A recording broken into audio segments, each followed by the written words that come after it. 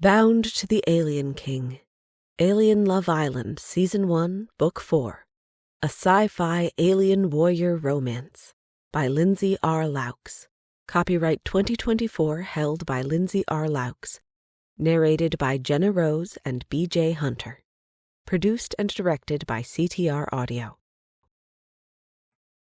Chapter 1. Max.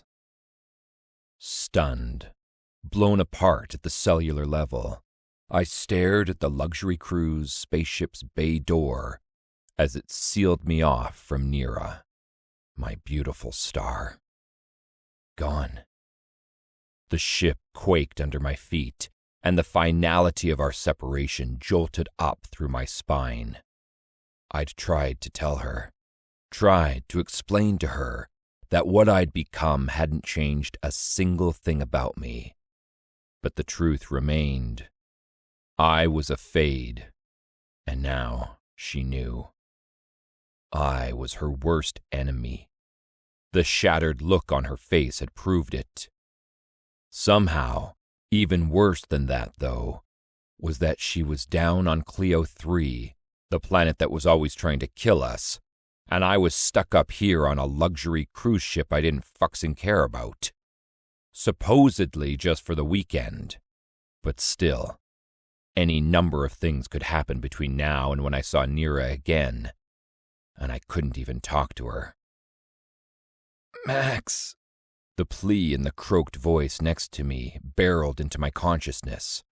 I caught the massive green Killian alien before he crumpled to the floor. Only he wasn't so green anymore.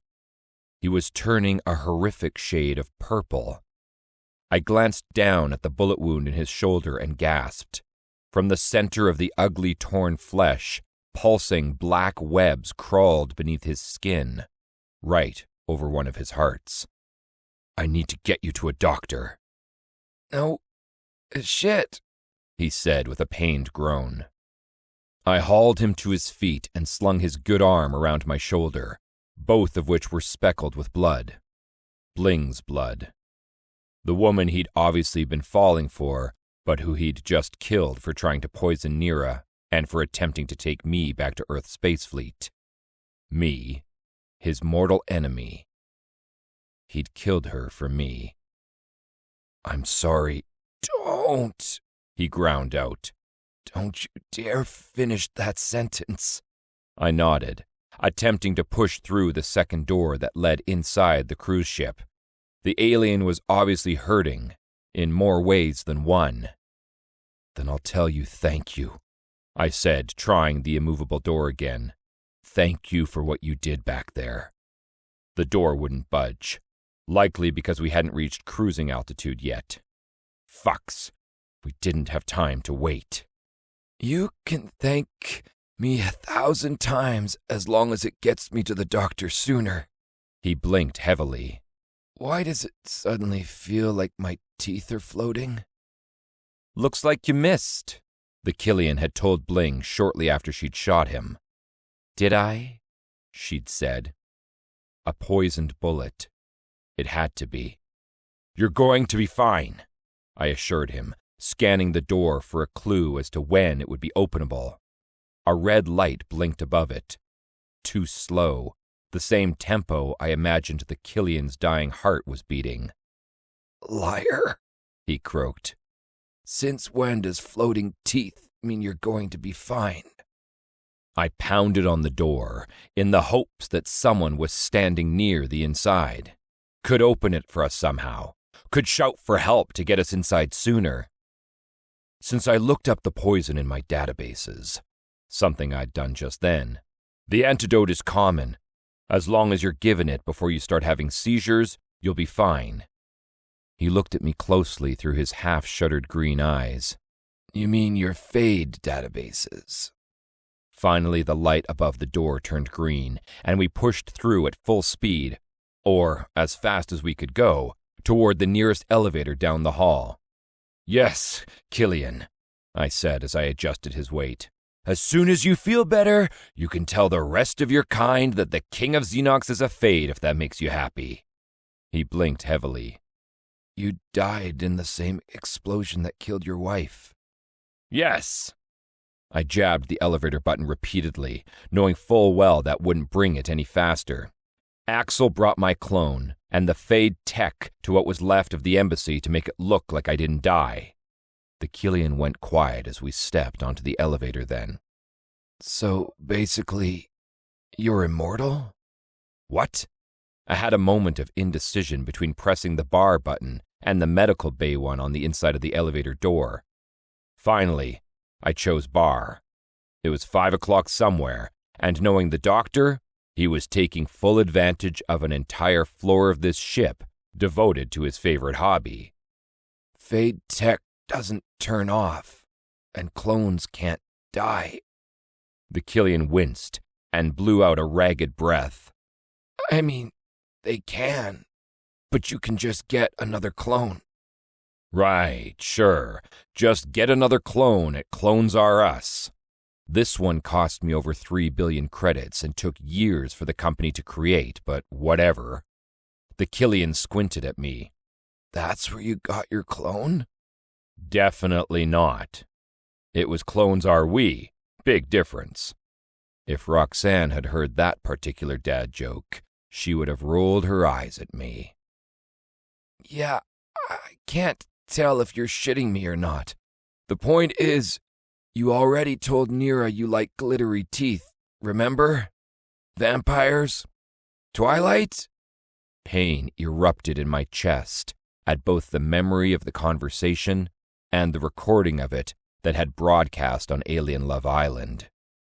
That had been one of my first encounters with Nera, who'd worn a tight red dress then, while walking through a jungle with sunlight dappling her skin and long, wild hair.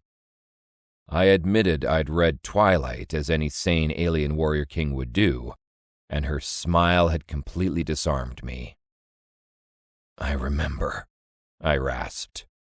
Most human women like vampires. Tell her you're immortal, and she'll come around. You're really giving me relationship advice right now with a poison bullet in you? There's no better time to do it, he groaned, because the Xenox word for vampire is tooth, and I have so many floating teeth in my mouth. As soon as the elevator door opened to the sprawling bar, the Killian threw his head back, his whole body seizing. Doctor!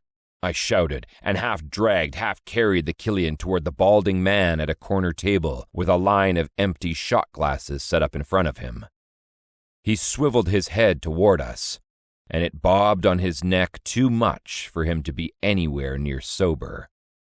Adrenaline surged through my veins, a volatile cocktail of anger and desperation, and once I'd crossed toward him with the Killian, I swept the shot glasses from the table and hefted the Killian onto it with a loud thud. Then I got right in the shriveling doctor's face. Fix him, or you die. His alcohol haze evaporated in a second, and he looked down at the strained Killian, who bucked and flailed all over the table. One of his curled green horns caught on a chair and tossed it halfway across the room. The other horn snatched up a bar stool and swung it toward the doctor, who was thankfully lucid enough to dodge it. What kind of poison bullet was he hit with? He asked, lunging for his doctor's bag under the table. I don't know. I unhooked the chair from the Killian's horn and removed all other chairs in the vicinity. I wasn't the one who shot him. The doctor flicked a skeptical eyebrow up his forehead as he rummaged around in his bag. Take a guess, then. The wrong antidote could kill him. Wheedling or dragon eye poison? They both turn your veins black like his are, but he doesn't have the time for me to draw his blood and check which one for myself. Use what you know about the person who shot him, if you know. Wheedling is black market stuff. Dragon eye is wicked expensive. Dragon eye, I said immediately. If Bling was working for Earth's space fleet, they were paying her well to help cover up their mistakes. They might have even bought the poisoned bullets for her. The doctor filled a syringe from a vial, squirted some of the contents into the air to remove the bubbles, and hovered it over the groaning, seizing Killian. "You're sure?" No, I wasn't, and it could cost me the life of my enemy I was so desperate to save. "I'm sure," I said anyway. "Hold his arm steady," the doctor ordered. I did, the Killian's purplish-green skin clammy and cold. Drops of sweat clung to the doctor's forehead as he closed in on a vein with a steady hand. He plunged the needle into the Killian. Chapter 2. Nera. There are 4 ways you can tell you're talking to a fade. Number 1, they blink slowly, like cats do when they reach into their bag of fucks and pull out their very last one just for you. Number 2, they speak slowly, so much so that I often can't follow what they're talking about, though that applies to pretty much everyone. Number 3, they try to kill you.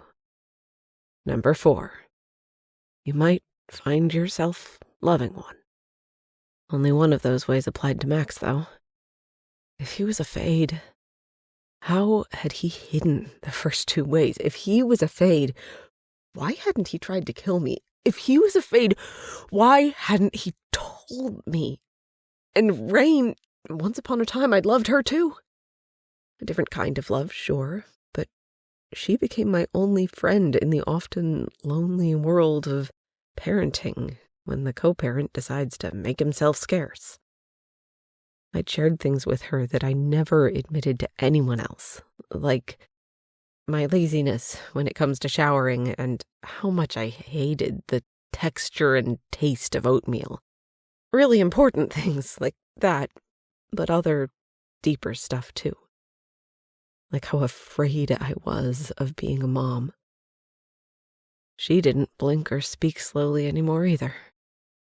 Must have been a fade upgrade to help keep them in hiding, like the other fade upgrade Rain had mentioned about anti-hacking measures and not murdering anyone anymore. But Max had murdered. He'd killed MJ. What if it wasn't self-defense? What if he'd killed her in cold blood? There went my spiraling again, the same thing I'd been doing since I'd boarded my ship and locked myself in my quarters. My poor crew didn't know what else to do with their blubbering, puffy captain other than let me cry. Dark had held me for a while. Philip and Mosley brought out a tub of chocolate ice cream and the good bourbon for me, which I regretfully declined. The bourbon, not the ice cream, obviously. Doc had offered me drugs, also a regretful no, and Major was currently asleep and purring on my lap. I didn't think I could love them all any more than I already did, but here we were. But there were things that needed to be done. Things that needed to be faced and dealt with right now, so I could cry again later. Well, not right now, since someone was currently knocking on my door. Gently, with a wince, I committed the number 1 cat sin and removed myself from underneath Major. He cracked open one eye and glared, but his purr never wavered. "Such a good boy," I cooed to him as I opened the door. Mosley stood outside with the toothpick jutting out of his mouth and his muscled arms crossed. He looked everywhere but at me, probably because he couldn't stand the sight of me upset. I liked to think that was the reason, and not that I looked like a soggy potato. "Captain, we have a problem." I hadn't noticed. I mean, another problem. Our prisoner is screaming his head off for you and only you. He says it's urgent. More than urgent. An interstellar crisis. Life or death. On a scale of wasp nests, I'd give it a 1.5. Nodding, I crossed my arms to mirror his pose and slipped out the door. 1.5 wasp nests is nothing to scoff at. It's the 0.5, isn't it? He fell into stride with me, an excited little bounce in his steps. Thought so. Nothing has ever gotten a 0.5 before. I thought he deserved at least that, what with him being a fairly easy prisoner. and all the flirting with Dark and her happy little glow that she's been trying to hide." I stopped as though I'd run face first into a wall. "What?" He stopped too. "What?" Dark and Axel were flirting?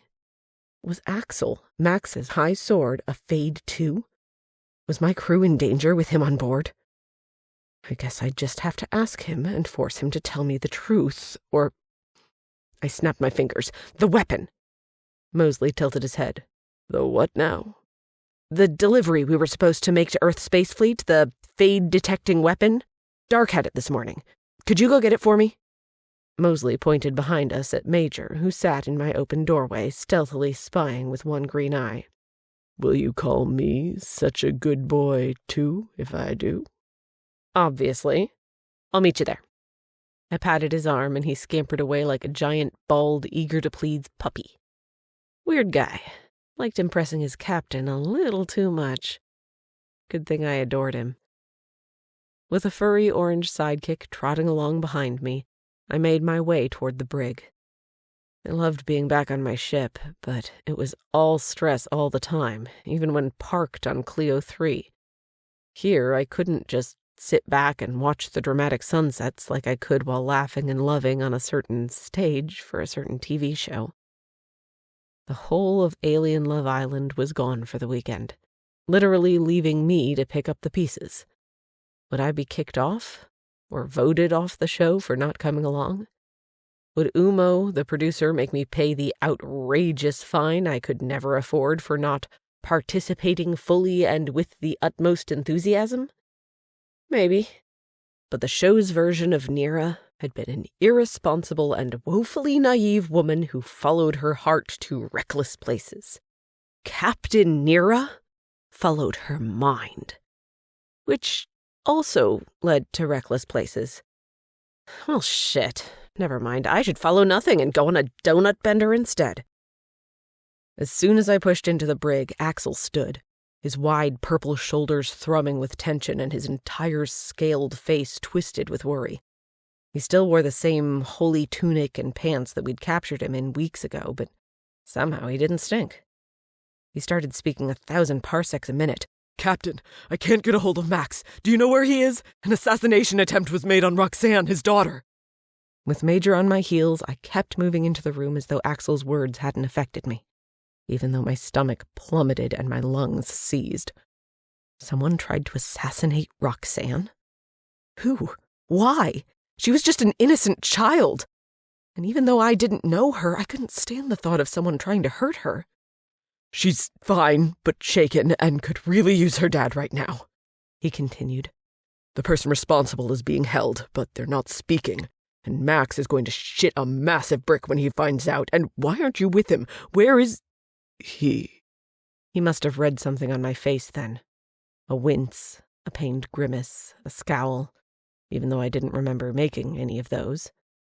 He sat back in his chair, his purple lightning eyes so different than Max's while he studied me carefully. "You know, don't you?" It was obvious he was no longer talking about Roxan, even though I desperately wanted to. I pulled up a chair and sat directly across from him. Major, the traitor, jumped up onto Axel's lap and immediately curled up to sleep with one paw tucked under his chin. Part of me wanted to remove Major for his safety just in case. Part of me wanted to leave him there for mine. "Let me ask you something, and I'll know very soon if you're lying or not." I leaned forward, elbows on my knees, and gave Axel the darkest look I could muster. "Are you a fade too?" "No." He didn't even flinch. "I need to know everything." A hint of uncertainty hardened his expression. "Captain, everything," I bit out. "He didn't tell you?" "No," I said bitterly. "I found out the hard way. The impossible way. With my beating heart torn from my chest and stomped on. And yet somehow I was still alive to feel fucking all of it." He smoothed his thumb between Major's ears, silent for a moment. "These Xenox assassination attempts are nothing new. Only sometimes they're not attempts. They're successful. His dad, his brother, who was also my best friend, Max's wife. A tortured look crossed Axel's scaled features when he looked up at me. All dead. The emptiness in my chest grew teeth at Axel's clear suffering from all that loss. It was too much, and for it to keep happening was unfathomable. Max knew it was only a matter of time before someone decided he was next, he continued. He made a plan. He cloned himself, but the clone is just a useless pile of scales without something to power it. It's like wood without a spark, a ship without an engine, a being without a soul. I get it. I waved for him to go on. He bounced one shoulder. Fade technology worked. I flipped a switch, plugged it into his clone, and there was Max. He broke off with a sharp sigh, and then went quiet for a moment, skimming his thumb over Major's head again. The real Max lay nearby, wrapped around his wife, both dead from the embassy explosion. My heart twisted violently, and I shoved the image Axel had painted far, far away. Where did he get the fade tech? I asked, my voice much too raw and loud. He flicked his eyes up, and I knew the answer before he said a single word. From Rain. I bolted to my feet and shot toward the door, my knuckles cracking at how tightly I clenched them into fists. Captain, he loves you, Axel called after me. I whirled. And what does that matter, huh? I've fought the Fade for the last 10 years of my life. So is he said gently. The Xenox are on the human side. They always have been. Even when their king is the enemy? I demanded. Nobody knows what he is, except for me. And Rain, I hissed. A Fade? How stupid do you have to be to trust her? Not stupid, Nera. Desperate. It's a fine line for sure, but what else was he going to do? The Xenox are barely existing as it is because of our war with the Killians and what they did to stall our reproduction of females.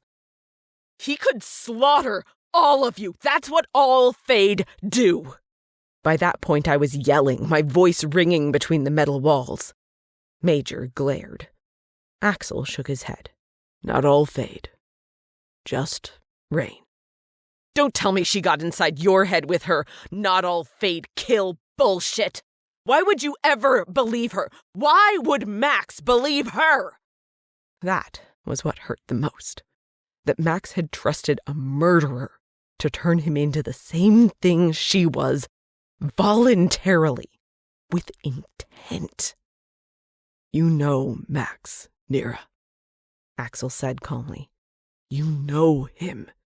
He's the same broody asshole as always, who loves rarely but entirely, with both hearts. No difference. I've known him his entire life, and I see no difference. Yeah, I turned and stalked out. And I knew Rain, too. Despite my burning eyes and the fist-sized knot in my throat, I shoved all my emotions to the side, something I did often while doing this whole captain-y thing. Breakdowns were scheduled in 5-minute increments inside the privacy of my quarters. Still, I leaned head first against the closed brig door to make sure to build up my figurative walls even higher. Behind me, Mosley cleared his throat. Captain, I have the... Yep, do it, I ordered, spinning and following the hallway to the bridge. After a moment, Mosley called from the brig doorway. He's clear. Why wasn't I surprised Axel had been telling me the truth? I didn't have an answer for that. Can I rearrange his face anyway? Picasso style? Mosley asked. You would be an even better good boy if you didn't do that. Waste of a day, he muttered. You might still get to do his weird brand of art all over someone's face, especially if we put ourselves in the middle of an interstellar crisis. Which I'd decided we were doing about 2 minutes ago, for the sake of Roxan, an innocent, a girl I'd never met but whom I knew enough about to realize she didn't deserve any of this. She was probably so scared, and I hated that for her. While a stranger couldn't do much for her, the strength on this ship could. Mosley had a special way of making people sing, and if I sicked him on her almost assassin, then Mosley would be a very good boy indeed. Though what could we do that a whole planet of pissed-off Xenox warriors couldn't do themselves? Well, one time during an interrogation, I got the cousin to the heir of an infamous fried chicken company to confess the 11 herbs and spices in their secret recipe. My priorities are different than most other people's. It's fine. The resulting chicken, however, was stellar. When I entered the ship's bridge, Philip and Dark both turned to me with so much compassion that I wilted a little bit before shaking it off. Philip, send word over a secure channel to both the TV network for Alien Love Island and that luxury cruise spaceship I almost boarded to let Max know that someone attempted to assassinate his daughter, but that she's fine, I told him. His eyes widened in alarm, but he quickly got to work. Dark, set a course for Xenox. We'll leave in 30 minutes, but accidentally on purpose forget about telling Earth Space Fleet where we're going, I ordered. A mischievous smile curved her lips, the same pretty pink as her hair. Who's Earth Space Fleet? Exactly the question I found myself asking, now more than ever. Philip glanced at me, his fingers still flying over his keyboard. What's going on, Captain? I mean, other than what you just told us. Oh, the usual, I said, shrugging. Several people woke up today and chose violence is all. You know how it is when you run out of tacos. Dark sighed wistfully. Tacos take your burdens. Tacos understand. Damn right they do. Nodding, Philip smiled up at the ceiling as if seeking approval from the taco gods. Weird crew. It's almost as if we didn't get out much. Speaking of, only one thing left to do before we left, and that was to go see a killer android about a certain little jar of pee. Chapter 3. Max. It had been 2 hours since the Killian had been jabbed with the Dragon Eye antidote needle.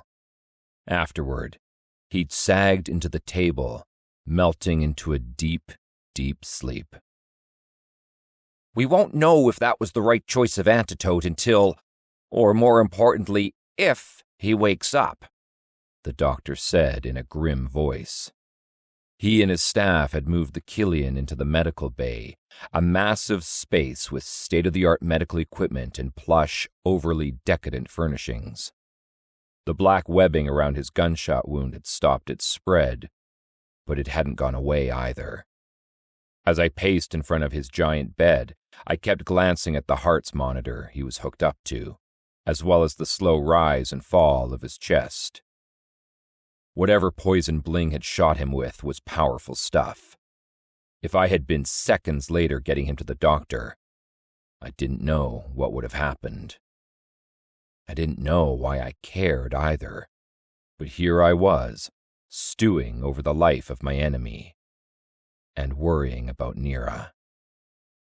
Most areas on this cruise ship had amazing views out of the floor-to-ceiling windows, and I'd closed every single shade I'd passed while I paced back and forth across the Killian's large suite. The stark reminder of the growing distance between Nera and me, both literal and figurative, weighed heavily. I was an utter fool. Simple as that. I'd let my heart's rein when I knew it would end up hurting Nera. And it had. It fucking had. And I had only me to blame. As impossible as it was, I should have stayed away from her. Of all the women to fall for, it couldn't and shouldn't have been her. Not with her past. Not with me being what I was. Max, a voice rasped. Not the Killian. Other than his chest, he hadn't moved a muscle. Yet we were the only ones in this private suite. Was I hallucinating? In the words of the great Roxan, "Oh my goddess, Dad, obviously." "Can you shut up?" the voice asked.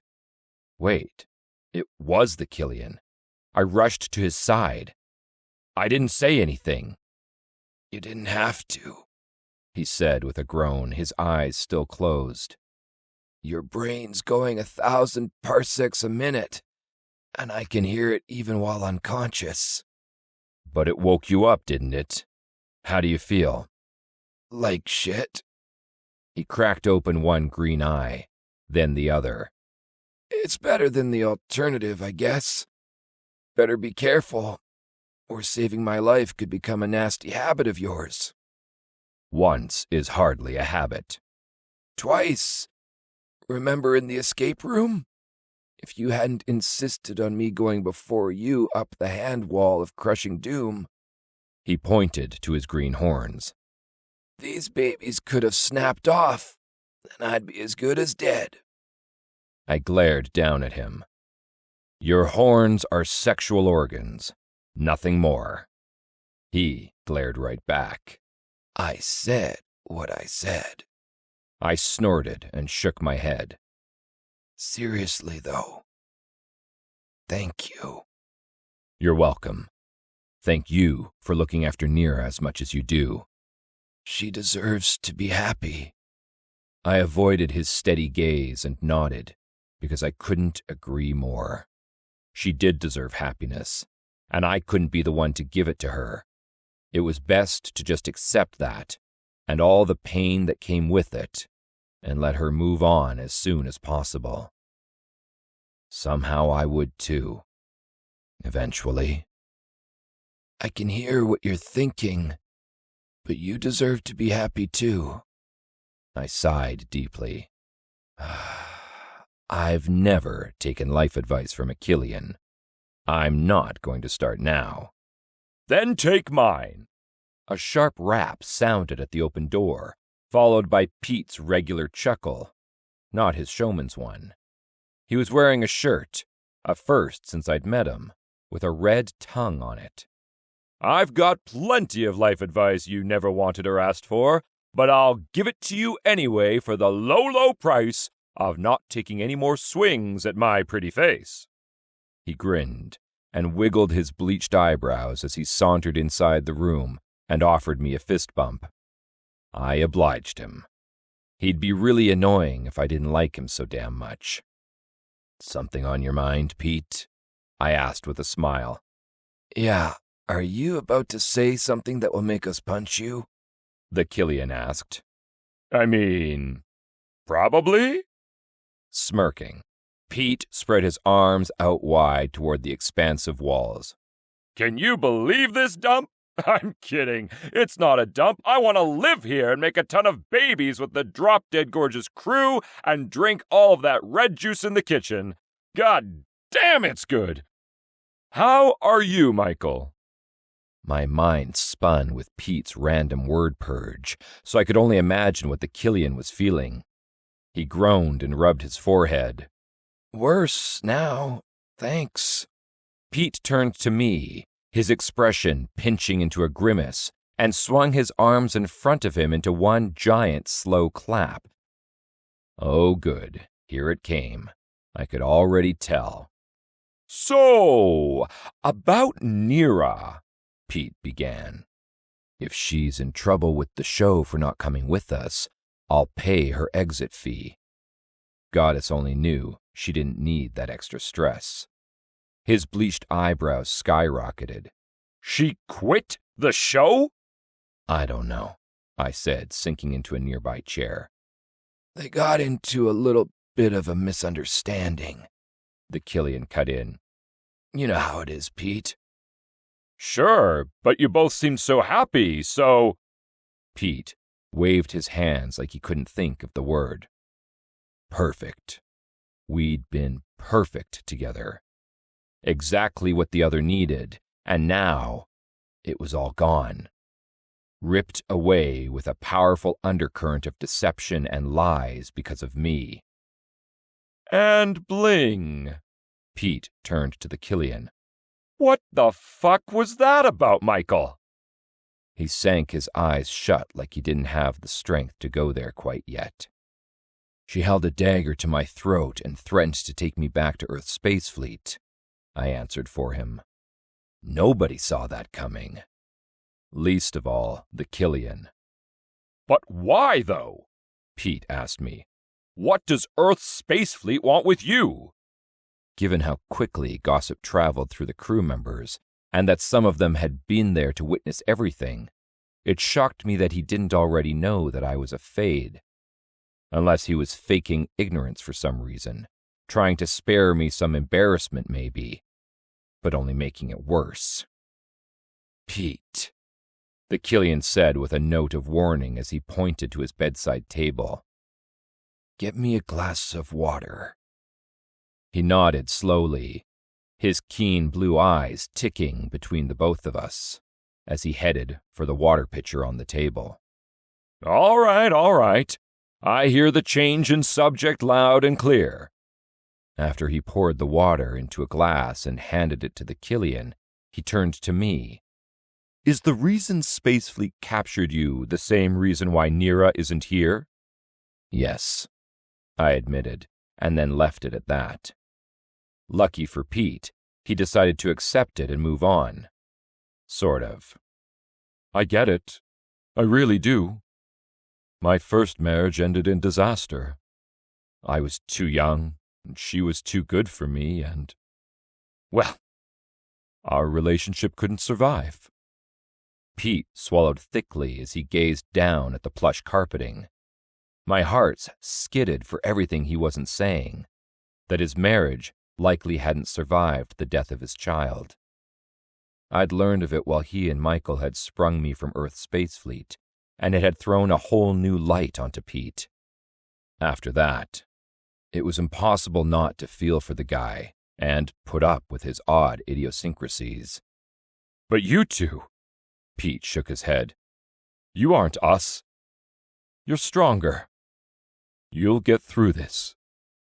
Thanks, Pete, I said. I appreciate that. You're welcome, he said, his smile nothing but genuine. So, without Bling and Nera, that leaves only June and Nacket on the female side of things. We'll have to do some creative editing to make it look right, so just be sure to act natural when it doesn't look right. Natural like Max punching you in the face? Michael asked. Chuckling, Pete felt around the eye I'd once bruised. Maybe not that natural.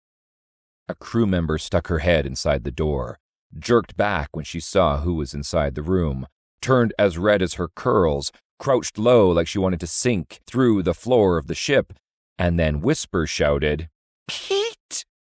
Without even looking, he backed toward her as though this was all completely normal. Anyway, we kinda wanted to start filming later today if you're up to it, Michael. Think you'll be up to it? Michael rolled his eyes.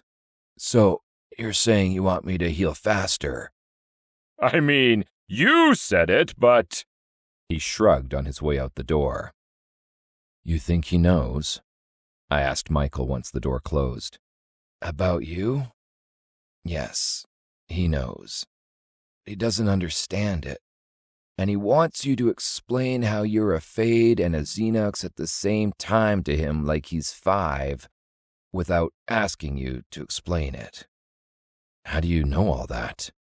He hiked up one green brow. Because I'm not as stupid as I look? Obviously, Killian. Seriously, how did you know all that about Pete? I read people. I read situations. He tried to bring one arm out from underneath the starched sheet, but then seemed to think better of it when he winced in pain. And unlike some, I read books other than Twilight. I rolled my eyes at that unnecessary dig. I read plenty of books other than Twilight. And Nera? Can you read her too? In this situation? With you? He shook his head. It's complicated. Yeah, I sighed. I should have just told her and have her hate me from the start. That would have been so much easier for her. He shot me a withering look. Since when is something easy worth it? Think about yourself for a second, Max. Was deciding to clone yourself easy? Or turning yourself into a fade so that the clone would function without knowing if that would work because it's never been done before? Was any of that easy? Of course not. But it was worth it, wasn't it? The Xenox still have their king, as grumpy and stubborn as he might be, and unless someone finds your off switch, they'll have their king for a long, long time, even if you are a thorn in most Killian's sides. I sank back into the chair, suddenly exhausted. There is no off switch. Well, see, there you go. Worth it, not easy, just like most everything important in life. We fell quiet for a moment, both of us lost to our own thoughts, and the silence was neither strained nor uncomfortable like it sometimes was with him.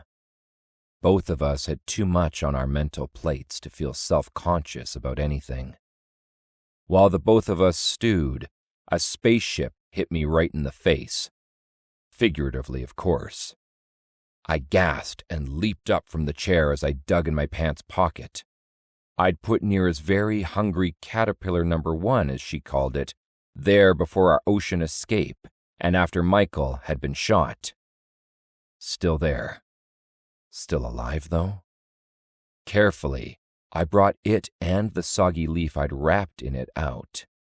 It wriggled its red, furry body over the edge of the leaf and onto my palm, and I drew a relieved breath from deep within my lungs. Yes, still alive.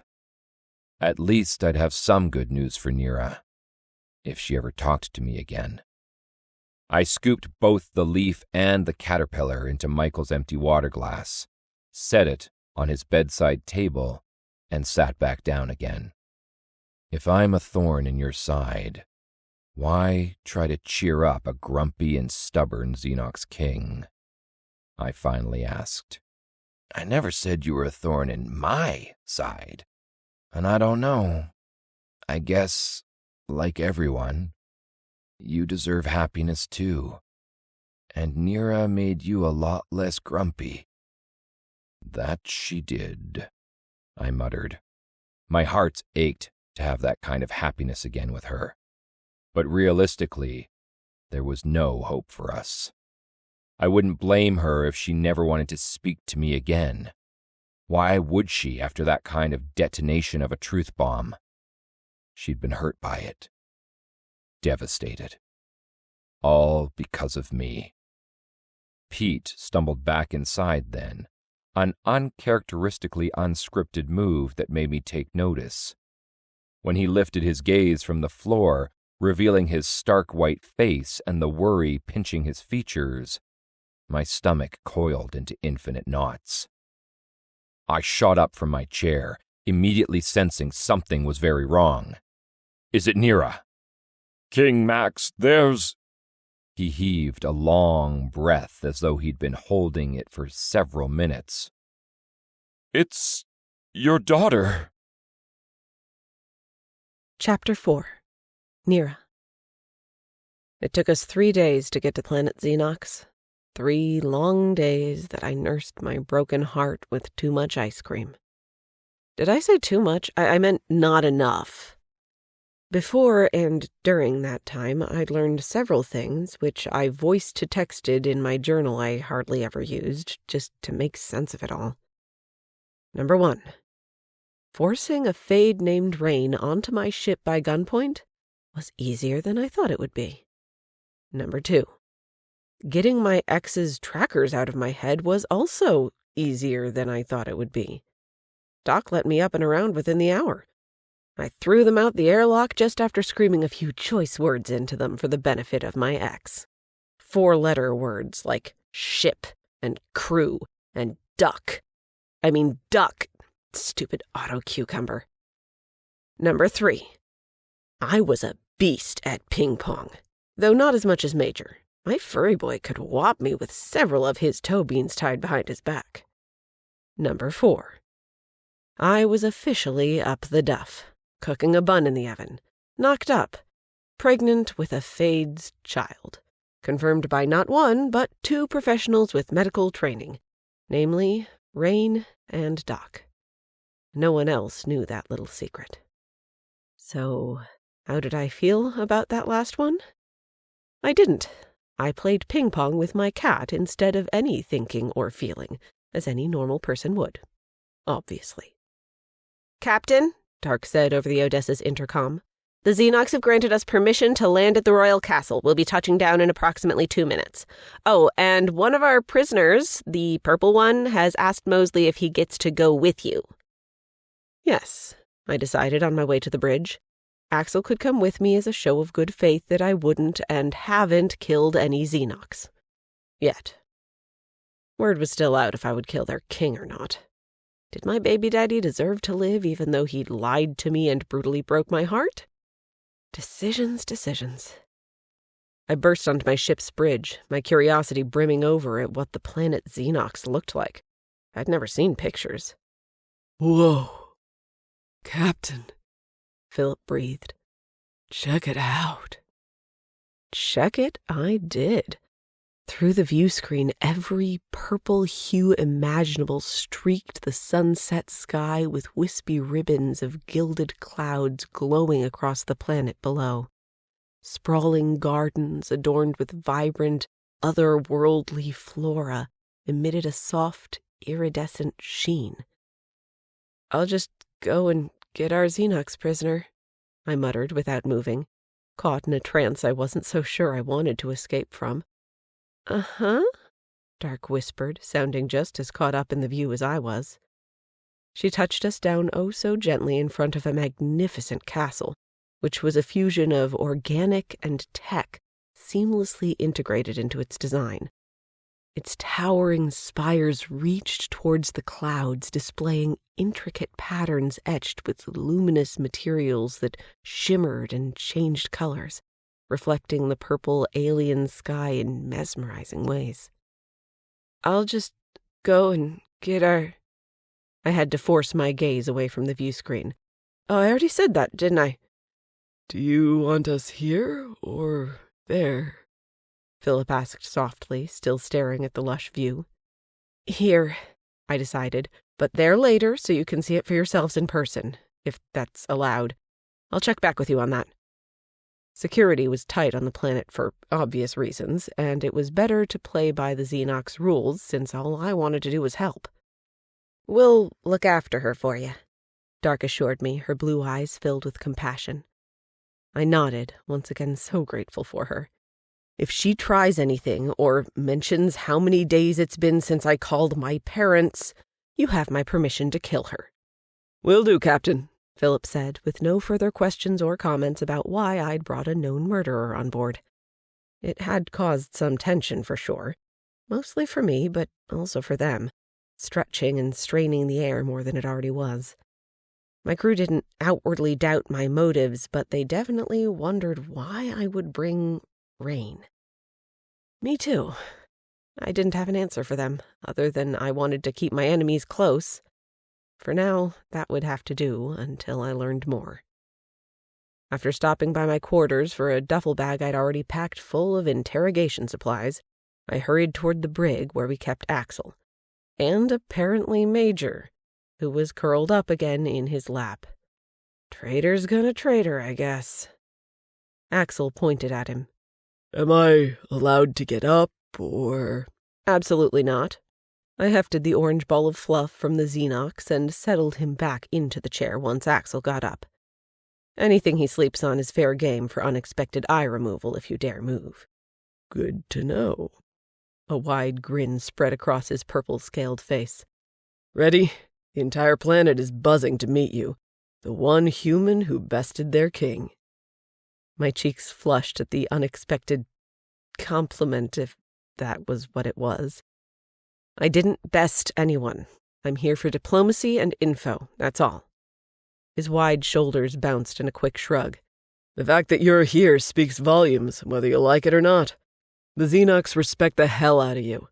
And now that you're here after what's happened to Roxan, after what nearly happened, I mean, to help us sort it out and ease some of our frayed nerves, well, you have your own planet-wide fan club, Captain Nera Kotrobin. That's not... I twisted my lips into a scowl. What else was I supposed to do? Just ignore that a young innocent girl was almost assassinated because her dad is a lying liar who lies? Axel smiled, but it held little humor in it.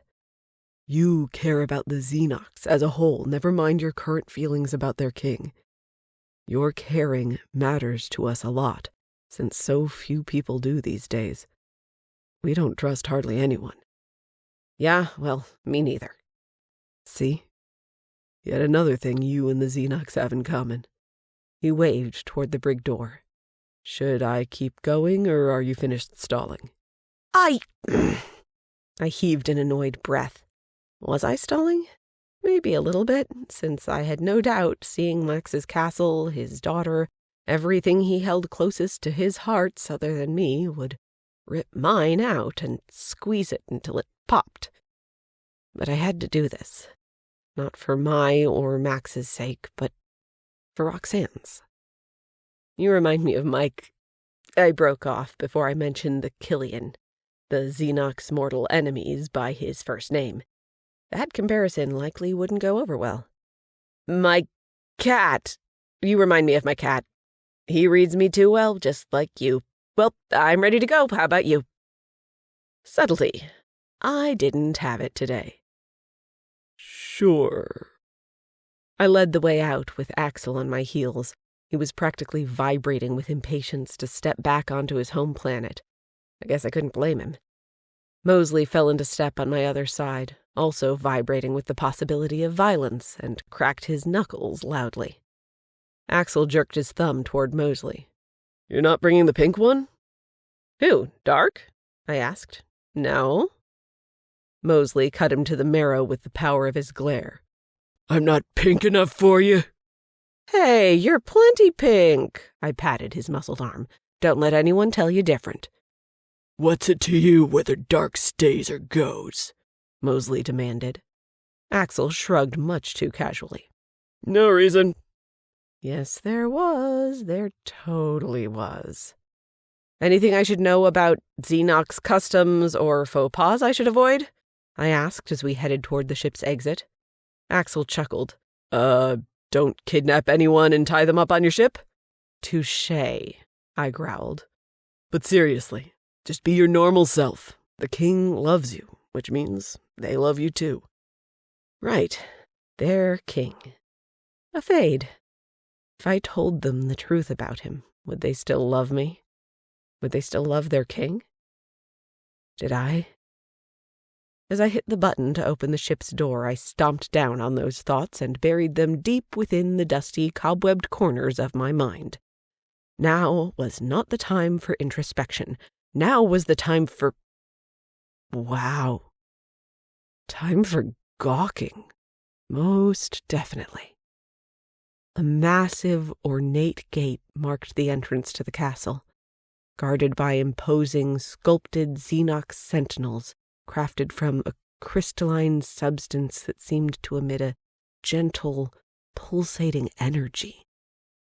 Through the gate, a vast courtyard led to the castle, filled with cascading waterfalls, shimmering ponds, and exotic creatures flitting about, their iridescent wings creating a symphony of color with the sunset-filled sky. It's something else, isn't it? Axel said, noting my dangling jaw. I've never seen anything like it, I said, gaping at every little thing we passed on the way to the castle. It's almost too much for my eyes. They don't know where to look. Axel laughed, obviously loving being back home again, and its deep timbre almost reminded me of Max. A part of me wanted to share this experience of his home world with him. But the other part wanted to cleave him in half like a bloody revenge horror movie. A deep, painful ache speared my heart, and Yet again, I forced all those thoughts and feelings away. How much longer until I forgot all about him?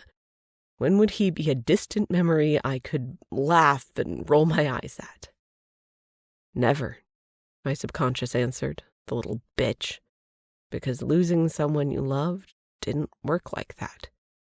You couldn't just forget about them with a snap of your fingers, and that just really sucked.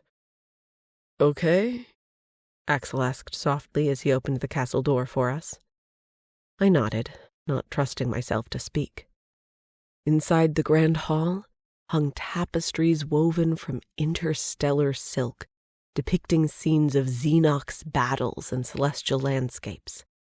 The hall's ceiling was a breathtaking display of a holographic starry sky, giving the illusion of standing beneath the cosmos. Axel led the way to a spiraling set of stone stairs that coiled upward along the curved walls. I shook my head at the beauty while trying not to trip over my combat boots or the steps. I want to memorize every detail. You can do that now if you want, Axel said. The interrogation room can wait until you're ready. Running footsteps came from below the winding staircase. I peered over the banister and found a blur of purple racing for the front door. 5 Xenox warriors chased after it. I sucked in a breath, not quite sure what I was seeing yet, but desperation and tension corkscrewed tightly through the air. The front door burst open. The purple blur stopped and threw scaled hands over her mouth to muffle a sob. Roxan, Max's daughter, spotlighted by the twinkling stars on the ceiling. Their brilliance shone on her purity and grace and beauty. Even though I'd seen her before on an early episode of Alien Love Island, she hardly looked like a girl, more like a gorgeous young woman. And then there was Max, standing in the doorway, stunned by the sight of her, seemingly unable to move. A sound came out of him I'd never heard before. Broken, raw, intense. They sprang toward each other with the force of a rubber band snapping. But before Max got to her, he crumbled to his knees. With tears sparkling in her lavender eyes, she closed the distance between them, and they clung to each other like their survival depended on it. Because it did. Their love for each other was so obvious, so absolute, so real. Not artificial like a fade. Not at all. Captain, a gentle voice said. Whether Axel or Mosley I couldn't tell because of the tears pouring down my face. I found myself gripping the banister so hard that my knuckles ached, so I forced them to unhook and swipe nonchalantly at my cheeks. My voice came out surprisingly smooth when I said, "To the interrogation room first." Chapter 5. Rain. Accessing memory 030587180668, code 01057. System flux 8. Memory accessed. Nope. I froze mid-kneel as Nera leveled her gun at me. Major, oblivious to the intensity in Nera's voice, continued winding his lithe body between my feet and rubbing his furry face on my ankles. I'd been about to pet him, but that had been too much for Nera. "Stop doing that, you traitor!" she hissed at the cat, who was perfectly content as he twined around me. She'd put me and my bubbling computer in an empty room on her ship, rather than leaving me on Clio 3. Why? I didn't know. I had a feeling Nera didn't either. To protect me from Earth's space fleet? To keep me close if she had more questions? To help ensure she had no problems with her pregnancy? I often wondered about her motivations. When Major didn't stop, she huffed a breath, picked him up, and then left, locking me inside. Not 10 minutes later, the air shaft vent clattered to the floor, and out hopped Major. Instead of attacking the bubbles floating out of the computer that soon popped, he curled up in my lap. He had a little kitty smile on his face, as he slept with no concerns that I'd hurt him. He trusted me, like Nera once had, and that meant more to me than anything else in a long, long time. Memory 030587180068, code 010507. System flux 8. Memory terminated. Chapter 6. Nera. The dimly lit interrogation room had none of the exquisite beauty of the rest of the castle, and looked more post-apocalyptic than anything else. Mosley and I stood across from the almost assassin who was chained to the desk in the center of the room. From the looks of him, he was a Pelicker alien, with gray skin that appeared chiseled out of stone and covered in ink by a particularly angry tattoo artist. Most of the designs had an awful lot of teeth and gouged-out eyes, but it was kind of hard to tell because he had so many bruises and gashes marring his skin. The Xenox warriors had done quite the number on him already. "You really think those make you look tougher?" I asked, nodding down to his ink. He glared at me, his eyes colder than the vacuum of space. "You really think your tits make you look prettier?" Oh good, a sexist asshole, just what I needed. Next to me, Mosley tensed and snapped the toothpick in his mouth in half. Why don't you fuck off with your little attitude problem and tell us who hired you to kill the Xenox princess? The Pelicker leaned back in his chair, his chains following his every move, and crossed his arms over his barreled chest like a fortress wall. All right, I get it," I said, holding up a hand for Mosley to ease off. We wouldn't get any info out of him if he closed it off like that. "You're not a fan of hard questions." I leaned forward, fixing him with a steely glare. "So start with your name instead." "My name?" he scoffed. "Really? At least the ones before you knew that already." "Oh, so maybe we should have debriefed with the Xenox before coming in here, since Axel hadn't mentioned this guy's name. Of course, he'd had other things on his mind too, though. Still, you'd think this was our first rodeo." "Mosley, get his name out of him," I said, nudging his elbow. Nodding, he cracked his knuckles and advanced. "I think I'll start with Picasso's Guernica." I nodded, only sort of familiar with that painting. "Lovely choice. I approve." Mosley reared back his meaty fist, a clear threat that made even me reconsider all my life choices. "All right, fine. My name's Jarin. That's all I told the purple guys." The dim light shone on the Pelicker's, Jarin's, sweaty, shaky smile, which turned malicious. "And that's all I'm telling you." He was brave, I'd give him that. I doubted it would last once he saw what other tricks I hid up my sleeves. "I disagree," Mosley told him. "You'll tell us who hired you, or your tats'll look more like Monet by the time we're finished with you." "Who's Monet?" Jarin asked. "Oh my God, dude," Mosley said, clearly disgusted. "Like I said before," Jarin replied to me, cold as ice. "I'm not telling you or your bald friend or any purple thing nothing." "Then enjoy the rest of your miserable existence, Jarin."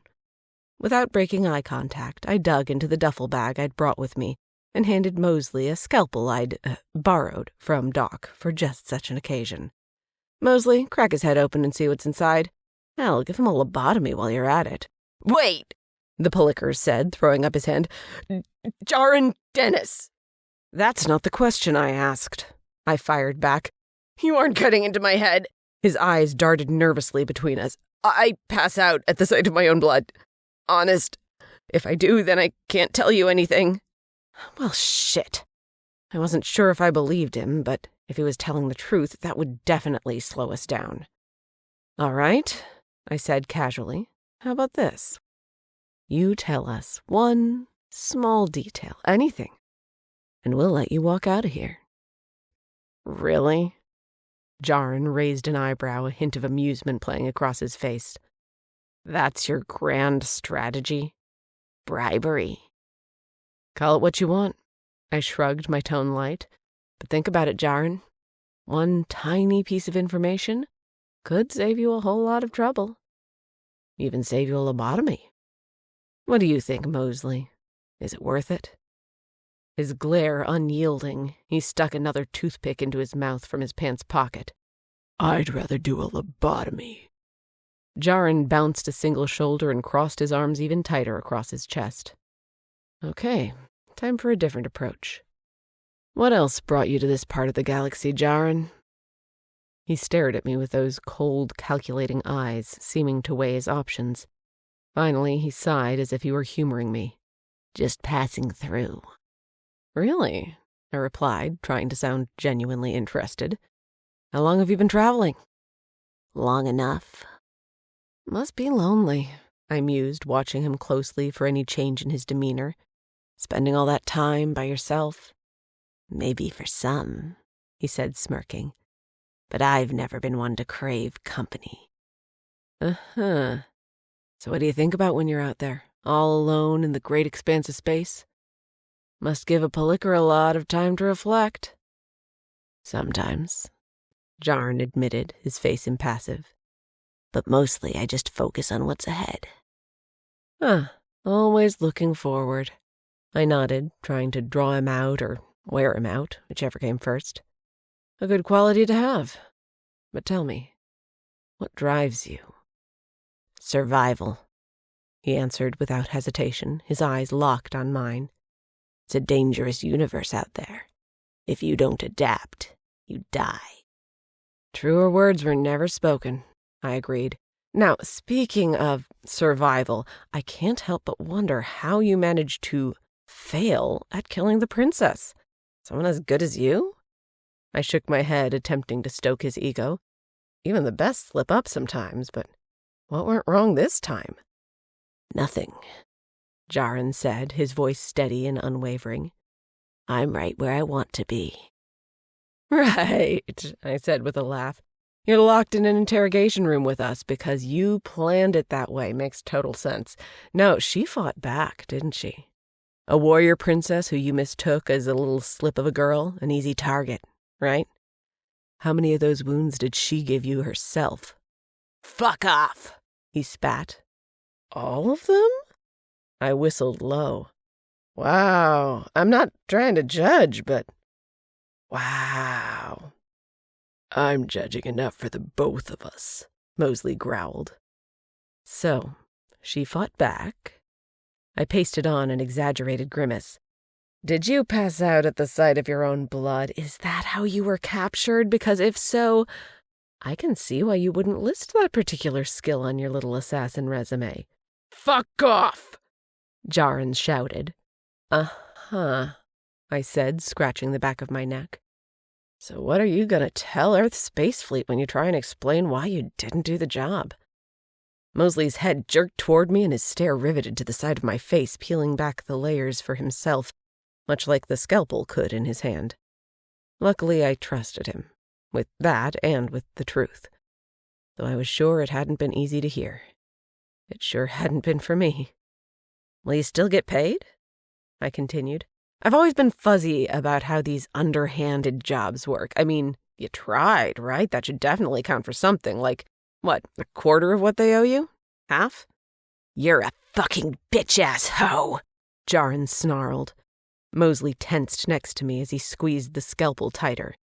Well, now I admit I may have drizzled a little too much sarcasm into my coffee this morning, but a fucking bitch-ass hoe, really? I shook my head. Space Fleet doesn't hire fucking bitch-ass hoes. Jaren's gray eyes narrowed. "What?" "Nera Kotrubin, Earth Space Fleet, captain of the Odessa for a decade and a half, so..." I leaned down so we were face to face and so he could see the ESF symbol on my black tank top. "Pretty sure that means you also work for me." "What?" he repeated. I'll pay you all of the money owed to you if you tell me the name of the officer who hired you." I scooted the duffel bag across the table so hard that some of the contents spilled onto Jaren's lap. He stared in disbelief at the contents, which were piles and piles of universal credits, aka cold hard cash. "And you'll just let me walk out of here with all of this?" "Yes, I will." Secret emphasis on I, since I couldn't speak for anyone else. But he didn't need to know that. "Captain Mike Early," he replied without hesitation. Bitter acid climbed up my throat and scorched the back of my tongue. Even though I should have known, hearing it said out loud filled me to the brim with betrayal. How could he do this? How could my ex-husband sink so low after everything that had happened to us, after everything Space Fleet had done to us? "Did he say why he wanted you to kill the princess?" I demanded, my voice gravelly and searing. "I just do the deed. I don't need the reasons." He placed his hand on the table and crept it closer to the money and the duffel. "Can I really go now?" "Yeah, you bet," I said, super chill while I mentally shook off all my emotions. "Let me just break you out of these chains here. Mosley, little help?" Mosley moved forward, but I could read his intentions loud and clear before he did anything else. He was too tense, too angry if the color of his bald head was any indication. He stabbed the scalpel into the back of Jaren's sneaking hand. Jaren sucked in a wheezing breath and blinked down at his hand in surprise. "Guess what I drizzled a little too much of into my coffee this morning," Mosley growled. "Impatience for scum like you who don't know how to talk right to my captain. Who's the fucking bitch-ass hoe now?" Like he'd just figured out his grave mistake and now felt the consequences, Jaren howled. Black sludge oozed from his wound, bubbling out as though his blood was boiling. Noxious fumes that smelled like sulfur filtered from it, and Jaren immediately slumped over. "Oh! Ugh!" I covered my nose and mouth with my hand and backed away. "I want to pass out too, Mosley." "How about we just leave?" he said from behind the crook of his elbow, gathering the duffel and money and retrieving the scalpel. "Best idea ever," I said, turning toward the exit. Just then the door slammed open. Max stood there, his lavender eyes red and swollen, his chest heaving, the very air around him shriveling away in fear of the rage that shook him. His gaze swept over me and lingered for half a heartbeat, a storm of emotions roiling within. All of them broke me down and cut me to pieces, but I held myself upright and empty. Then he flicked his attention to the alien who'd almost taken his daughter from him. "Give me the room," he rasped. There was no sense in trying to talk him out of questioning an unconscious alien, not when Max was like this.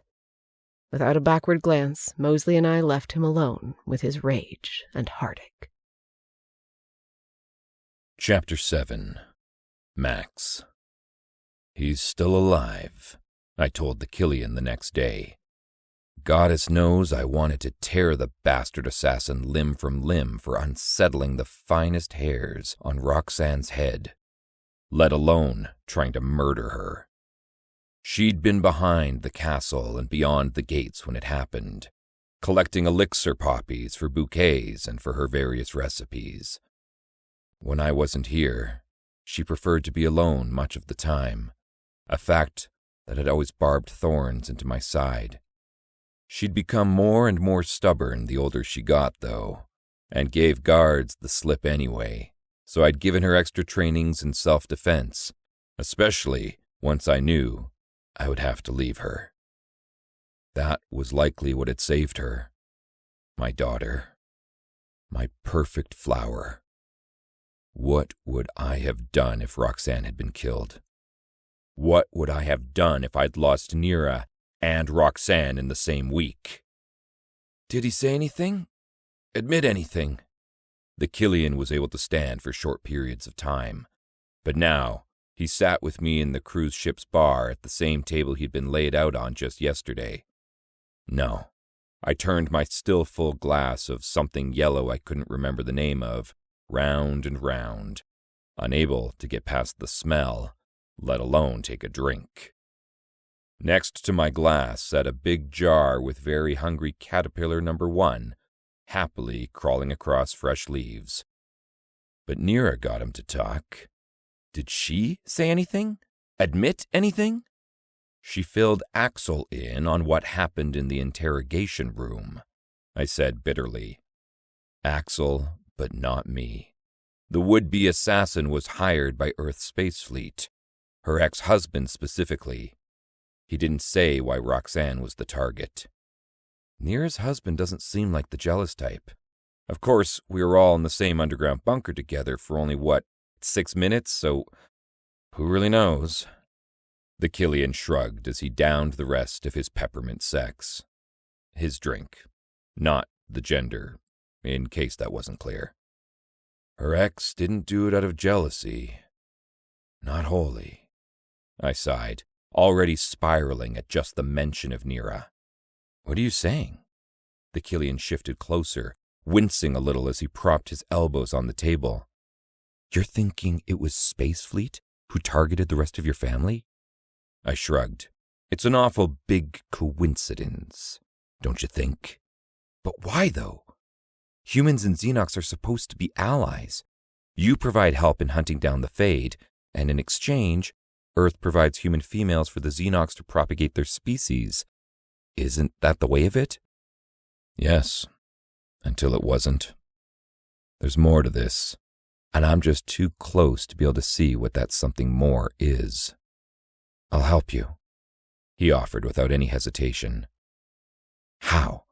There's no way the other Xenox will keep you alive for more than a second if you so much as look out the windows of this ship. They don't trust you. Do you? Their king? His green eyebrows climbed up his forehead. I sat back in my chair, arms crossed, and studied him. He knew I trusted him. That didn't mean I was going to say it out loud, though. Okay, I began slowly. Say I gave you access to my planet and freedom to roam without your life hanging on the line. Then what? You know me. You know I see things differently and can read between the lines. He carefully set his glass back down again. You've already admitted you're too close. Maybe I can find the reason Earth's space fleet has been dead set on erasing Xenox from the cosmic map for good. I'm not going to give you an answer now, I admitted, but I'll think on it. A simple nod. No offer of a give and take or hinting at anything in exchange. That wasn't his way. He was as selfless as they came, and it had taken me far too long to realize it. What if, I said, weighing my next few words carefully, throughout much of the years, but not all of them, the Xenox have been wrong about the Killians. We've grown accustomed to blaming everything on you. The Killian blew out a long breath and then signaled to the bartender. Yeah, I'm going to need another drink for that one. Once he had another peppermint sex in front of him and had already drunk half of it, he finally answered. Sometimes you've blamed us for good reason. We never said anything for fear that we'd appear weak. But as a collective, we realized that our king's decision to poison your water supply and critically affect your future as a species was a step too far. We weren't even sure it would work. We never blamed you for hating us for that, but we were too prideful to admit when we were wrong. He finished his drink and then wiped the back of his hand over his mouth. Very, very wrong. His words hit me in the gut like a wild buckson's horns. The Killians had never even taken responsibility for poisoning us, at least not publicly, and I never expected for them to feel any kind of remorse for it. The Killian nodded, slowly. I see I've left you speechless. Do you need something stronger than whatever's in your glass to help you process? I shook my head, even though it took several moments to get my thoughts in order. It took me years of suffering to realize that the Killians truly didn't slaughter my family one by one. It's frustrating, though, especially since the truth was staring me right in the face these past few weeks. What truth is that? That there is good in the Killians, I admitted.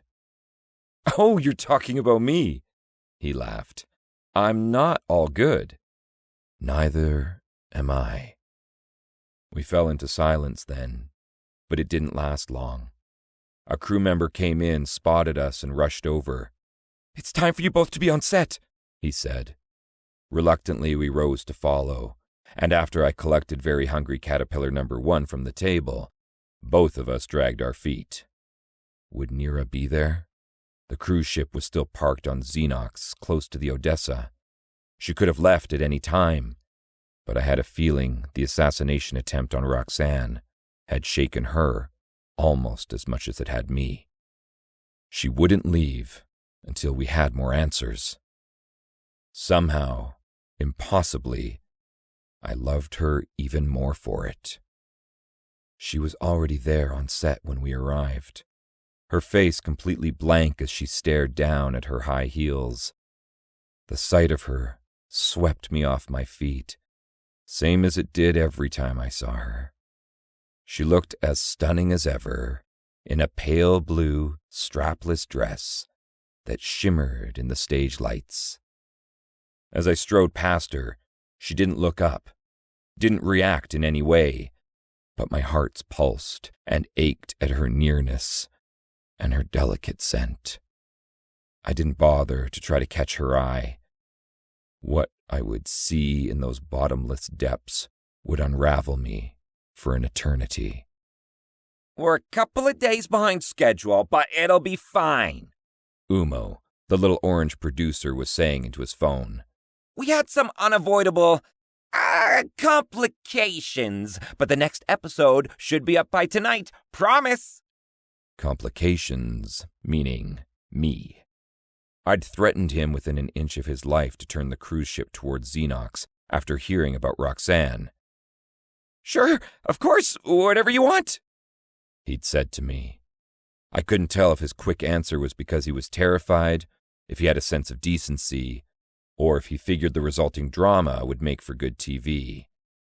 Either way, he'd made the right decision, and I couldn't have been more thankful. I took my seat on the hover chair on stage in front of latticed, accordion walls strung with twinkling lights and red roses.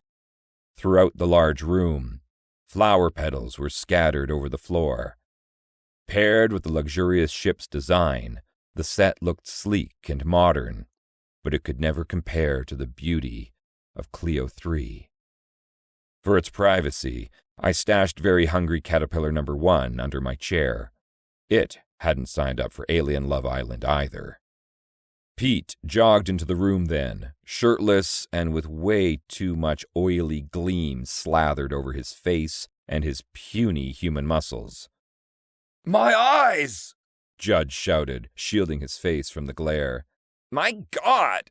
Nacket said from the other side of the stage. Her glistening yellow tentacles writhed through the air as she eye-fuxed Pete.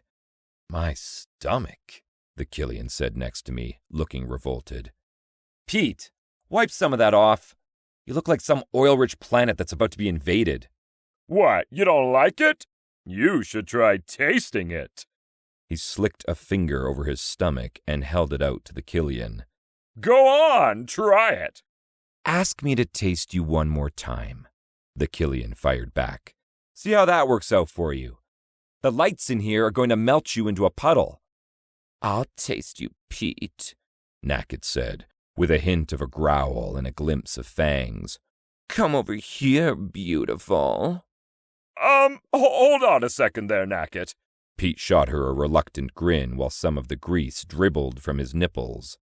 Look, down on Clio 3 with the sunsets, sand, and sea, I looked like I was glowing. All of us did, but especially me. Here under these fluorescent lights, it's just not the same. I was trying to get the same effect, okay? Nera sniffed the air. Is that butter I smell? It was the first time I'd heard her voice in days, and the lyrical sound of it wrapped around me and squeezed.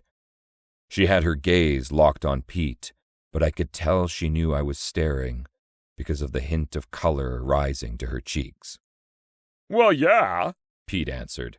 It's the kind you put on popcorn, do you? She doesn't want to taste you either, Pete, I snapped. She darted her eyes to me and narrowed them, and my heartbeats skidded sideways at the turmoil inside her gaze, the hurt, and the betrayal. She immediately looked away again and crossed her arms over her chest.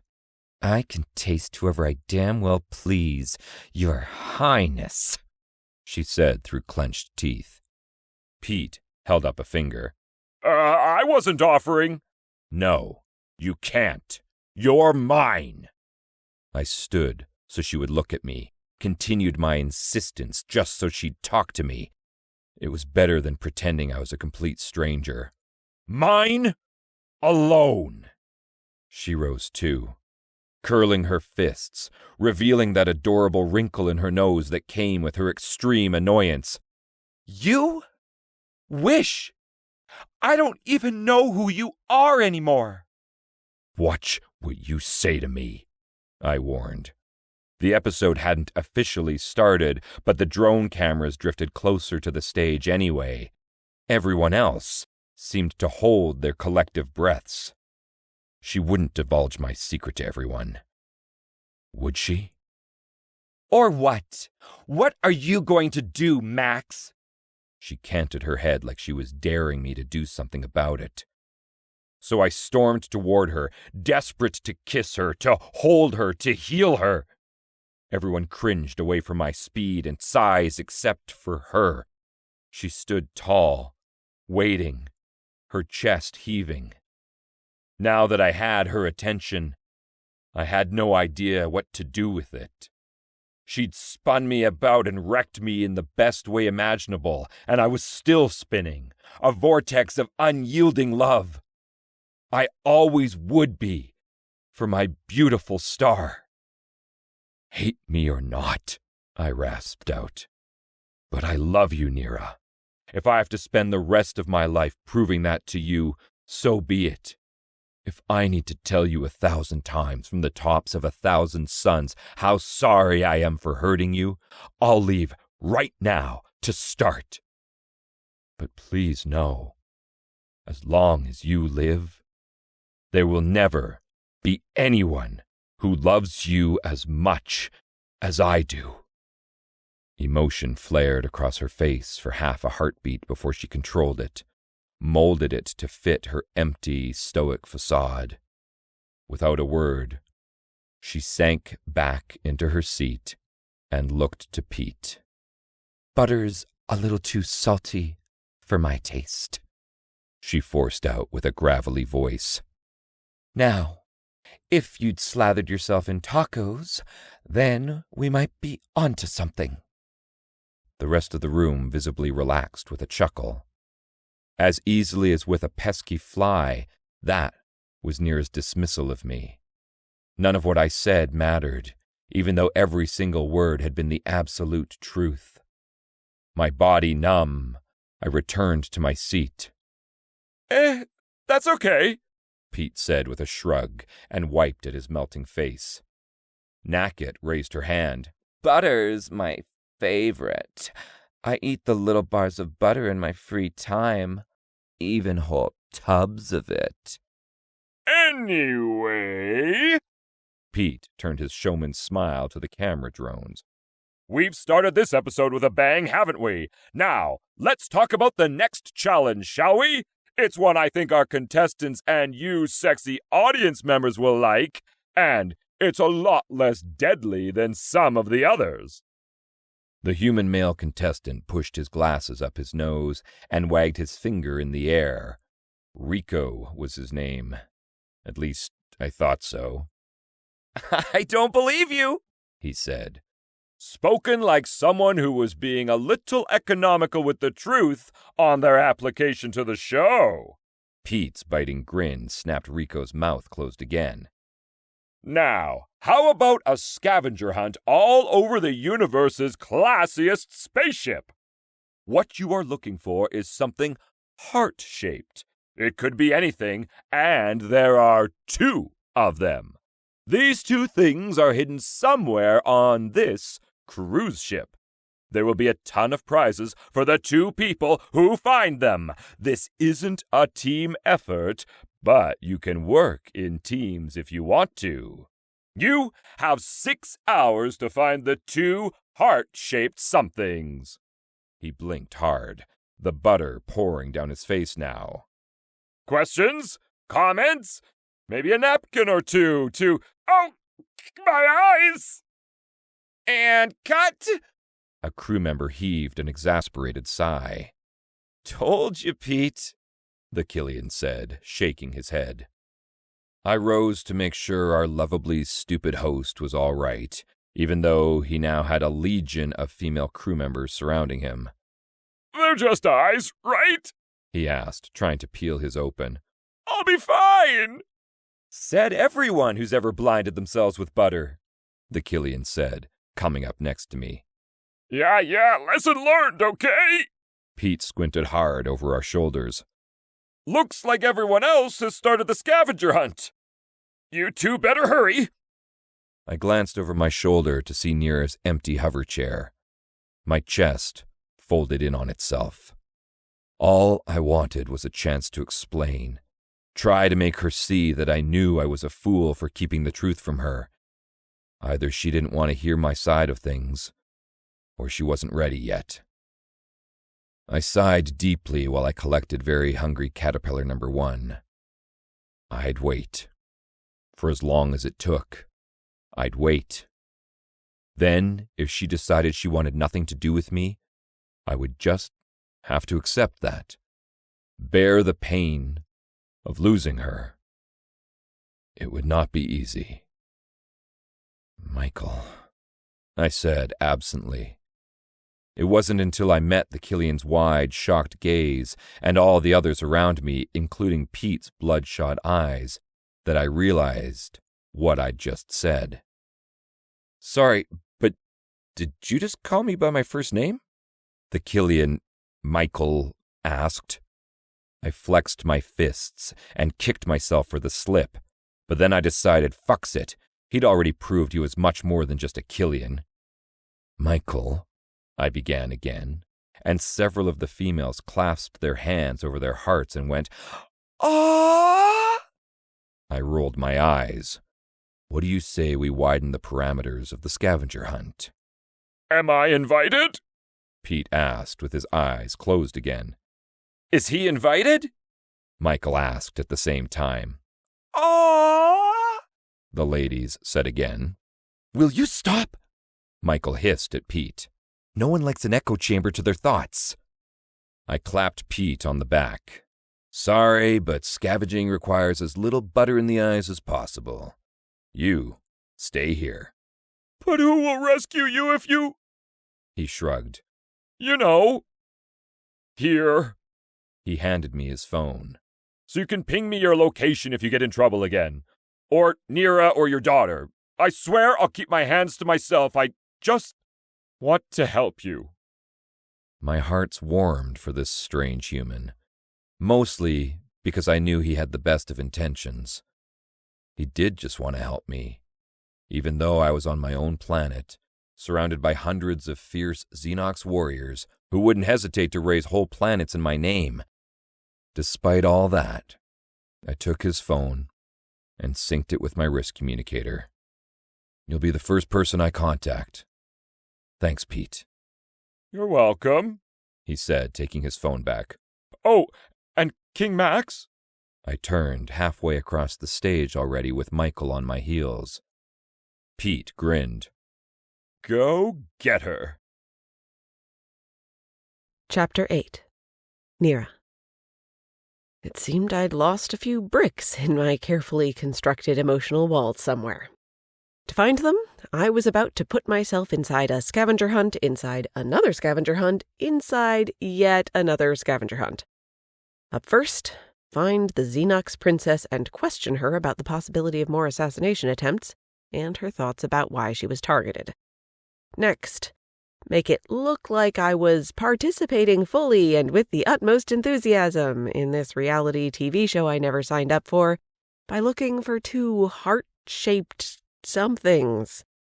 Vague clues are vague and stupidly annoying.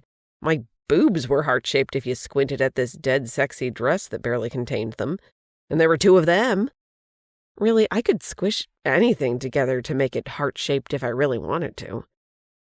And those bricks I'd lost? Funny how almost every word out of Max's mouth was like a pickaxe to my emotional wall. Only it wasn't funny at all. I believed every word he said. He loved me, probably more than I deserved. He also very obviously loved Very Hungry Caterpillar number 1, since he carried him around all the time like some kind of fierce insect protector. He'd also lied to me, probably to protect us both. Could I forgive him for that? Could I forgive him for being a fade when he might snap at any second like Rain Hat? I didn't know the answers. But I did know another question. What was that heavenly, sugary smell wafting through Max's castle? The answer lay in a sprawling kitchen guarded on the outside by 4 enormous Xenox warriors. On the inside bustled the princess herself.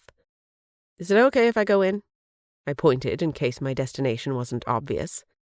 One of the guards bowed low and then rose. "You have full reign, Captain Kotrobin. What's ours is yours." Thank you. Their complete trust in me was humbling, given that I was still technically a stranger to them. I headed inside and was immediately greeted with a squeal. "Nera! Can I even call you Nera? Can I hug you like a T-Rex?" She flung herself at me, her purple scaled hands covered in what looked like white flour. "Yes," I laughed, unable to say no even if I wanted to. She swept me up in a hug, somehow avoiding touching me with her hands, and suddenly it felt like I'd known her for her entire life. She was like any other girl, young woman, really, only she'd lost so much in so little time. I couldn't help but compare her to my Lucy, who would have been a little younger than her if her life hadn't been snuffed out too soon. Roxan pulled away, and it was like looking at a more feminine version of her father. She had the same nose and cheekbones, the same lavender eyes, the pupils like lightning bolts, the same long, silky, purple hair.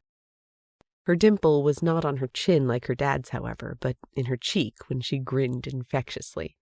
She was also more petite, too, in her long gossamer gown that reminded me of butterfly wings. "I can tell why he loves you," she said, her eyes glistening. Her bluntness made me chuckle, but inside I ached, for her and for me. A fade loved us both, so much that it brought Max to his knees. How could that love be real, though, if it came from an artificial being? "Oh, goddess, I said something wrong, didn't I?" She reached out, her flowered hands forgotten, and grasped my bare forearms. "Open foot, insert mouth, as the humans say. I'm so sorry. Leave it to me to make it all awkward. It's best if I don't speak, like, ever. It's just that I've been wanting to meet you forever." Me too, Roxan. Max has told me so much about you, and I still can't really believe I'm here. Grimacing, she dusted off my forearms, the scales on her fingertips softer than silk. "Same. And Dad let you come see me all alone? No guarded escort or anything?" We're not..." My neck prickled and heated at the very idea of him letting me do anything. "He doesn't know I came to see you." She grinned, showcasing that adorable dimple. "I wouldn't know anything about keeping secrets from my dad." I snorted. This girl was going to give Max so much trouble as she grew older that I almost felt sorry for him. "So what is it that you're doing in here?" I asked, gesturing at the enormous kitchen. "Oh, this? She flitted deeper inside, her gossamer dress fluttering behind her. The natural light slanting in from the skylight above shimmered and danced all over the delicate beading, making the gown come alive with movement. This means it's Uxin Day, or Wednesday, as you call it. I make homemade donuts for the children who live nearby. In other words, I sugar them up good and then send them back to their parents while I run away cackling. I laughed. Sounds like a great time. I also do it to hear what the people need through the children. They're much more honest about things, you know?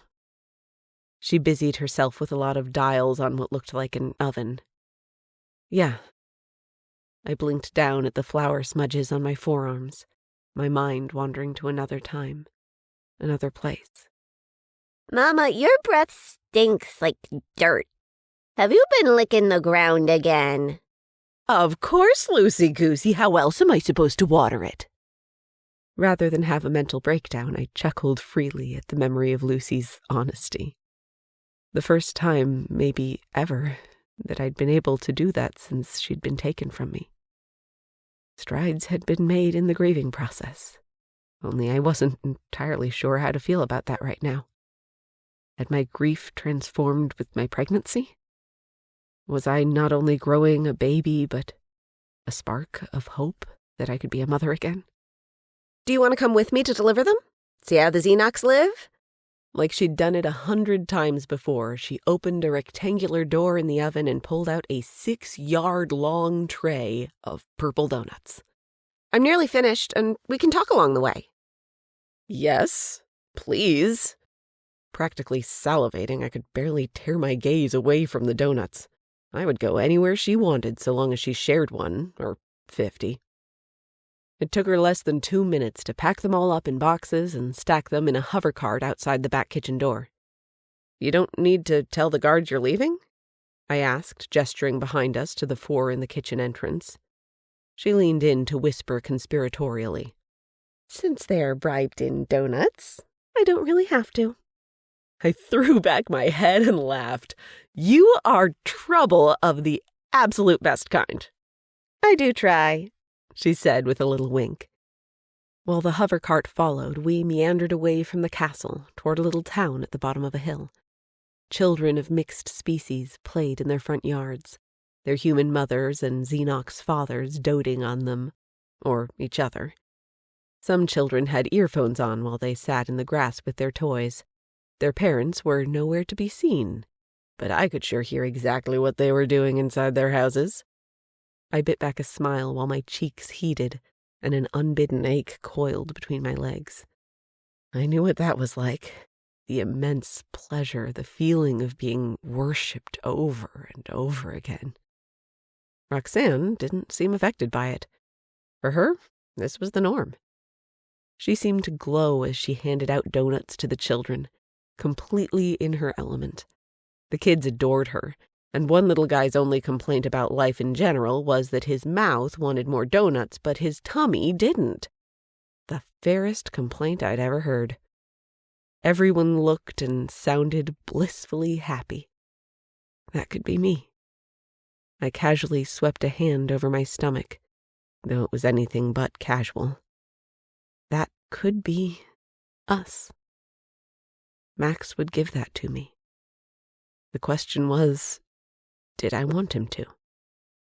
After the lies, did I want him? Could I trust him not to snap and viciously murder my child like Rain had? Or could I eventually learn to separate the two fade? I didn't know. I wasn't sure I ever would know. Roxan sighed loudly. I suppose you want to know about the day of the attack, but you're not sure how to ask for fear of upsetting me. Am I close?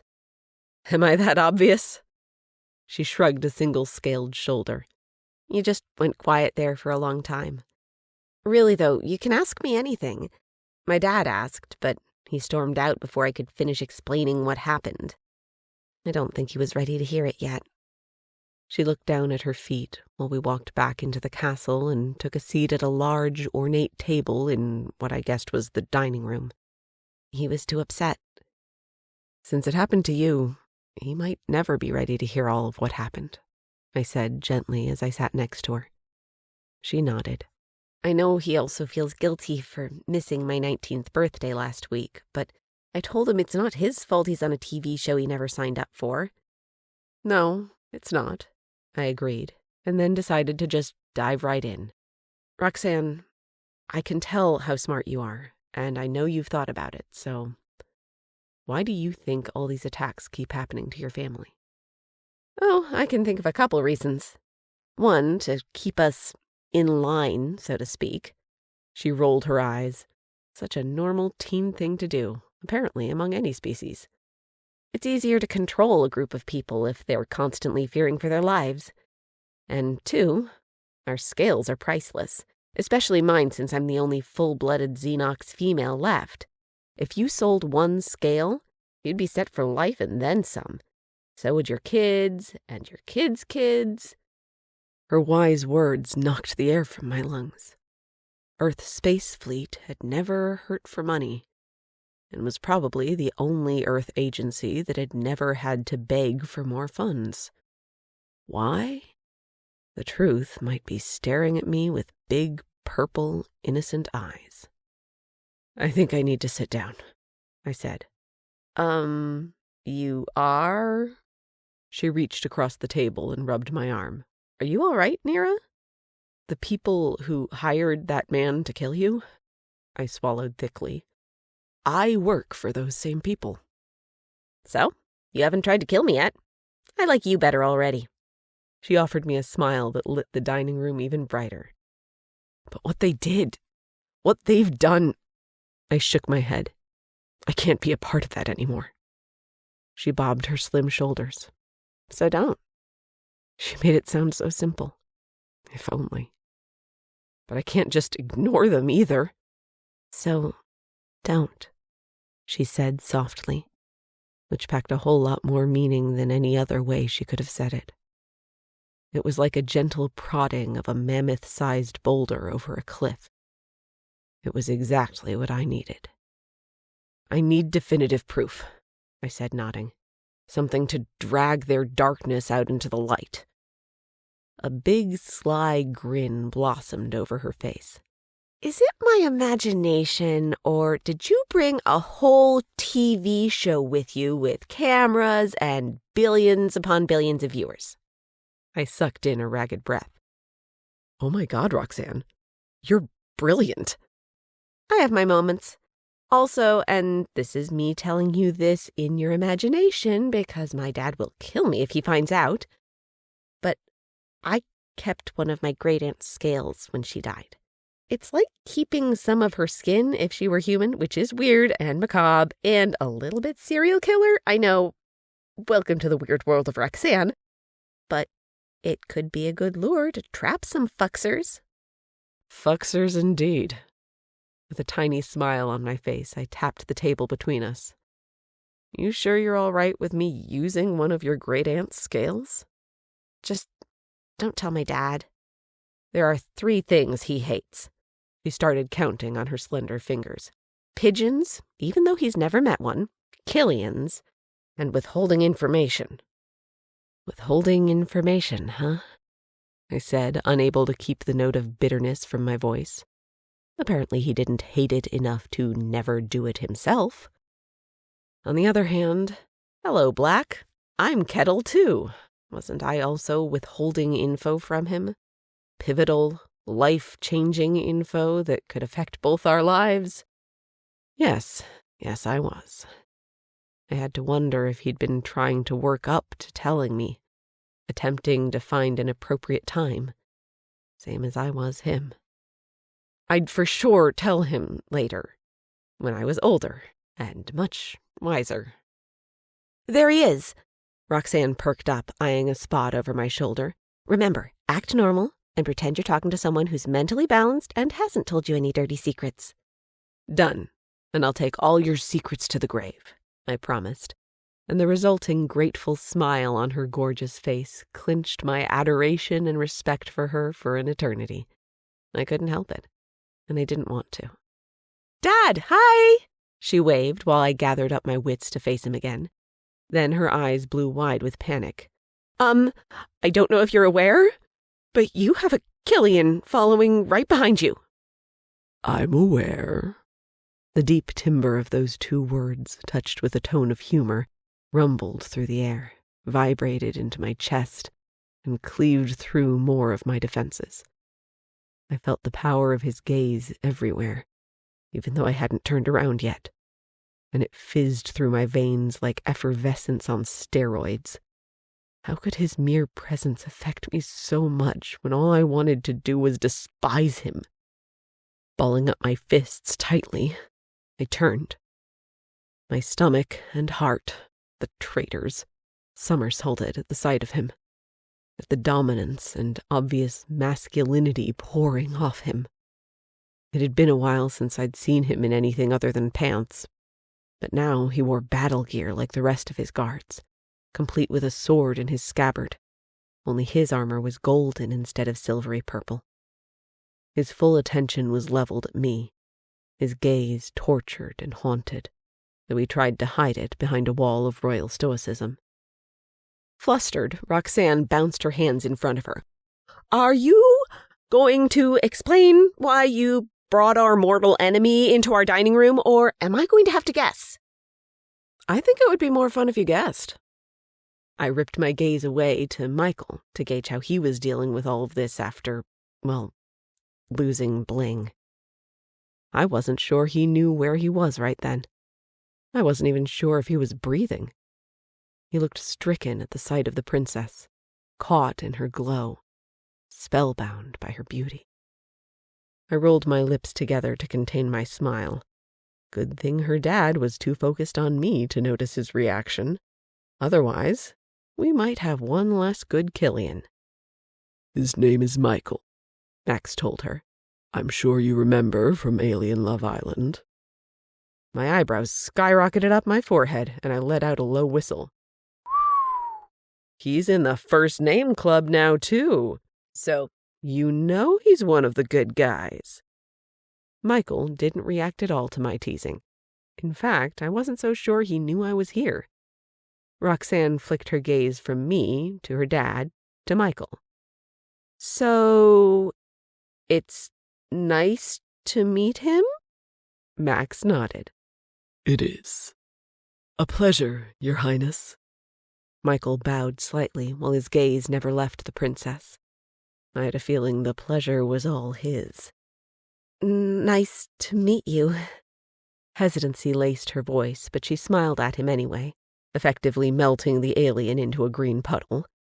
Then she slapped her thighs as a herd of Xenox warriors and human women headed toward us while balancing trays of food in their large hands. "If you decide to kill us, please wait until after the tacos, since I've never eaten them before." That snapped me out of my every roiling thought and emotion. "Did you just say tacos?" I asked, sitting up expectantly. Max chuckled as he eyed the warriors bringing us food. "A certain human once told me that all she wanted was for me to tell her she was pretty and feed her tacos. I intend to fulfill that promise right now." My heart skidded sideways. Was there anything he wouldn't do for me? Probably not. But all the days and months and years of thoughtfulness could be shattered in an instant if his fade tech was hacked like rains. It didn't matter if he would do anything for me. I didn't trust him anymore, for fear that any second he would turn into a killing machine. Dark thoughts or not, I couldn't keep from drooling all over myself as the platters were served. Crispy shells, all sorts of toppings, and a vat of guacamole that I wanted to run away with. The plates crashed down a little too hard in front of Michael, with obvious looks of disgust and doubt thrown his way. "Watch yourself, Dexum," Max warned, flexing his fist on the table. "He is our guest." The warrior named Dexum backed off, the muscles in his jaw twitching as he made sure to put himself between Michael and the woman behind him. "I meant no disrespect, Your Highness," he muttered. "It's just that after what happened to Princess Roxan—" "I know what happened," Max said, his voice low and gravelly. "And this Killian, Michael, had nothing to do with it. In fact, he's helping me so it doesn't happen again." Dexum pounded his fist over his heart, and he and his wife left us. Wow. Michael and Max had sure come a long way from charging across the stage to kill each other to this level of trust and kinship. I beamed at Michael over the huge bowl of freshly cut tomatoes. "Is this bromance of yours part of the peace treaty between the Killians and the Xenox, or is it just an added bonus?" "Bromance?" Roxan asked, loading her taco with nothing but tomatoes and cilantro. "Never mind," Max said, shooting me a faux scowl. I quickly looked away from him and focused again on Michael. "How are you?" "I'm..." He glanced at Roxan. "Never better." Message received. Now was neither the time nor the place to talk about that particular truth with Bling, so I sidestepped around all the eggshells and taco shells, all the lies and withheld information, all the doubts and broken hearts, with a truth bomb I'd been too chicken shit to say before now. "Oh, I almost forgot," I said, reaching for a taco shell. "I'm pregnant." Chapter 9. Max. At Nera's admission, I inhaled on a little green soap-flavored leaf called cilantro. How could humans eat soap-flavored anything? Immediately, Roxanne began pounding on my back while I choked. What? She shrieked, her head swiveling between Nera and me. Dad, are you all right? What? Nera? Dad, stop dying for a second. Nera, what? Nera nodded, unable to meet my gaze, confirming what she'd said. She was pregnant. With my baby. An alien king/fade she now hated. I couldn't speak yet. I couldn't feel yet either. Nothing more than sorrow for another precarious position I'd put her in. Nera! Michael said, grinning from ear to ear. But then it froze in place as he turned to me. Roxanne? How about you show me your, It took him too long to come up with anything. donuts? Roxanne suggested with a raised brow. That works too. Come on. He bolted out of his seat like it was on fire, taking his full plate with him. While I was still working to control my coughing fit, Roxanne pressed my glass of iced Nimbus tea into my hand and kissed my cheek. Then, with glistening eyes, she threw her arms around Nera, whispered something in her ear, picked up her tomato and soap taco, and then took off with Michael toward the kitchen. Nera watched them go long after they'd gone. Anything but face me again. When I could finally speak, my voice sounding like I'd gargled giant boulders, I said, "Look at me, Nera." She did. Her bottomless, soulful brown eyes filled with tears and her chin quivering. I slid my hand toward her across the table, a clear invitation that we could work through this together, but she made no move to take it. She didn't want to work through it. Not with me. And that slashed into my hearts with sharp teeth. "Tell me what's going through your head," I said gently. Mostly how stupid I am. You'd think I don't know where babies come from. And we were so reckless, and I was so stupid to fall into bed with you and trust you, and... She shook her head. "We should have taken some precautions," I agreed. Do Xenox even know how to? She sniffed and carefully wiped her eyes with a napkin. I mean, you're trying to replenish your population. Why would you take precautions? We don't. Not anymore. But there are ways to, I told her, but I doubted I could have controlled myself around her to put those ways into action. Nera, whatever you want to do, I'll understand. Whatever you need, you'll have it. Just, please, talk to me. Like you talked to me about being a fade? She said with a scowl. I deserved that. Really, I deserved a lot more than that. I nodded slowly. I tried to tell you between all the times Alien Love Island and Cleo 3 were trying to kill us. That's no excuse, and I know it. I tried to keep my distance, tried to keep from falling in love with you, and then me being a fade wouldn't have mattered anyway. I failed at all of it. You possessed my hearts. The most Xenox things about me, almost instantly.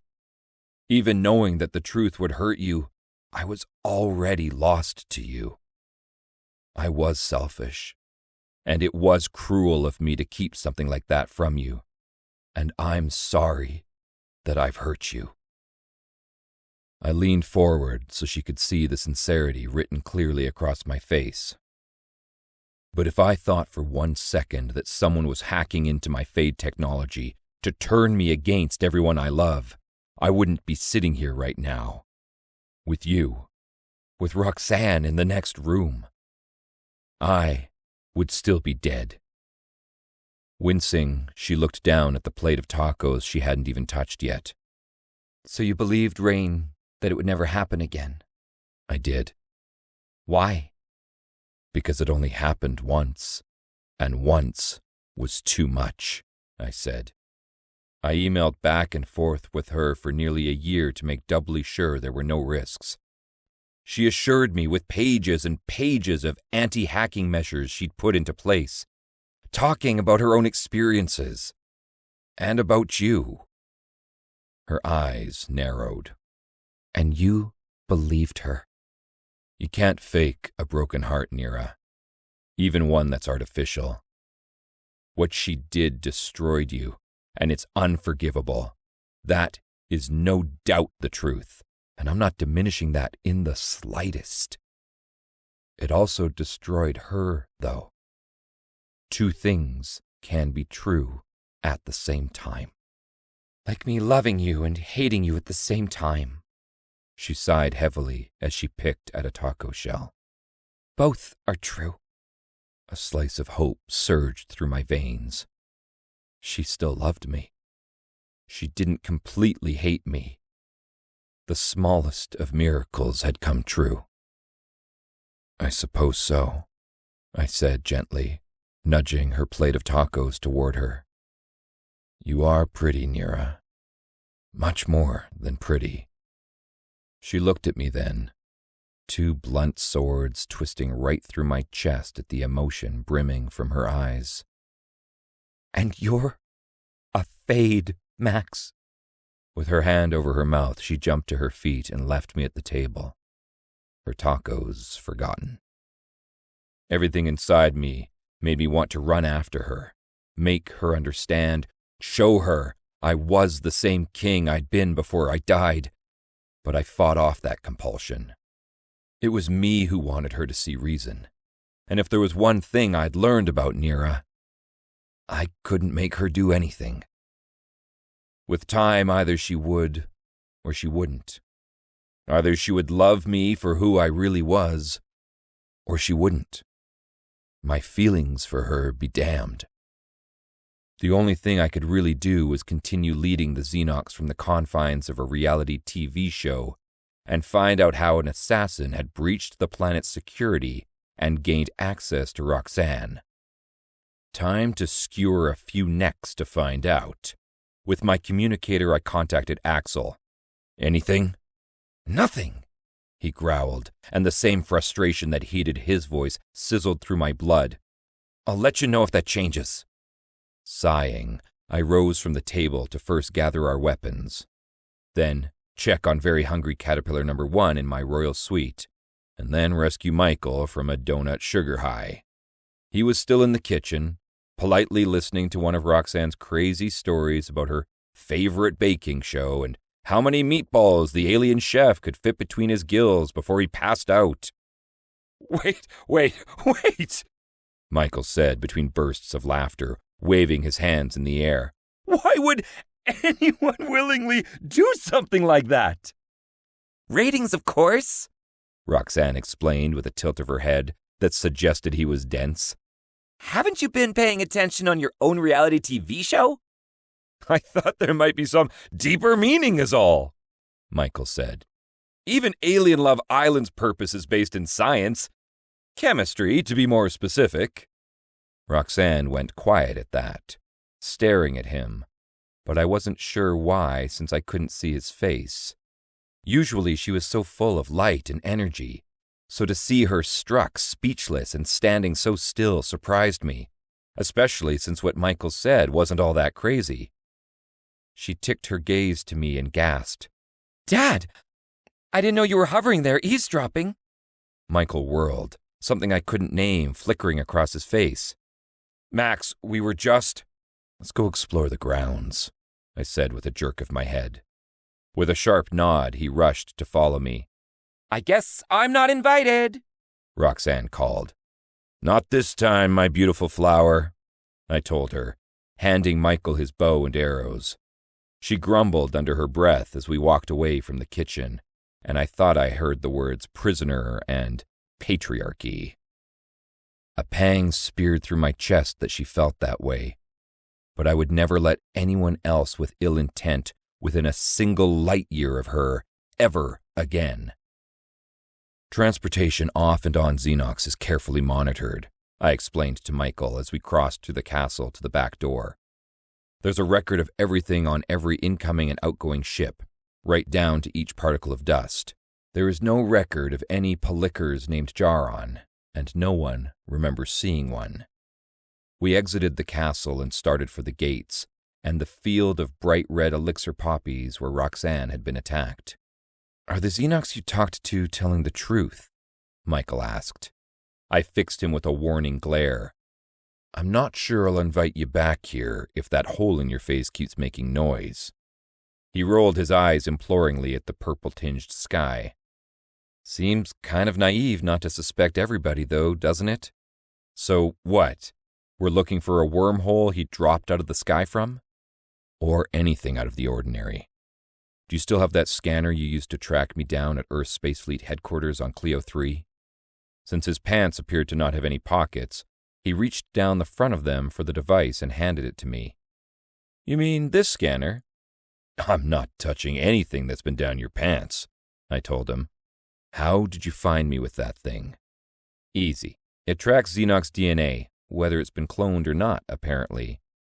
"Fingerprints too?" He scoffed like that was obvious.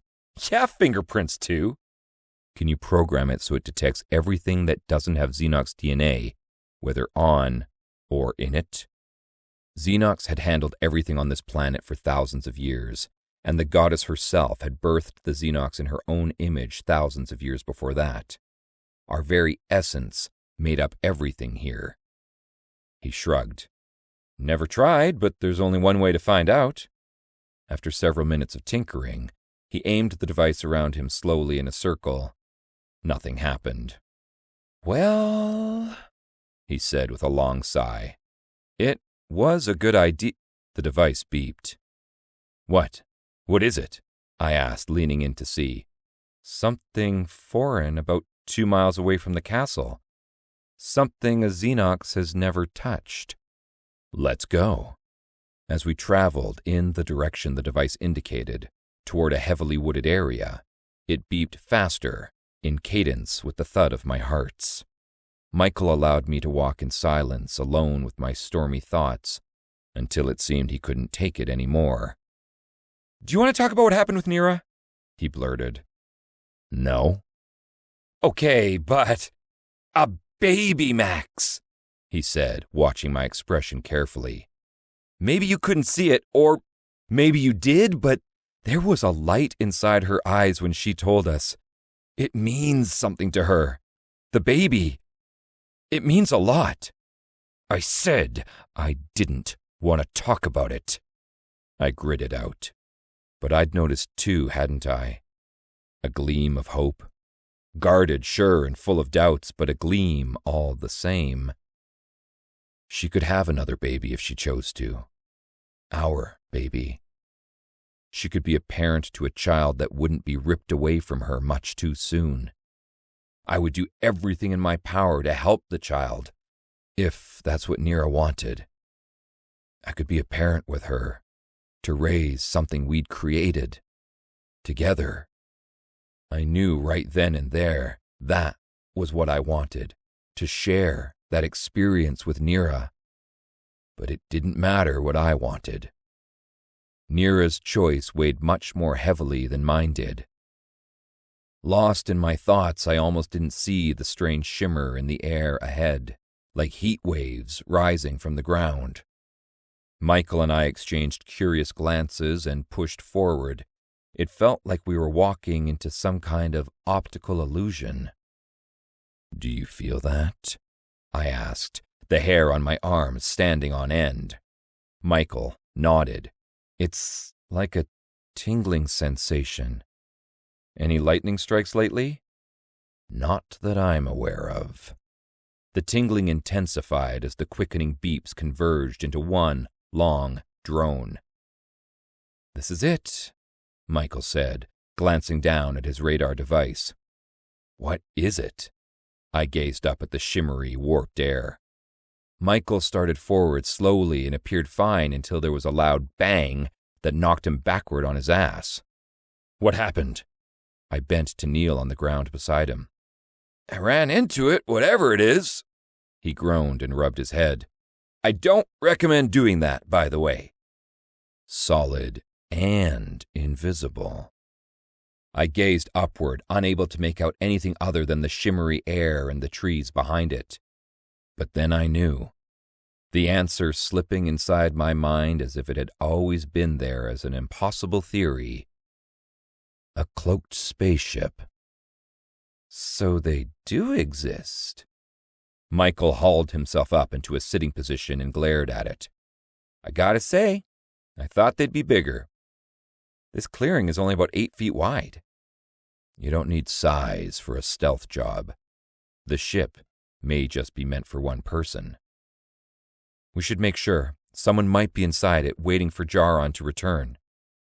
"Or to finish the job." I drew my sword from its scabbard, an old one with battle scars that had belonged to my father. I'd used it for years. Now, after swinging machetes found in closets for the past few weeks, it felt oddly heavy. Michael retrieved his bow slung across his shoulder, his weapon of choice. "How does one enter an invisible ship? Knock with my head again until someone answers?" I pushed my free hand against the invisible surface. "There has to be a lever, a button, something." "Has to be?"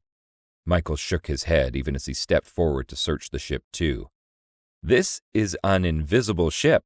It could be so high-tech that it's voice-activated, or maybe it opens with a remote control." "Jaron didn't have any devices on him," I said, still running my hand over the warm metal. "Voice-activated, then. What do you think a Palicker's secret passcode could be?" "Help, I can't get away from my own toxic blood." "Probe Party 42? It may not just be the words he uses, but the timbre and pitch of his voice. We might have to go back and force him. My searching hand dipped inside some kind of groove about 6 feet off the ground. Noiselessly, a door to my right slid open from the top of the ship and settled onto the dirt. The inside of the ship wasn't invisible, so the sudden juxtaposition between forest and ship teetered my sense of reality. I almost felt dizzy with the strangeness of it. "No password required?" Michael whispered. For a cloaked ship, it was strange that there weren't any additional security measures for such a piece of modern equipment, maybe even the only cloaked ship in existence. Gripping the handle of my sword tighter, I stepped closer. The inside's bigger than the outside. "Obviously. Haven't you heard of the TARDIS? Doctor Who?" "No." Michael rolled his eyes. "Of course not. You were too busy reading Twilight and watching cat videos." "Since it's bigger on the inside, that means there are more places to hide," I said, ignoring him. As we slowly boarded, I flicked my gaze everywhere at once. My ears burned for any foreign sounds. I inhaled slightly musty air that hadn't been stirred in a while, at least in this part of the ship. And then I saw it. ESF stamped onto the metal grating of the air shaft above my head. Earth, Space Fleet. Nera had told Axel they'd hired Jaron, but since when did they have cloaked ships? With the smallest whoosh of air behind us, the door closed and sealed us in with what sounded like locks engaging. I stiffened, instantly realizing we'd fucked ourselves. A robotic female voice came from the ship itself. Password, please, or this ship will self-destruct in 60 seconds. 59, 58, 57.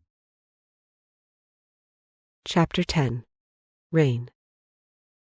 Accessing memory 0608452934, code 015128. System flux 8. Memory accessed. Lucy gazed up at me with her big brown eyes coated in a light shimmer of tears, even with a big smile on her face. Did you just make that song up? I booped her nose. I did. Just for you. She flopped her head on her pillow to the side to look at Nera. Rain's song, Mama. Did you hear it? I love it so much, but it makes me sad and happy all at once. Why? How could I feel both? I did hear it. It stopped me in my tracks just now. With a watery, exhausted smile at me, Nera nodded and hauled herself from Lucy's bedroom doorframe where she'd been leaning. You can be both happy and sad because both can be true at the same time. You can feel happy that you made a new friend while you're also sad that you don't get to see them every day. Make sense? Lucy made a face. Kind of. Nera chuckled as she sat on the other side of Lucy's bed. What does your song make you feel, Rain? It makes me feel alive and valued, but I wasn't sure if that was accurate or if I was just equating the song with Nera's question. It always surprised me when she asked my opinion about various things. It shouldn't, since I'd known her for nearly 5 years, but it did. What I thought and felt mattered, at least to her, and therefore to me too. She made me feel alive and valued. That's really sweet, Nera said. What's the song called? Lucy asked. I blinked slowly while my processor whirred over that question, but I couldn't come up with anything that fit. Maybe when you're feeling better, you can help me pick out a name. I feel better already, she said with a wide yawn. Nera reached out to touch her palm to Lucy's forehead. Well, you're not burning up, so that's a good sign. Lucy's eyes fluttered closed, and she slipped one hand into her mother's and one into mine, her skin much less fevered. The digital temperature reader within my right eye showed a steady 98.8 degrees. She slept for a while, but woke in the middle of the night while Nera dozed next to her. Lucy's fairy tale, she whispered. What? The name of the song. What do you think? It's perfect. Just like you. She grinned, lighting up the dim room, and fell back asleep. Error. System processing. Happy, sad. Hurt. Memory 0608452934, code 015128. System flux 8. Memory terminated. Chapter 11. Nera. Surprise, surprise, but I went back to Max's dining room for the guacamole. Listen, you can put all sorts of heavy shit on my shoulders for me to carry around, like bad breakups, alien babies, and evil employers, but nothing can come between a woman and her guacamole. Nobody said a word about the crazy human carrying the bowl around with her inside the Xenox castle. Yes, I brought a spoon. No, I didn't lick the bowl clean. Yes, I got guacamole in my hair and inside my left high heel. Talent. I had some. But I won't focus on how that happened right this second, because I stood in front of a painting of Max's family above the fireplace in the entryway. It was beautiful, with all those shimmering purple scales, glossy purple hair, and 4 sets of lightning eyes. It showed his mom, dad, and older brother, all of whom shared the same chiseled cheekbones and jawline and had the same stunning good looks. His mom was the only one who smiled, and she seemed to radiate happiness and light. The other 3 wore dark, brooding looks, especially Max. He looked like he would rather set himself on fire than sit for a painting. Chuckling softly, I returned my gaze to his mom. He'd told me what had happened to his dad and brother, that they'd both been assassinated, but nothing about her. I imagined she was gone now, and with a smile like hers, so warm that I felt it even through a portrait, her death had likely torn Max apart. He'd dealt with so much death, so much pain and suffering and loss, that I had to wonder if he'd somehow known while sitting for this painting what he would have to endure. "It's perfect, isn't it?" a male voice said from behind me. I turned. Axel came striding through the front door while casually hauling what looked like a bagged body behind him. You know, like anyone normal would do. "That's not one of my crew, is it?" I asked, only half joking. "Oh no, I was just taking Jaren for a little walk." "Okay. In a body bag? Is he dead?" "He wishes. I found that dragging him across tiny, unforgiving rocks and some fresh air really makes him come alive with all sorts of info." I nodded slowly. If he's so alive, then why isn't he moving? Axel kicked the middle of the bag, making it groan. "Jaren, why aren't you moving?" "Because I thought that if I held still you'd forget about me," he said with a pathetic whimper. Axel jerked his thumb toward the body bag and scoffed. "He thought I'd forget about him. The hired assassin who tried to take out Princess Roxan. Not likely, you fuxing dolt." As though Axel had summoned her, the princess came from within the kitchen, flour smeared across her scaled cheeks like war paint, and her gossamer dress billowing out behind her. "Who tried to take me out?" Her gaze landed on the pile on the floor. "Oh, take me out like that, you mean, not the nice, happy kind of take me out. Taking your pet for a walk again, Axel?"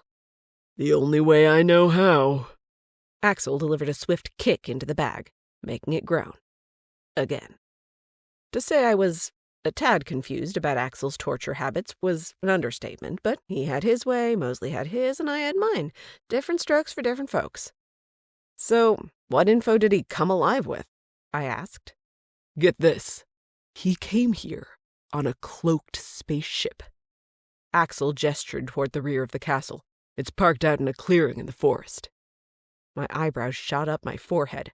A cloaked ship? But that's impossible. The technology isn't quite there yet. The closest anyone's ever gotten is to put an invisible blanket over the ship, which stays put for about a second before the ship takes off. Axel held out his hands. "And yet, that explains how he got here without detection." "No way. No fuxing way." Roxanne marched over with a fierce scowl written all over her pretty face. Pair her expression with Max's favorite curse word, and I was assured that she was 100% his. Not that I had any doubts, but still. She was basically the female mini version of him, only much less broody. She knelt by Jaren's body bag and yanked down the zipper. I swear to the goddess, if you don't tell me who built the ship, I will bring her wrath down upon you with a blistering plague on your balls. Again. Wait, could she really do that? Note to self, never piss off Roxan. She seemed to have yet another form of torture. I shared a look with Axel, who grinned maniacally and nodded. The power of suggestion, he explained. Full-blooded Xenox females have always had it. What? So, me offering to keep all her secrets was her doing? With her secret power of suggestion? Ah, well played. I adored her even more now. Which might have also been her doing. But it didn't matter. She was just too awesome. A young woman, still a teenager, with the power of suggestion, though? Poor Max. Okay, please don't hurt me. Jaren blinked up at her and held up his hands to ward off her wrath. Earth Space Fleet built the cloaked ship. My breath left me like I'd been violently punched. I shouldn't have been surprised. But here I was, very much surprised. I didn't even know they'd been considering making the tech, but they didn't exactly tell me everything they were up to, now did they? They just handed you this ship after hiring you to kill me? Roxan demanded. How else would I have gotten here? Jaren said shakily. The king protects this planet and its people like it's all made out of diamonds. Earth Space Fleet's ship got me here unnoticed, deceiving even the most powerful detection systems. Except for the princess herself, I whispered, my lungs still clawing desperately for air. Axel took my elbow gently. Are you all right, Captain? I nodded, even though, no, I wasn't all right. How many more times would the answer to all my questions be, my employer? Why hadn't I seen any signs of secrecy and misconduct before now? Because you were in the far reaches of space, I told myself, trying to avoid reality the best I could, so I wouldn't have to face life's harsh brutality after Lucy's death. I'd been doing basic odds and ends for Earth's space fleet, nothing of value. A mindless worker bee who would fetch and retrieve without questions or doubts. And I'd barely had a slap on the wrist for stealing Mike's ship and half his crew. Why? Because I was exactly where they wanted me to be, so I wouldn't rock their carefully constructed boat and find out the truth. I flashed back to the highly classified email Rain had shown me from Earth's space fleet, asking my ex if I would be a problem the day after Lucy's death. I better meet with you, was his response. They knew I would be a problem. And they were fucking right. A loud hum came from Jaren, still lying on the floor in his body bag. His eyes widened. A red pulsing light shone from within his right eye, in rhythm with the humming. Speaking of the ship, someone's inside it, he said, his voice panicked. If they don't know the password, it will self-destruct in 1 minute. Where's Max? Axel demanded, looking frantically around the castle. And that fucking Killian he brought with him, where are they? Oh no. My heartbeat stalled. The castle's entryway grew dim and began to spin. Roxan got right into Jaren's face and growled, Give me the location of the ship and the passcode, right now. 2 miles into the forest, behind the rock castle wall. The passcode is my right eye. The actual words, my right eye. He blurted, I swear it. 2 miles? 1 minute? Less than that now. We'd never make it there in time to help. Even so, Axel and Roxan were already sprinting toward the rear of the castle. Axel was shouting into his wrist communicator for Max, but there was no answer. I joined them as fast as I could in heels, with guacamole still inside one of them, my feet on fire, panic rioting through my veins. Max, oh God, have I lost him now, after everything we'd been through, after I'd found out the truth about him? Well, love wasn't exactly a switch I could turn on and off. Hex and Pixel, take the prisoner back upstairs to the interrogation room and watch his every move, Axel shouted to a pair of nearby guards on his way past. And for the goddess's sake, leave him in the body bag this time. The 2 guards surged past me. I kicked my stupid heels off and ran at full speed, but not nearly as fast as Axel and Roxanne. My tears warped their shimmering scales as they poured out the back door and into the courtyard. How many seconds did we have left? How many parsecs did we have to travel to get to them? Too many. In the next moment, a great explosion shook the planet and swept it out from underneath my feet. In the dead quiet that followed, only one word ripped free from my throat. Max! Chapter 12. Max. 50 seconds earlier. Passcode. Password. 12345. Or Spacefleet. ESF or die. Nebula Noodles 42. Michael spouted guesses off at rapid-fire speed, while I flipped random switches and smashed buttons on the cloaked ship's console. None of it was working. 45, 44, 43. The robotic female voice continued. My hearts throbbed at my temples, so loud that they nearly drowned everything else out. My mind blanked of all thoughts except for Nera and Roxan and Nera, a constant loop of their faces and what they meant to me. If I died today, another clone of me would take my place, once again powered by Fade technology and programmed with all of my memories and experiences. I had it all arranged, just in case. The problem was that clone wouldn't be me. I was the one who'd fallen in love with Nera. I had been the one she'd allowed close to her heart, the one who'd gotten to know her, who she trusted inside her. Me. I was the version of Max she loved. I'd be damned if I had to throw all that away. 30, 29, 28. The robotic voice continued, my hands moving frantically over the console. I hit a yellow switch. The floor beneath us seemed to shift and then dropped away completely so that we were floating. Anti-gravity on, the robot announced. How is shutting off the gravity supposed to help us? Michael shouted as he somersaulted through the air. When I only growled in answer, he launched into more nonsense words and phrases and numbers to guess the passcode. But then I saw how shutting off the gravity could help us. Maybe. I was floating toward a hatch in the ceiling, probably sealed to ensure zero gravity, but that seal wouldn't have a chance against my sword. If I had enough time. Growling with the effort, I swam my arms through the air to speed my progress upward. Of course, my head crashed against the hatch since I had no control of my direction. With one elbow and leg braced against the ceiling, I smashed the hilt of my sword against the hatch. It buckled underneath my continuous blows until finally the seal broke. 15, 14. Anti-gravity off. The sensation of weightlessness ended with a great whoosh, and Michael crash-landed back onto the floor of the ship, groaning. Almost immediately, he launched into more guesses. Quantum quirkiness 123, zap zap pew pew 69, he shouted. I, on the other hand, swung like a pendulum from the hatch's handle. With a jerk of my whole body, the handle twisted, and the hatch popped open and upward. Michael, stop your ridiculous guesses and get out after me, I shouted down while I hauled myself up. Once I was out, I knelt and reached my hand down into the ship to help Michael. He leaped the 5 feet or so to catch it, and then clambered up and out. 5. The robotic voice floated up after him. 4. As one, we turned and jumped off the cloaked ship into the forest below. Too late, I realized that behind the ship was a steep drop-off. We plummeted down through the trees and branches, a deluge of snaps and cracks in our wake.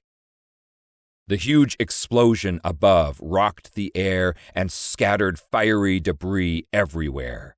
We hit the ground hard, our shoes skidding out beneath us in the loose dirt, so we landed on our asses. We lay there while the smaller debris sailed down on top of us, catching our breaths and staring up at the fire-pluming smoke on top of the cliffside. The larger debris had caught in the branches, and tendrils of fire streaked across the bark. We would have a forest fire in seconds if I didn't do something. and the idea struck me as ludicrous, so much so that I burst into laughter, the sound reaching me through an echo chamber. Michael laughed too. You should see your face right now. I had no idea what he meant by that, and it made me laugh even harder. The trees seemed to shift places, and the smoky sky contorted like a funhouse mirror. What was happening here? We have to figure this out. I hauled myself into a sitting position, unable to keep from laughing, my muscles feeling weak. Still snickering, Michael pulled himself to his feet, stumbling on what should have been flat ground, but crested like the sea. I don't feel so good. What is happening? My stomach pitching, I used a nearby tree to help me stand. It was then I noticed that my hands were invisible, completely see-through. Panic rang through me, but it was distant, carried away by the shifting, rolling landscape. We have to find my hands, I replied, trying to keep my balance on the wobbly terrain. We have to find something, but I had a feeling we were headed in the wrong direction to find whatever it was. Why wasn't my brain working? Had we been drugged? Michael groaned as he leaned face first into a tree. Left or right? I blinked heavily at what the fucks he could be talking about, but then I saw. We found ourselves facing two identical corridors made of the same invisible shimmer on the cloaked ship, right in the middle of the Xenox forest. On Clio 3, I could kind of understand the randomness, but here? My home? This forest was just that, a forest. The corridors shifted and twisted like a roller coaster, seeming to hang us upside down for a moment. That was too much. Both of us collapsed. Michael grunted, "We need help." No kidding. I reached for the communicator on my wrist, but I had no hands. No sense either, since everything was so damn funny. All we could do was lie here and laugh as the forest burned. Chapter 13. Nera. Nera, no! Axel held me back from the fiery pit on the cliffside that must have once been a cloaked spaceship. It's too late. I shook my head because I refused to believe it. We don't even know if that was Max who triggered the self-destruct. Axel's fingers dug harder into my arms as he ducked his head to look me in the eyes. I will check. You don't need to do that. You did it before, too. At the embassy, when he and his wife... I swallowed thickly, unable to finish that sentence. I did. I will do what needs to be done, Nera, he said, his voice firm. You have my word. I couldn't process all that he meant right then. Do what needs to be done. Still, I saw the worry and heartbreak written clearly on his face, which he tried to hide with a mask of grim determination. How would it feel to lose your king not once, but twice? He turned to Roxan and gave her a brotherly kiss on the top of her head, and then glanced back at me. Watch over Roxan. I'll be right back. While he hurried away, Roxan and I clung to each other and cried softly. It was the longest couple of minutes of my life. The waiting, the wondering. I had no idea if I would ever forgive Max, but I didn't want us to end like this, in a violent explosion of more of Earth's space fleet's lies and deception. We were better than that. He deserved better than that. What if he's gone? Roxan whispered. I almost answered with the truth. That Axel would drag out another Max clone and plug it into Fade Tech to power him on. But she didn't know the truth yet. Axel had said he was the only Xenox who knew what Max really was. Silly me, but also shame on me for helping him keep Roxan in the dark. Then you'll have me, I told her honestly. Always. You won't ever be alone, I swear it. She cried harder then, and held to me tighter, and pain slashed at my heart with irrevocable precision. I hated the shoes she was in, with her mom dead and facing the possibility that her dad was too. It wasn't fair that someone so young had suffered so much. Axel sprinted back toward us, tension pulsing his jaw. There's not much left, but what is left is burning the forest. I couldn't tell if Max or that Killian were in there or not. I'm sorry. His voice shook on his last words, and, blinking hard, he rushed back to the castle. The two of us stood there, Roxanne breaking apart in my arms while numbness crashed over me. He might not have been inside. He might have been inside. My thoughts switched between the two options, back and forth, ticking down the seconds until I knew for sure. The not knowing was killing me from the inside out. A bell began to ring, and Axel and a horde of Xenox warriors armed with buckets and hoses and water drones poured from the castle. I wanted to go help them, but I meant what I said to Roxanne. I wouldn't leave her. "Nera!" a voice shouted among the throng. It was Pete. I almost didn't recognize him because he was wearing a shirt and appeared much less buttery. He bobbed and weaved between the aliens who towered 2 feet above him. As he drew closer, his grin broadened despite the growing fire turning the sky dark orange. "Bleach leader," he said proudly as he stepped in front of us. "What?" I asked, blinking hard at him. "Michael, that's what he called me a few seconds ago." He leaned in closer. "Between you and me, he sounded like he's on a bad acid trip." "Michael?" "Yeah, I guess something's wrong." He shrugged casually at the burning forest. "He didn't say, or couldn't say. He called me on Max's communicator. I'm tracking his GPS location on my phone right now. Want to come?" "So, Max is with him?" "All he said when he called me was bleach leader. I don't think he was referring to Max." He handed me his phone. "Here, you try talking to him. He left the line open." "Michael?" I practically shouted. "Where's Max? Did you go on the cloaked spaceship?" "Left or right?"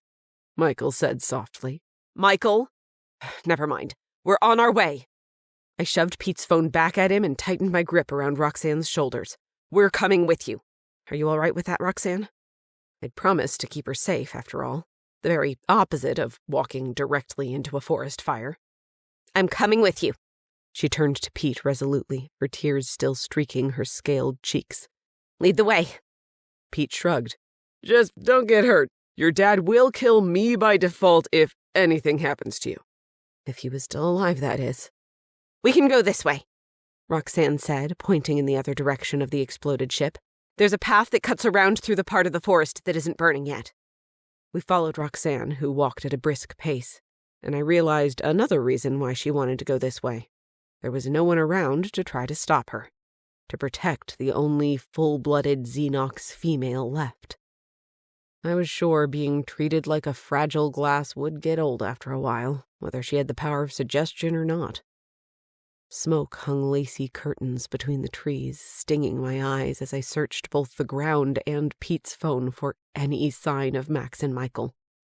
The further we went, the thicker the smoke became, and the more orange flames sparked along the tree branches and the forest floor.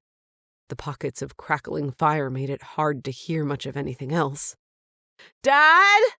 Roxanne shouted. According to Pete's phone, we were nearly on top of Max's communicator signal. So where was he? I hoped the answer was not scattered among the remnants of the destroyed ship.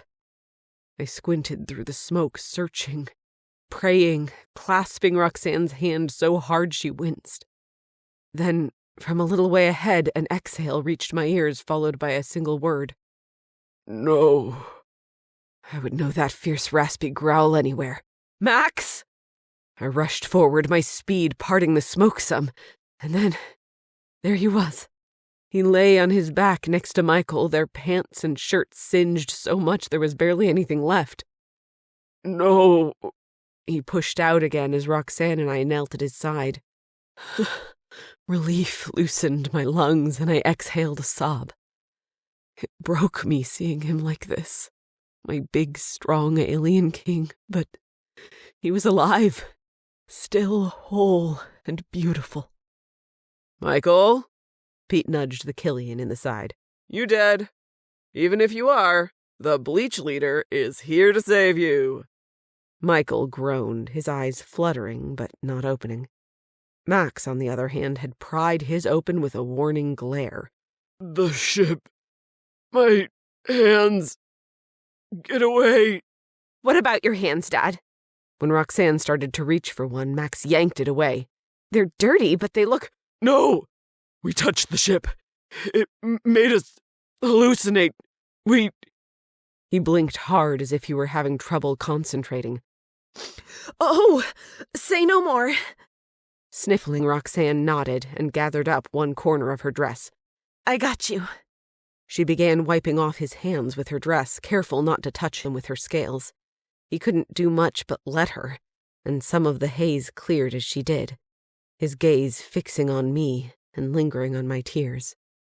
A sad smile tilted his perfect lips. Please don't cry, Nera. And don't keep making me, I choked out. His expression turned tortured, and he sank his eyes shut. Several water drones drifted toward us and put out the fires, filling the air with even more smoke. Pete, being Pete, ripped off his shirt and smeared his butter-free skin with the ashes. Then he held up his phone and started filming himself doing kissy faces. What happened? I asked Roxanne, since she seemed to know more than any of us. Well... She moved over to Michael to clean him up as well. There's no polite way to say this, but my dad and the Killian must have been nearby when a wild buxon peed on an elixir poppy. Max bolted upright, seemingly cured if not for his slight sway, with leaves tangled in his purple hair. Of course! The cloaked ship! Roxanne nodded, not noticing how Michael stared at her as she wiped his huge hands clean. The cloaked ship. I was so confused my thoughts had lapped themselves. So, a wild buxon brought a bunch of these poppies to the ship, climbed on top of it, and peed all over it? Does this happen a lot here, or have I been riding the perpetually confused train for a while now? The actual peeing happens a lot, Roxanne explained, righting her dress again after cleaning Michael. There's something in their urine that, when mixed with elixir poppies, the poppies turn invisible and give off this mind-altering chemical that's really powerful if you touch it. It takes about a minute or so for it to start working. She rolled her eyes up at the smoky sky. That's why I wear gloves, Dad, in case I touch an invisible poppy in the field that's been peed on. Incredulous, I turned to Max and Michael. So you touched the ship, and that's what happened? You got high on pee? Michael groaned. I'm sure if we knew it was covered in peed on poppies, we wouldn't have gone anywhere near it. It took a long moment for me to process all of this, and even then I wasn't so sure I followed. Buxon pee plus poppies equaled invisibility. How had anyone discovered that? Likely the same way someone discovered popcorn, by throwing random foods into the microwave to see what exploded into even better food. Did you know Earth's space fleet was using Xenox plants and animals to create something like a cloaked spaceship? I asked Max. No. Max's jaw pulsed with tension. Years ago, when my father first met with the humans, they were very interested in studying our planet. We let them, but only to a certain extent. Our natural resources here are unique. We depend on them to live. They're valuable. And our planet's core is made up of so much iron and nickel that its estimated worth is 750 trillion credits. According to the humans themselves, that is. Pete whistled low. I could buy at least 2 luxury cruise spaceships with that. Your planet is a literal wet dream for, well, anyone, really. including Earth's space fleet, I said tightly. Especially if a wild buxon pees on some of your poppies. No one spoke for several moments. No one needed to, since it was clear as day we were all thinking the same thing. That humans couldn't use and abuse this planet like they still did Earth if the Xenox were in the way. Pete, Michael breathed. I was hallucinating so much about gummy worms inching toward me down intersecting hallways that I couldn't remember your name. Okay, never mind. We weren't all thinking the same thing. Pete shrugged as he ran his hand through his bleached hair. Bleach leader works too. Or bleach god. I knew who you were talking about. And you knew they needed our help. We found them because of you. Roxan curtsied low, all grace and power in a single movement. Thank you, Pete, from the bottom of my hearts. Yes. Thank you, Pete, I echoed, sticking out my hand for him to shake. Clasping it, he grinned at Roxan and me. But then, under the weighted glare of Max, he averted his gaze, dropped my hand, and shielded his face with both of his. You're welcome, but it was nothing, absolutely nothing, he rushed to say. And I hate to interrupt all this fascinating talk about P, but if we don't get back to the cruise ship soon, they won't leave us behind since I'm the host, but they'll think about leaving us behind, and we can't have that now, can we? Michael nodded. Understood. Pete helped him to his feet, and Roxan clung to her dad while he stood. The two of them embraced wordlessly, carving out my heart with how sweet they were together. Then the three of them sauntered away, Pete chatting non-stop about who knew what, Roxan smiling politely, and Michael giving her long, lingering sweeps of his eyes. Max's attention, however, was locked on me. Nera, I'm sorry I frightened you. I shrugged briskly, trying and failing to blow the whole thing off. I guess I figured that artificial scales wouldn't soak in the effect of peat on poppies like normal scales and skin, but what do I know? The only thing artificial about me is the fade tech plugged into my brain to power it on. The rest of me is very much real. Cloned from my former body, an exact replica, and still just as real. My thoughts, my memories. Slowly, carefully, as though reaching toward a cornered animal, he took my hand and placed it on his chest. And my hearts, and my feelings, all very real. His hearts beat like dueling drums against my palm, speeding faster the longer I touched him. He felt real and warm, not like Rain, who had synthetic skin that felt cool to the touch. He felt like Max, the alien king I'd fallen in love with. Being with him, touching him, warred my mind and body in two different directions. Flinch away or lean in. Accept or refuse. The answer seemed to change from one second to the next, but one thing stayed the same. I still loved him. If the trip to Xenox had shown me anything, it was that. I loved him, irrevocably and completely. But what was I supposed to do with that knowledge? And love him or hate him, how could I ever trust him again? Exhaling, I sagged against him, my forehead to his chest and the remnants of his singed-away shirt. This doesn't change anything. I wasn't exactly sure what I meant by that. Me leaning against him, me admitting to myself that I was still hopelessly in love with him, that he was still a fade.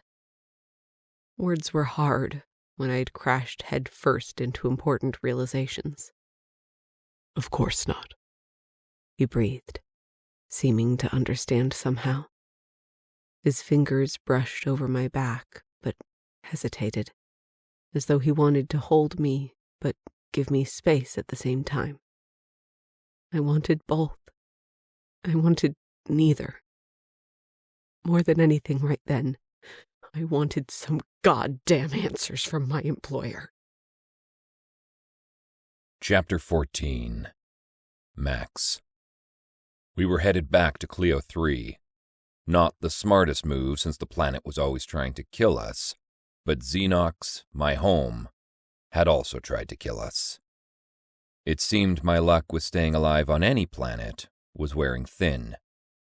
It had been a tearful goodbye with Roxan, one that clenched my hearts even now as the cruise ship sailed away from her. One of the hardest things in my entire life was leaving her behind, something I rarely did unless I had no other choice. Axel had stayed there to protect her, a small comfort, one that Nera had easily given into. I had seriously considered buying my way off Alien Love Island to stay as well, but there were too many things left unfinished. Between me and Nera, between us and Earth's space fleet. They'd hired someone to assassinate my daughter. I'd be damned if I let that slide. I can fix your tears, the curly blonde of Nera's style team, Oreo, was saying as they marched back toward the stage room. but I can't fix your smell before we go live other than dipping you into a vat of perfume. So no more crying, no more flinging yourself into wildfire smoke. Got it? But both of those things are so much fun. Mirth glittered in Nera's bottomless eyes until she flicked them over me, and then they went hard as stone, twin daggers to my hearts. I was the reason for her tears, and every single one of them chipped away at my being. If I could take away the pain and betrayal I'd put her through, I would in a split second. But she still worried for me, cared for me. Otherwise, she wouldn't have come looking for me on Xenox. I held that knowledge close, cupped it in my palms like it was a dying ember, and vowed to protect it in case it sparked once again. She looked away, and Smitha, the other member of her style team, whispered something in her ear. Nera nodded and strode toward the stage with her head held high and ignoring everything in my general direction. She moved like fire in that strapless dress, burning up her surroundings at the way the fabric clung to her curves and revealed her golden skin. I longed to trace the path of the dress across her generous cleavage with my tongue, tease the hem higher up her long legs. Heat spread over my lap and gathered in my groin, making me shift uncomfortably in my hover seat. What I wouldn't give to touch her, kiss her, grind myself into her one last time. She'd ruined me in the best way possible for any other female. All I wanted was her. She was it for me, the one. If she decided I wasn't enough, then no one else would ever compare to her. Michael, who'd been unusually quiet since we'd boarded the luxury ship, leaned in. "You're drooling." "Fucks off." He shrugged and crossed his arms. "She doesn't hate you, you know." "I know. But that somehow made it worse. If she didn't hate me, if she still loved me but didn't want to have anything to do with me anyway, that might just kill me." Pete came bounding in with his usual exuberant energy and clapped his hands loudly. All right. So, we're running late, as is our usual these days. Woo! Firefighting sure takes a toll. Michael leaned forward and drilled him with a glare. "Pretty sure actual firefighters don't take off their shirts and throw it on the fire to put it out and then smear ashes all over their pecs, Pete." Pete rolled his eyes. You were high on pee. You don't know what happened. Sal, who sat on the other side of Michael, threw up his hands. What the fuck happened down there while the rest of us were here doing Pete's shitty scavenger hunt? Pete clutched his ash-smeared chest and gasped. Shitty? I'll have you know that I worked for 5 whole minutes hiding the 2 heart-shaped thingies. A female crew member raised her hand. That was me who hid them? Oh, right. I forgot. Pete waved the fact away like it didn't matter. Anyway, we need big energy for the show. The editor said that on the last segment, most of you looked sad, maybe bored. Honestly, most of you have resting bitch face. No offense. He pointed at me and Michael, who'd already opened his mouth to protest. So bring the thunder this time, the dinosaurs, and the ticking time bombs. Whatever you've got. Oh, my guacamole spoon, Nera declared randomly, holding it up. Everyone chuckled, including me. Where had she been hiding that? And wasn't that the spoon we'd used for tacos earlier this afternoon? I laughed even harder. My beautiful star was always unpredictable. Sure, bring the guacamole spoon too. While looking at her sideways, Pete scratched the back of his head. Everybody ready? Good, great, because... He did a little twirl with his arms outstretched. It's showtime, baby! and action! A crew member shouted. The camera drones closed in on Pete. Hello, lovely audience! How good of you to see me again! It's time to find out which of our lucky contestants have succeeded in this epic ship-wide scavenger hunt. The goal was to find 2 heart-shaped things to win prizes. So the question I'm dying to know the answer to is who found what and where? Nobody said a word. Pete's body went limp, and he flung his head back with his eyes half closed like a child whose last nerve had caught fire. Seriously? No one found anything. You had 6 hours. A few contestants grimaced or ducked down in their seats. June shrugged one shoulder. We were doing other things? To be fair, Pete, the clue you gave us was a tad vague, Nera pointed out. Anything can be heart-shaped if you squint at it hard enough, or pound on it with your guacamole spoon. In fact, the stage itself is heart-shaped. The 2 butt cheeks of the heart, if you will, are hidden behind the wall of lights and red roses at our backs. Suddenly, Michael dumped something into my lap. A plump, juicy-looking strawberry in the form of a perfect heart. He lifted his arm and pointed at the top of my head. Heart-shaped strawberry, right here. He said he found it on the fruit tray outside the dressing rooms. Said he thought it was fake because it was so perfect.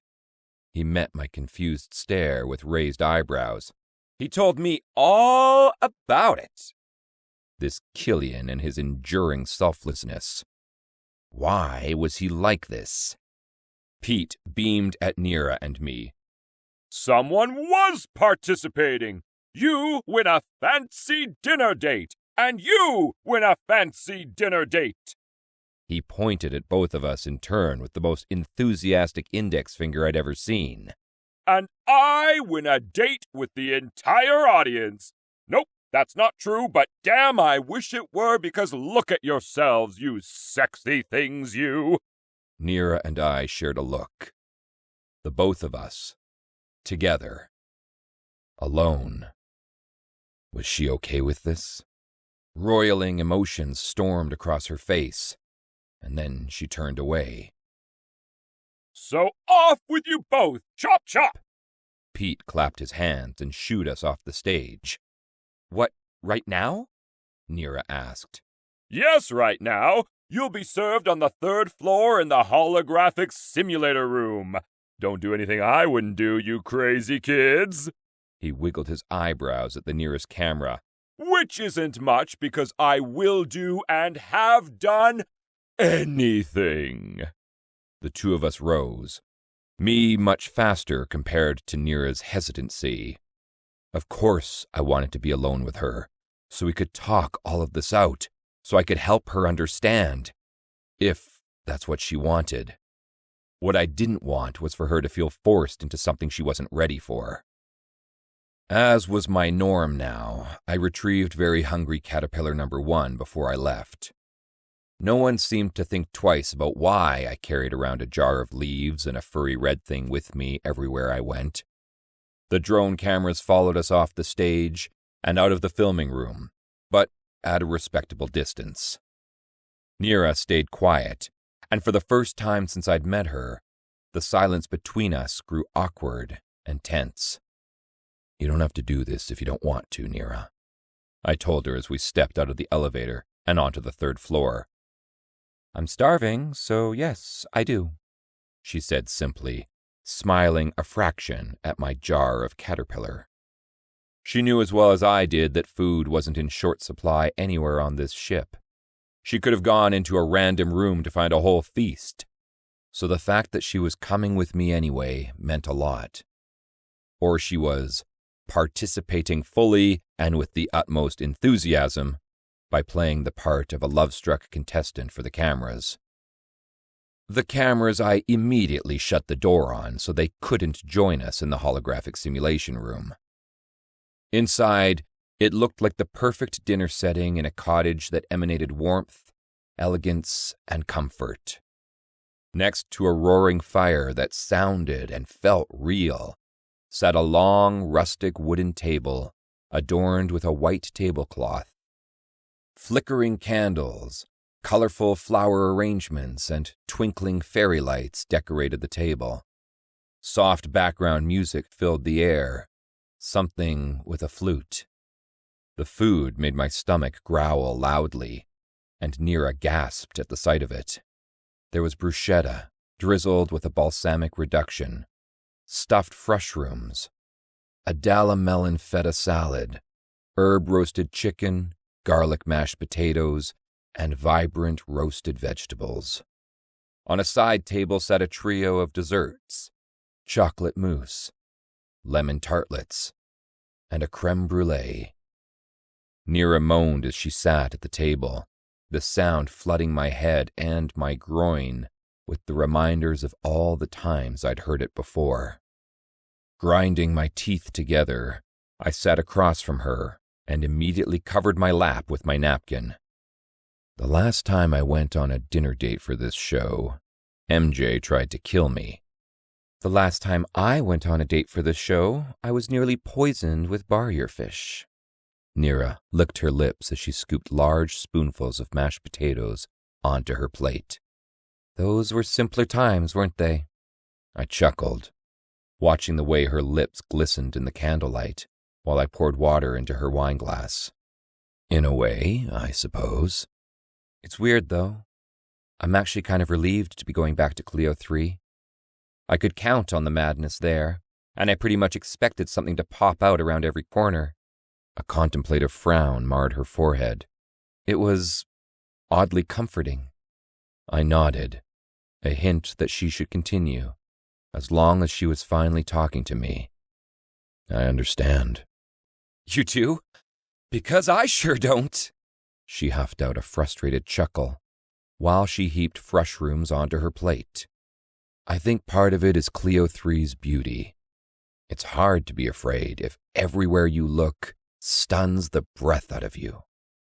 I smiled, watching her intently while I poured myself some water. Her mouth twitched as she looked away to smooth her napkin on her lap. Your planet's no dump either, but you're right. Plus, there are answers on Cleo 3. We'll need a plan that will ensure we get them. All of them. We'll get them. I squeezed my wineglass's stem so tightly that it cracked, so I set it down before it shattered everywhere. I will make them pay for what they nearly did to Roxan. Nera nodded as she carefully cut her large mushrooms into bite-sized pieces. I ducked down to look her in the eye. That's not the fade in me talking like it's been hacked and wants violence. I swear it. That's all me. It's all of my natural instincts as a Xenox father, the exact same as they were before I died, to right now and beyond. Finally, she met my gaze. I know, Max, she said softly. You're still afraid I'll snap, though. Can you blame me? She asked with a heavy sigh. Never, I told her. Even if I swore 1,000 times that I would never hurt you or our baby, I still couldn't blame you for not believing me, Nera. I respect you and your past too much for that. Tears sprang to her eyes, and while she worked to control herself, I picked up my chair and brought it around the table closer to her, slowly and deliberately so I wouldn't scare her. Then I took her hand in mine and weaved our fingers together.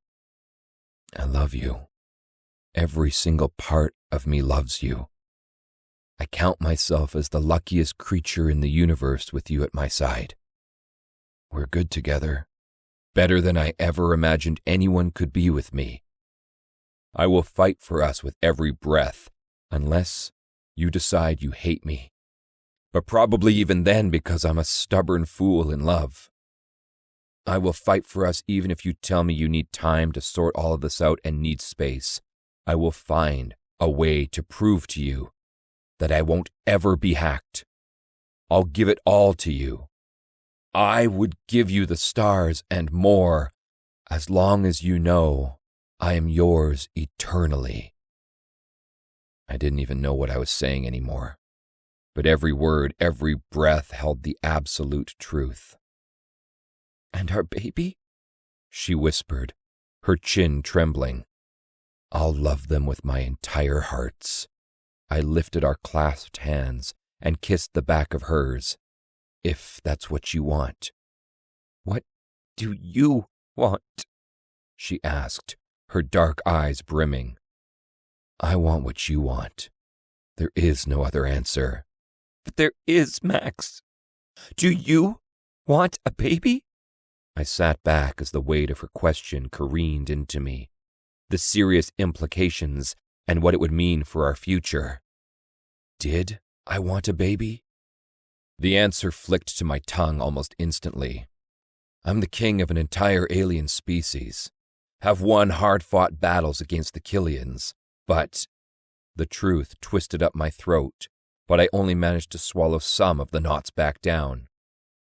There is no greater honor than being someone's father. To have that honor with someone you and I created, that would be a treasure. Nera released a shaky breath and propped her elbow on the table with her cheek to her hand, regarding me with her head tilted. Her tears flowed freely and plopped onto the fancy tablecloth, but there was something other than sorrow glimmering in her eyes. Hope, maybe, or the first inklings of trust. Either one lifted some of the weight from my chest. You always know the right thing to say, she whispered. It's the truth. Every word. I know. Wiping her cheeks, she gazed at the overfilled table. So, what are we going to do?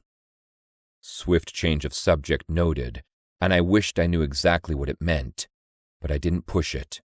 I refused to force anything with her. She needed time, and I would give it to her, as much as she needed, as much as it hurt me to be without her. We're going to eat all of this amazing food, I guess. I spooned some dalamelon salad and herb chicken onto her plate. Well, obviously I love that plan. She took a huge bite of dalamelon salad and chewed thoughtfully. But I meant when we get back to Clio 3. Drag Earth Space Fleet's asses over hot coals? Tie them all up to a breaking wheel? Or catch them in the act of their general asshole behavior and broadcast it all over this show that we're on? I grinned at my beautiful star and her genius idea. I'm fine with all of the above. Chapter 15. Rain. Email date 4/18/2635 to Max King of Xenox at universe.com from Sano at universe.com. Subject, question that's none of my business. It still haunts me to Email date 4/1/2635 to Sano at universe.com from Max King of Xenox@universe.com. Subject: question that's none of my business. Nera Kotrubin? Sorry, of course it's her. To this day, the image of her on the view screen pleading to go to war with the Fade still haunts me. I know it's a touchy subject for you, and now for me too, but that's the best I can explain it. Email date 3/30/2635 to Max King of Xenox@universe.com. From Sano@universe.com.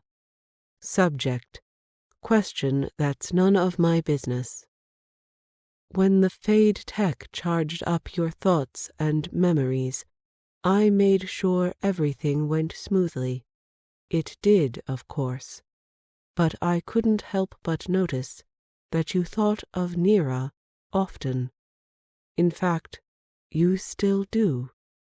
Why is that, do you think? You don't have to answer, and I know I'm prying even deeper into something that's none of my business. It's just that I care for her immensely, and wish that things had turned out differently for us. I regret everything so much. Chapter 16. Nera. My crew was coming with us. Not that they had a choice, but I gave them one anyway. The Odessa and the luxury cruise ship were airlocked together so that all of us had free reign across both ships, though they kept to our ship mostly. Dark took a single step inside the other ship and then turned right back around, her pink head swinging a hard nope. No thanks, too fancy for me. I agreed, but I shuttled back and forth between the two ships anyway, between my former life and my surreal current one. Sometimes when I was feeling extra spicy about the position I'd been put in, I stood in the center of the airlock, straddling that line between my two lives, which was also known as procrastination. I hadn't exactly told my crew why I wanted them to come back with me to Cleo 3, or, told them that our employer sucked Yeti balls. Mosley knew, since he'd been with me when we interrogated Jaren, but he only knew part of it. So, yep. Why do it today when I could do it never? Because they deserved to know. Also because Major sat at the end of the airlock with his little orange head tilted and staring at me expectantly. "You're not the boss of me," I scolded. I swear to God the cat rolled his eyes. Fine, we all know that's not true. I hauled myself toward him to get this over with. Inside the Odessa, I found the nearest intercom on the wall. For a moment, I could hear Dark and Philip on the bridge, arguing playfully while playing gin rummy, which were two of their favorite things to do. "Who opened the bag of idiots now, sucker?" Philip asked. Dark laughed, so happy and bubbly that I hated to burst in, but I did anyway. "Meet me on the bridge in 5, everyone. Coincidentally, I have another bag of idiots to tell you about." Major trotted after me. Crew meetings were his favorite, since he often stole the show. Yet another example of who was really boss around here. Less than 5 minutes later, we were all gathered on the bridge, even Doc, who made kissy noises as soon as he saw Major. We were a small but mighty group, the 6 of us, and I loved them deeply for never once second-guessing me, even though I definitely deserved it sometimes. So, I feel I should be honest with you about a lot of things, I began. But if you could just hear me out first and ask questions second, that'd be super great. I forced a breath, my nerves twisting around my lungs. Earth Space Fleet hired an assassin to kill King Max, his daughter, me, Michael, and Pete from Alien Love Island, and possibly Max's wife, dad, and brother as well.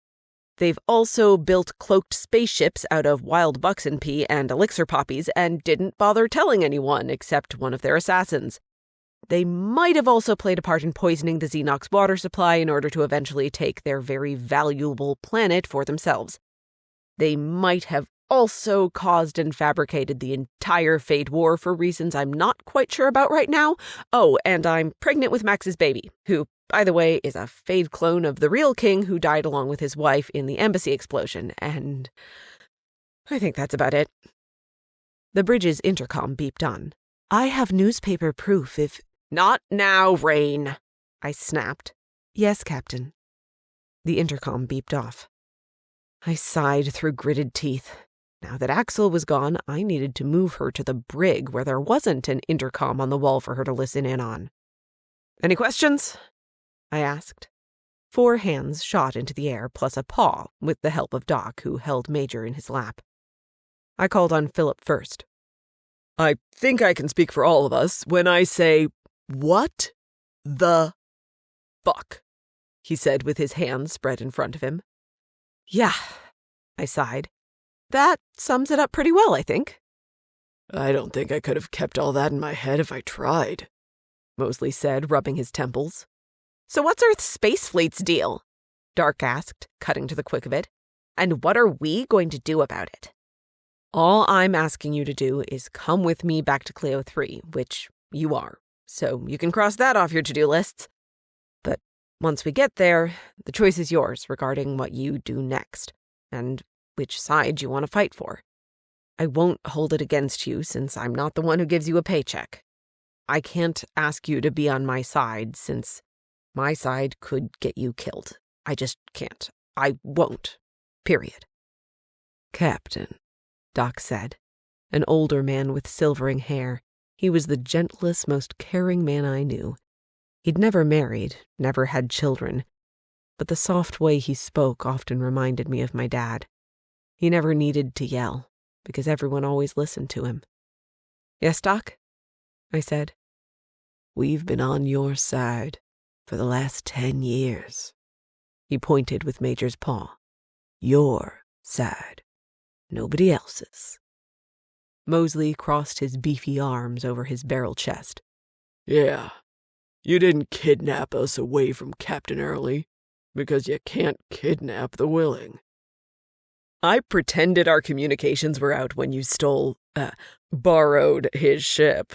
Philip grinned wickedly, and he and Dark fist-bumped. I flew as fast as I could away from that fucknut, Dark said, a fierce glimmer in her blue eyes. I was all like, see ya, Captain Anal Retentive, you lobotomized fuck waffle. Wouldn't want to be No offense to you, Captain. None taken, I snorted, and then shook my head. I'd blocked a lot of things out around that time, so a lot of this I didn't remember. Maybe I never even knew in the first place. Regardless, my heart swelled to near bursting for everyone in this room. I don't deserve you guys. Well, Mosley dug in his pocket for a toothpick and popped it into his mouth. I'm afraid you're stuck with us like flies on shit. Ew. Dark scrunched her nose and then winked at me. More like bees on sweet. We know you, Captain, Philip said with a smile. There's no denying that your side is the right side, and that's where you'll find us. Maybe even Major, too. He reached toward the cat, which swatted at his hand. Oh, maybe not. Doc chuckled as he scratched between Major's ears. And if it gets you all killed? I asked. Mosley shrugged his massive shoulders. It's not like we can be mad about it if we're dead. Besides, who better to take down Earth's space fleet than us? A couple of rejects they sent to the farthest reaches of space just so they wouldn't have to deal with our bullshit. Dark rolled her eyes. You mean your bullshit? Captain Early hated it when you talked about Van Gogh and Monet all the time. Not everyone appreciates the finer things in life, Mosley said, gnawing on his toothpick. I seem to remember a certain argument where you called Early a thunder cunt because he docked your pay for your new hair color and ripped sleeves. I call it like I see it. She waved her hands dismissively and then looked to me again. No offense. I laughed. None taken. He's my ex because he is a thunder cunt. I came willingly because of you and Major. Doc coaxed the cat's smile even bigger at every stroke of his head while he gazed at me meaningfully. And because you needed us especially at that specific point in time. Everyone else nodded, but they didn't say anything and didn't let it bring down the light-hearted mood either. I was so grateful to them for every single cell inside them that made them the best crew in the universe. But I didn't trust myself to speak right then. We'd been through so much together, and they'd just accepted everything thrown at them, including their wayward, broken captain, with the grace of true friends. Dark lightly slapped Philip's boot he had propped on his knee. And Philip's just here to get beaten rummy. You found me out, he said with a chuckle, and a little color rose to his cheeks. Pretty sure the real reason he came was sitting right next to him. But as far as I was aware, nothing beyond Philip's salivating had ever happened between them. Or they fucked like monkeys every hour on the hour. It wasn't really my business. I took a deep breath and forced my voice to come out evenly. Okay, good. I thought I was going to have to put you all back in your cages, but since you've all agreed to fly to your doom, I suppose I'll let you keep roaming free. Will we get 2 bits of kibble in our food dishes tonight, or just the standard one? Philip asked. What do you think this is, a fancy restaurant? I asked in faux admonishment on my way out the door. Mosley grunted. It's fine. I know where she hides the bourbon. And I know where she hides the kitchen, Dark said. Super sneaky, that captain, but not sneaky enough. I chuckled on the way out, my chest lifting at the weight they'd all happily taken from me. I'd have to find a way to repay them so they'd know how much I valued them, if we all made it out of this alive. My next stop was the room I kept Rain in, and her next stop would be the brig once I moved her. I strolled on in without knocking, and she stood in the middle of the floor like she'd been expecting me. Dressed in green and white striped overalls, she looked like she was about to start painting the walls or something. I was only trying to help, Nera. I know, I said, waving her off. They believed you without any proof. I know. I did a double take and searched her blue eyes. Wait, were you listening in? I promise I wasn't trying to, but voices carry easily through the air shafts. I growled under my breath. That was something I'd have to keep in mind for future private conversations. For now, I had more questions. On Clio 3, inside Earth's Space Fleet's bunker, there were all sorts of topographical maps of the planet, every single one of them wrong. Why is that? That's Clio 3's best-kept secret. A hint of pride crept into her not-quite-human voice. I chose to go there because of its unpredictable nature. Unpredictable because it's not a real planet. My brain scratched, and I screwed up my mouth to find the right response to that little nugget of weirdness. What now? It's a synthetic planet I created. You created what? I used to be able to make it look however I wanted for whoever followed me there, like Earth's Space Fleet. For them, the planet is nearly impossible to traverse because of the steep, rocky cliffs. Pair that with all the fake fade they're warring with there, and it's the perfect distraction to keep them preoccupied so I can keep an eye on them. But for you and Alien Love Island, it's paradise. I offered the planet to the show's producers to film there long before Earth's Space Fleet found me there. And now, it's a very busy planet. I just stood there for a long moment, stunned. Let's go back to the part where you created a whole big planet? She shrugged one shoulder. It's not that big. So, what, do you think this makes you like a god now? Her eyes widened in surprise. A god? No. Just a fade who needed somewhere far away to go where I wouldn't hurt anyone else. She looked down at her shoes, sagging a little. A place like home. The image of the abandoned building on the cliffside she'd decorated with items from my Earth house flashed through my head. She wanted her home to look like our old home. An unexplainable pang shot through my heart, and I couldn't even begin to define it. I didn't have the time either, because seconds later, the ship heaved violently, spilling me against a wall. Then the power went out and plunged us into darkness. "Rain?" A note of panic and accusation pitched my voice higher. "It wasn't me. I can scan the ship if you want." "Do it." Some of the auxiliary power must have kicked on, because the green light on the same wall intercom she'd used earlier shone like a beacon. "Everyone all right?"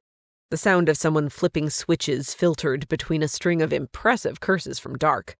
"We have life support, and we're still flying with auxiliary power. Why the lights are still out, I have no idea." "Captain, did you forget to pay the electric bill again?" Mosley asked. "You found me out. Is everyone still on the bridge?" "Everyone except for Major," Doc said. "Either he took a pee break, or this is all a part of his master plan to kill us all. It's hard to say, really." "Captain," Philip said, "I tried contacting the cruise ship to see if they're all right, but they haven't answered." Shit. Were they in worse shape than we were due to their size? My nerves pinched with worry. "Okay, keep trying. Stay put for now. I'll find out what's going on and get back to you." "Roger that, Captain," Philip said. When the intercom beeped off, a shiver crawled up my back. Rain was still behind me. Her presence was as big and limitless as a black hole. Had she been lying when she said this wasn't her doing? Was she about to kill me right this second? Holding my breath, I sank my eyes shut. The impenetrable darkness closed in, shrink-wrapping to my skin and suffocating me, the same as it had for many years. Nighttime didn't bother me since it was lit with the moon and stars, but dark, enclosed spaces where monsters lurked, where the boogeymen reached clawed fingers toward your back, where blood-covered Fade watched you in the confines of your living room before you flipped on the lamp. "Anything, Rain?" I choked out, forcing myself to turn around. "The power surge came from outside the ship," she said simply, still positioned in the middle of the room. "It affected the cruise ship as well." My breaths snagged in my lungs as they thickened into stone. "Are they all right?" "As far as I can tell, the airlocks are still connected, but the other ship's engines are out, and the passengers' vitals are elevated." Shit. I'm going to see if I can help. I started for the direction of the door by Feel Alone. "Nera, we are close to Clio 3. I stopped at the door, the weight of her words dragging at my legs. "You think it's Earth's space fleet sending us a warning or some shit?" "Yes, or some shit. Anything to slow us down and make us stay away." I analyzed the energy source from the Odessa's still operational cameras, of which there is only one. The energy source's wavelength, frequency, and modulation patterns have the distinct signature of Earth Space Fleet weaponry. I downloaded those patterns into this data drive for proof if you want it. I'm holding it out to you now. "Well, you own the planet they're on," I reminded her. "Yes, but I don't own them." "But you own the planet they're on. Rain, send them a warning right back." "I can't. I used to be able to, but not anymore. Clio 3 took on a life of its own, as planets tend to do." Yeah, I didn't even know what that meant. Heaving a frustrated sigh, I closed in on her and the data drive, blindly searching the darkness for her hand while my pulse karate-chopped against my flesh. Gently, her hand grasped mine and pressed the drive into my palm. I pulled away quickly and backed away once more toward the door. "For the sake of argument," Rain said, "what did you have in mind for Clio 3? "A huge distraction, something to take their minds off searching for us in the sky, a giant wave of fake fade. How about that?" A pause then. "I am glad I am on your good side, Nera." "You're not," I snapped. "No, of course not. I am glad I am on any side of you." Anywhere you are is where I want to be. That's all. I didn't know what to say to that, so I didn't say anything as I slammed the door behind me. Damn space fleet, did they honestly think this was going to turn us around and make us give up?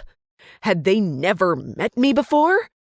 Stumbling along, I felt my way to the main hall outside the ship's bridge. Inside the walls were compartments full of spare supplies like flashlights, sealed packages of government peanut butter, toilet paper, batteries, and huge boxes of sporks. You know, the important stuff. I stuffed a backpack I found with as many flashlights and other items as it could carry to the bridge, powering only one of them on, and when I barged through the door, my crew groaned and blinked into the bright light. "We were telling ghost stories, Captain," Dark said, squinting through her fingers. They were all seated exactly as I'd left them, perfectly fine. "Still no word from the cruise ship, but Major came back." Philip pointed to his head. "See?"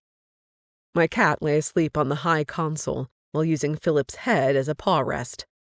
If only we could all be that oblivious to what was happening. "Good. Here." I shoved flashlights into all their hands, whether they wanted one or not. "I'm on my way to the cruise ship. The power surge hit them, too." "A power surge from where, Captain?" Dark asked. "We didn't get any warning, and I didn't see anything on our scanners." "Earth's space fleet doesn't care for our presence so close to Cleo 3, it seems." "So they know that we know that they know," Philip reasoned. Something like that. I'll be back before you miss me." "Do you want me to come with you, Captain?" Mosley asked. He must have seen the sweaty trepidation all over my face. "I'll be fine. Stay here. Keep an ear and an eye on the prisoner," I told them, "and dream of Earth's space fleet's downfall." Their collective enthusiastic "Done" gave me the little bit of courage I needed to put one foot in front of the other. As soon as I stepped out into the hallway again, though, shadows slinked just out of reach from the beam of light. Movement wavered as my eyes played all sorts of shitty tricks on my brain. Have I mentioned how freaking scared I am of the dark? But I kept going, one foot in front of the other. Earth Space Fleet's email spun around the hamster wheel that was my brain. Is she going to be a problem? Damn straight I was. Chapter 17. Max. "So, yeah," Pete said, kicking his heel at the cruise ship's plush hallway carpeting. "I've officially been fired. This is my first and last season on this show." What? Michael shook his head incredulously. That's crazy. Just for trying to kill us? I'm really sorry, Pete, I told him. The guy had his heart in the right place, but I couldn't exactly say I was surprised. Still, after all he'd been through, all he'd done for me personally, he deserved better. Hopefully, he would find it. What will you do? I asked, switching Nera's caterpillar's jar to my other arm. Pete sighed heavily. Shit! The floor jumped out from underneath us as the ship quaked and lurched. The three of us sprawled to the carpet while the lights began flickering. Then the ship stilled, and the lights stayed off. Silence followed. The three of us held our breaths, waiting. Pete huffed a humorless laugh. Well, speaking of shitting, anyone have some spare pants? What just happened? Michael demanded. No idea. After searching the caterpillar's jar to make sure it was still inside, I leaped back to my feet, my pulses thundering. But I need to find Nera, see if she's okay, and see about this ship. Yeah, like why the auxiliary power hasn't kicked on. We still have gravity, we're still in the air. Michael grunted as he thumped against the wall to stand. I'm stating the obvious, aren't I? I'm just trying to find my wits. I'd bet that's easier to do in the light, Pete said.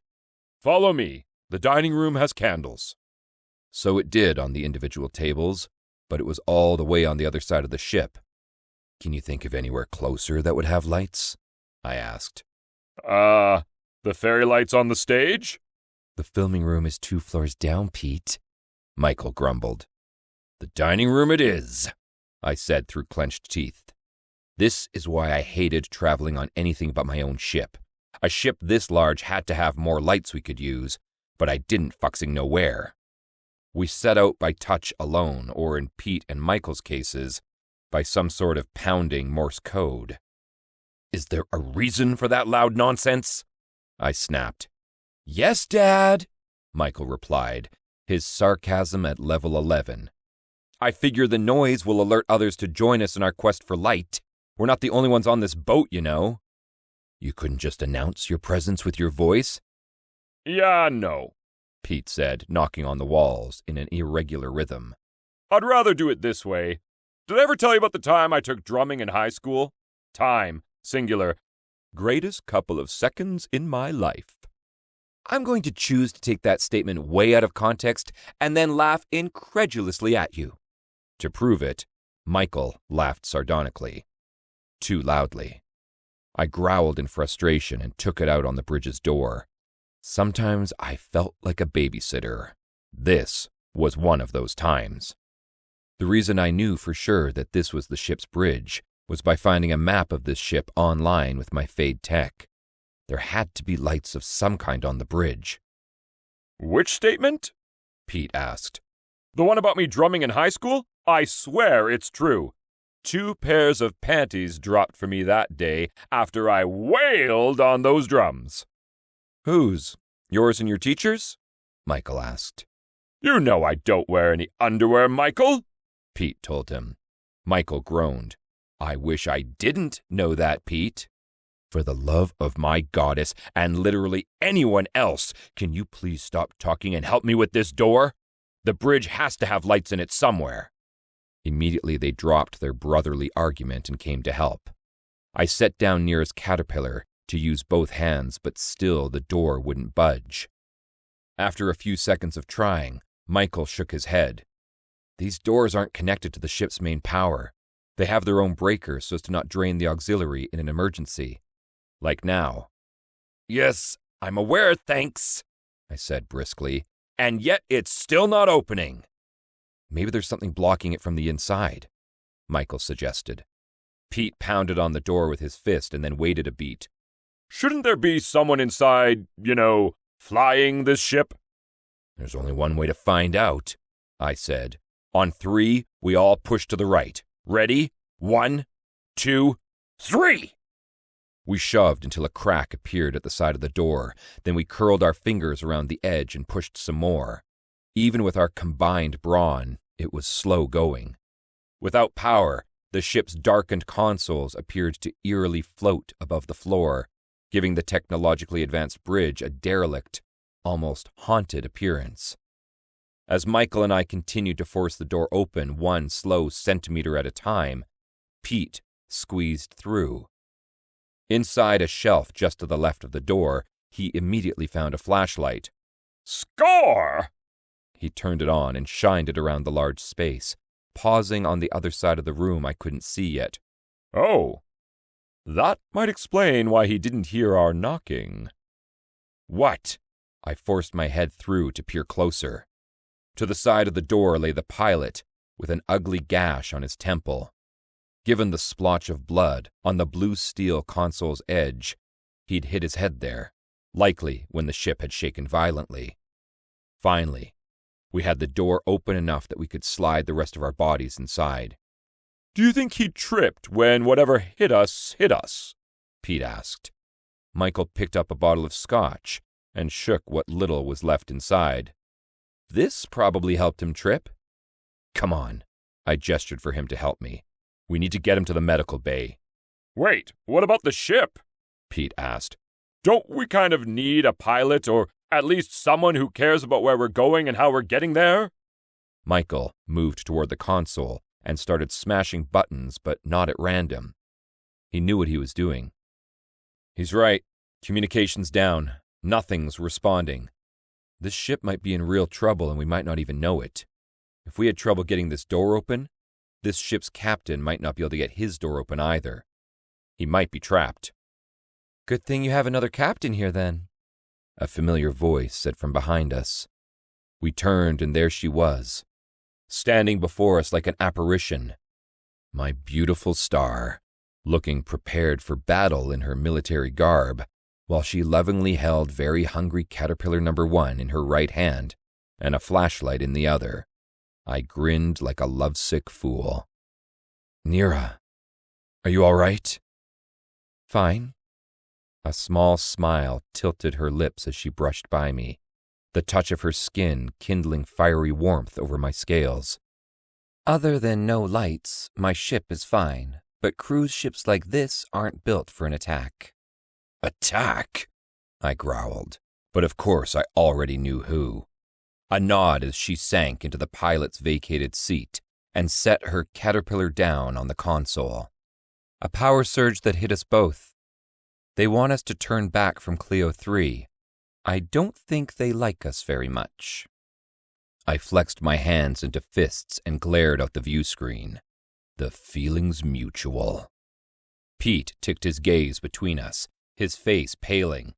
"Okay, but attack or not, every ship has emergency procedures and autopilot and all that other stuff I know jack about, right?"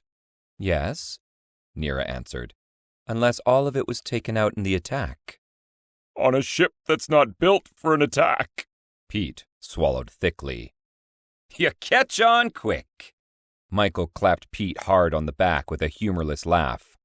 "So, basically, we're on a flying death machine. Does that about cover it?" Nera shrugged off a military backpack and unzipped it. "Well, I think I brought enough juice with me to at least power up communications and talk to my ship. After that, I'm not sure." "Baby steps, then. Baby steps on this flying death machine." Pete blew out a shaky breath. "Yes, I think I will have that breakdown now, thanks." "How about instead we do something about the giant elephant in the room, also known as the passed-out pilot?" Michael nodded down at him. "What good's that going to do if we're all going to die?" More than a few notes of hysteria cracked Pete's voice. Michael took hold of his shoulders and ducked down to his level. "What if we don't take him to the medical bay in time, and that pilot's brain is so damaged that he doesn't think you're the greatest reality TV host of all time? What then, Pete?" Pete laughed like that was the most ridiculous thing ever, and then bent down to help the poor pilot. "I see your point. Let's go." Nera handed Michael a flashlight from her bag. Then Pete and Michael maneuvered the pilot out the half-opened door. Once they were gone, Nera shook her head at the console as she clicked a few batteries into place beneath it. "I thought they'd never leave. I've found it best to keep my mouth shut and let them wear themselves out." I sank into the co-pilot's seat next to hers and squeezed my fists. They're getting bolder and bolder with every passing day, aren't they? If you're talking about Earth's space fleet, then yes, they are. She flipped some switches and watched the console light up. "I don't suppose you can hack into the ship and make it go, can you? Like you hacked into my ship?" I shook my head. "Unless you have a battery for the entire computer system on this ship. There has to be something to hack into. Without power, there's nothing." She sighed as her hands flew over the ship's keyboard. "I'm beginning to understand that now. Without Fade technology, your clone was nothing. Just something that looked like Max, and had all of Max's memories, but with nothing to make it go." "That's the gist of it, yes," I said, watching her closely. She sat silent for a moment and then glanced over at me. "I'm afraid of the dark, Max. I always have been. So getting from my ship to this one was a struggle for me." "I'm sorry," I breathed, and tentatively reached out to swipe a strand of her hair behind her ear. She went completely still as I did so, her eyes sinking shut briefly as a shudder rippled through her. "Accepting your truth is also a struggle for me." "Of course it is," I said gently. "I'm sorry for that too. Just know there's no rush." "I do understand why you did it, though. That part wasn't as much of a struggle for me." She grinned, and it was more breathtaking than the stars outside the window. "You did good with Roxan. Really good. She's amazing. My heart's swelled with pride and a rush of affection. She did all the hard work. I just made sure I was there for her. Until I wasn't. My voice came out raspy when my throat twisted. Nera reached out and placed her hand over mine. You can't blame yourself for that. How were you supposed to know they would hire an assassin and give him a cloaked spaceship to help him carry out that mission? Not every bad thing that happens is your fault, Max. I promise you that. Still, I said, gazing into her fathomless dark eyes, I can never stop blaming myself for that, or that I've hurt you and was the cause of any of your tears. If I could go back and do it all over again, I would change everything. I'm not sure I would. A brief, sad smile tugged at her mouth as she gazed down at her hand on mine. After everything we've been through and shared, most of it was magic. And if you'd told me the truth right from the start, we might not have experienced any of it. What's the greater tragedy here? My brain stalled as it tried to process what she was saying. What was she saying?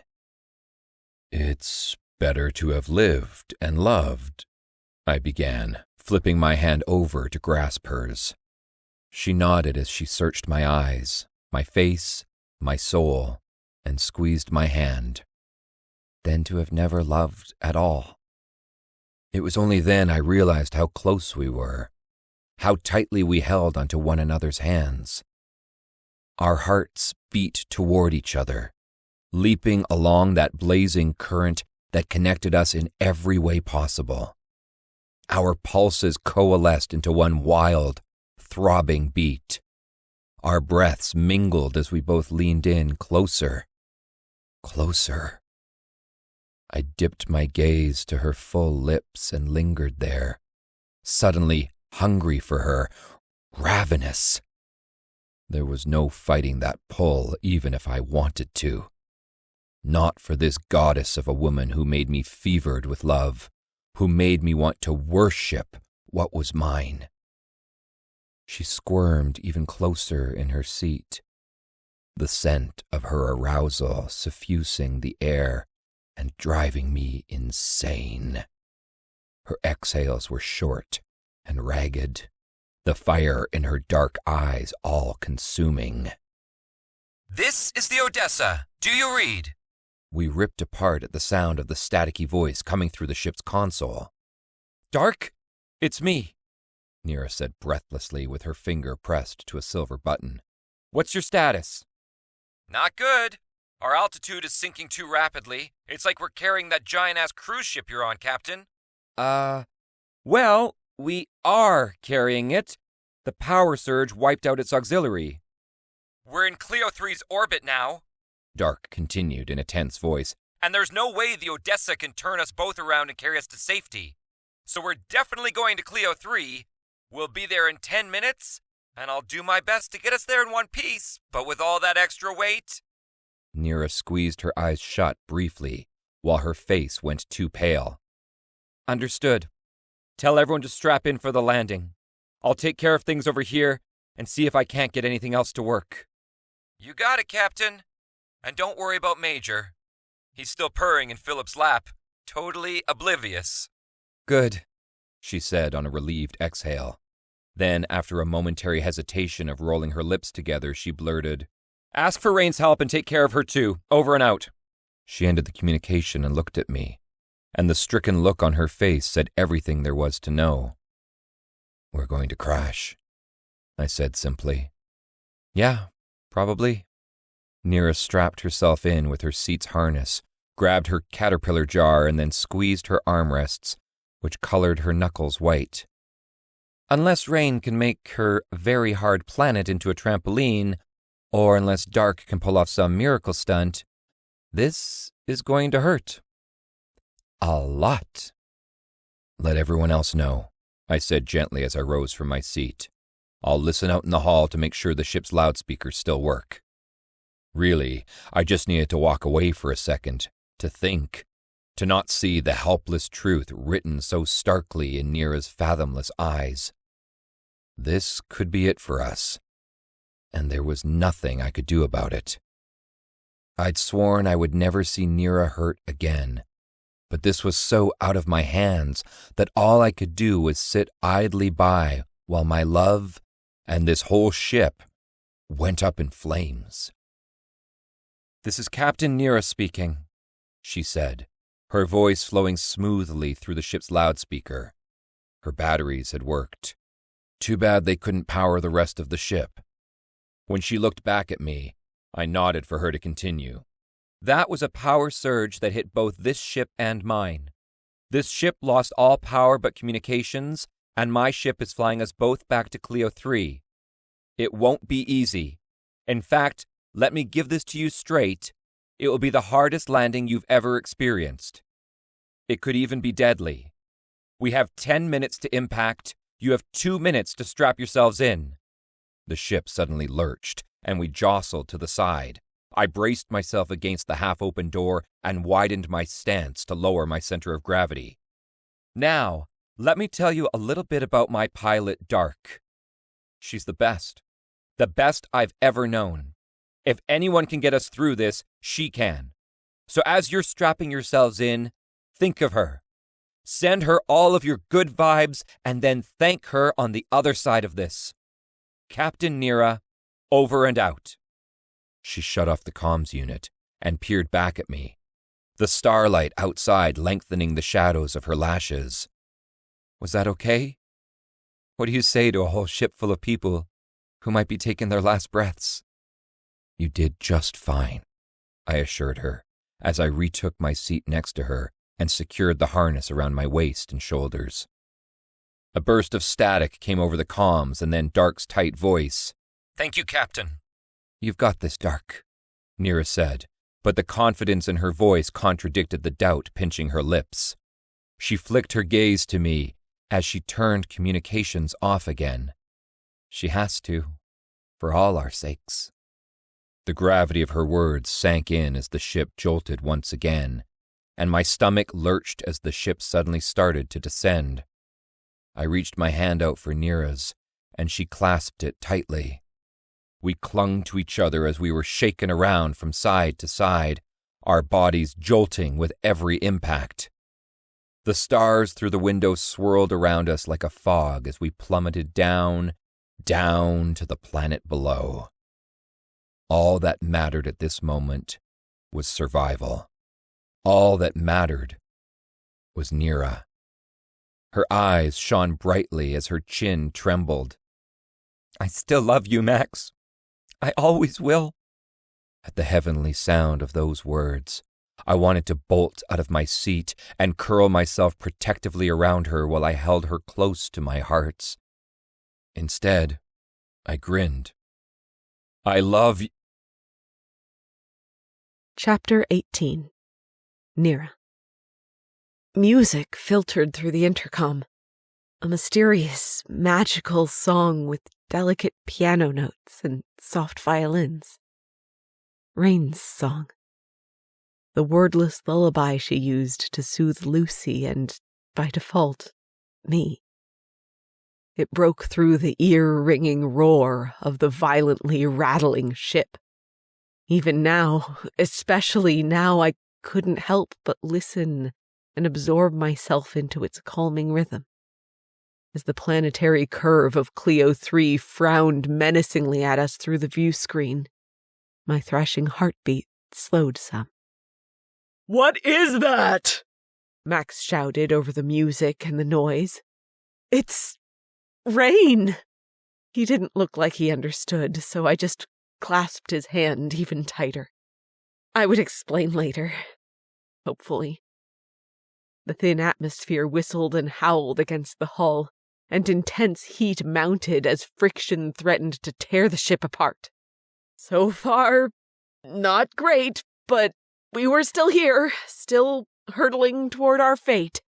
Even though I knew it was useless, I danced the fingers of my free hand across the console's buttons, desperately trying to find any last shreds of power. All I had was communication. which I powered on once more. "Brace for impact!" I shouted, hoping the rest of the ship could hear me. The planet was closing in fast, a surreal mixture of water and rock and dust that filled the view screen, blurring my vision. It looked so different while hurtling toward it rather than hovering over it while unable to land. The ship groaned and protested as Dark was likely pulling back on the Odessa's controls, trying to ease our descent, but it was a futile effort against the planet's unrelenting pull. I tore my gaze away to look at Max. "This is it!" He smiled, so full and beautiful that it almost hurt. "This isn't it, Nera." "No?" He shook his head.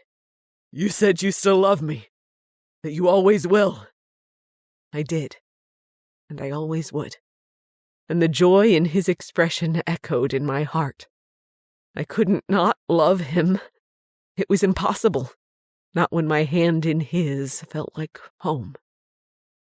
With a bone-rattling jolt, we hit the ground. Metal screeched and buckled as the ship skidded across the beachy terrain, throwing sparks and debris in every direction. The impact jarred my teeth and sent shockwaves of pain through my body. The once fancy schmancy sturdy ship shuddered and groaned as it gradually came to a halt, in a cloud of dust and smoke. We sat there, shocked for a moment, silence enveloping the bridge, broken only by the crackling of damaged systems. As the dust settled, I released a shaky breath and locked eyes with Max.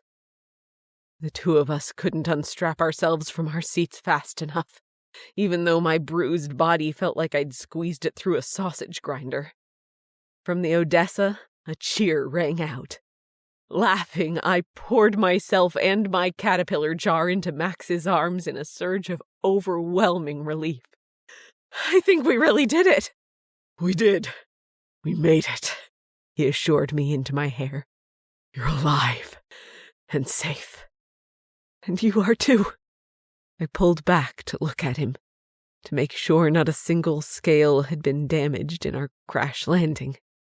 He seemed to be doing the same to me and my caterpillar, his gaze trailing, his fingers searching. It was as if something snapped inside me.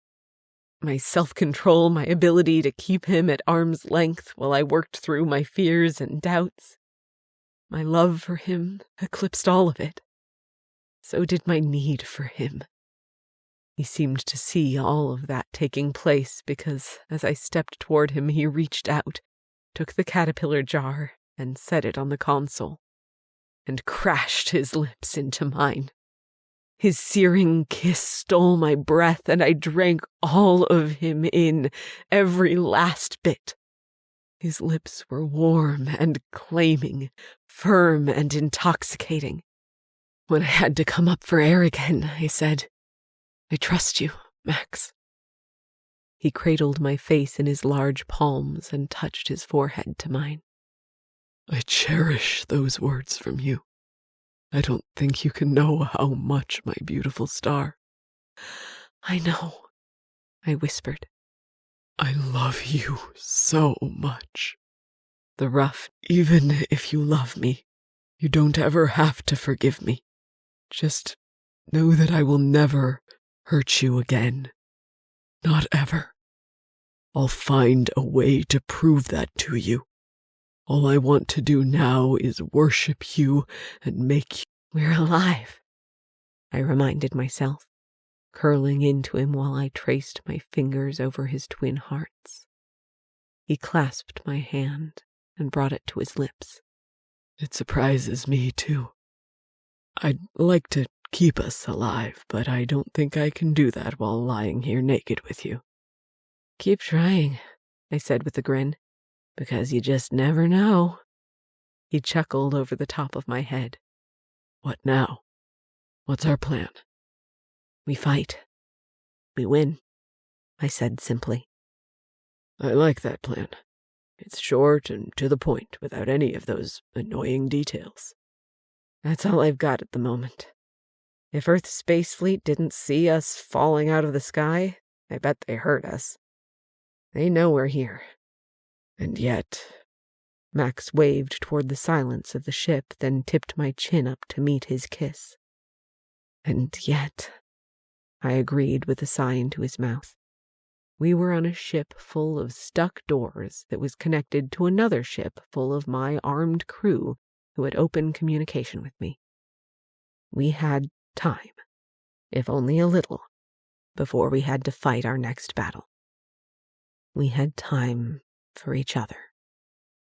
Max speared his fingers to the back of my head and touched his forehead to mine. If I had lost you, Nera. You didn't.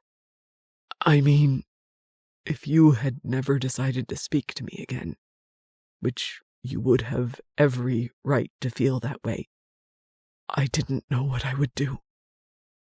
I am yours. You are mine. There is no one in the entire universe who even comes close to what I feel for you. His purple eyes glinted with sincerity and the murderous planet's gorgeous sunset outside the view screen. You set me on fire, and I burn for no one else but you. I grinned as I tilted my head for another kiss. Your sweet words will get you everywhere. As long as you believe them, he breathed against my lips. Because they're the absolute truth. I do. Every word, I assured him. Good. He swept his mouth over mine, kindling a fresh wave of desire as he settled his hips between my legs. I'm done hurting you. I just want to love you. And I want to love you. All of you. I grazed my fingers over the scales on his temple, thinking about the fade tech that lay inside. Could I eventually love that too? The reason he was here with me now, loving me, protecting me, instead of buried 6 feet under. It was there that I saw the truth, and I matched his smile with one of my own. Together, we'll win. Chapter 19. Max.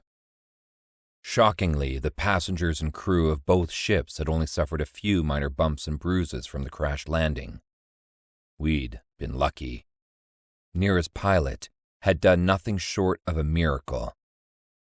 By the time Nera, her crew, Pete, Michael, and I forced open all the doors on the cruise ship, we were all exhausted. Outside, we found the exorbitantly expensive ship to be a totaled wreck.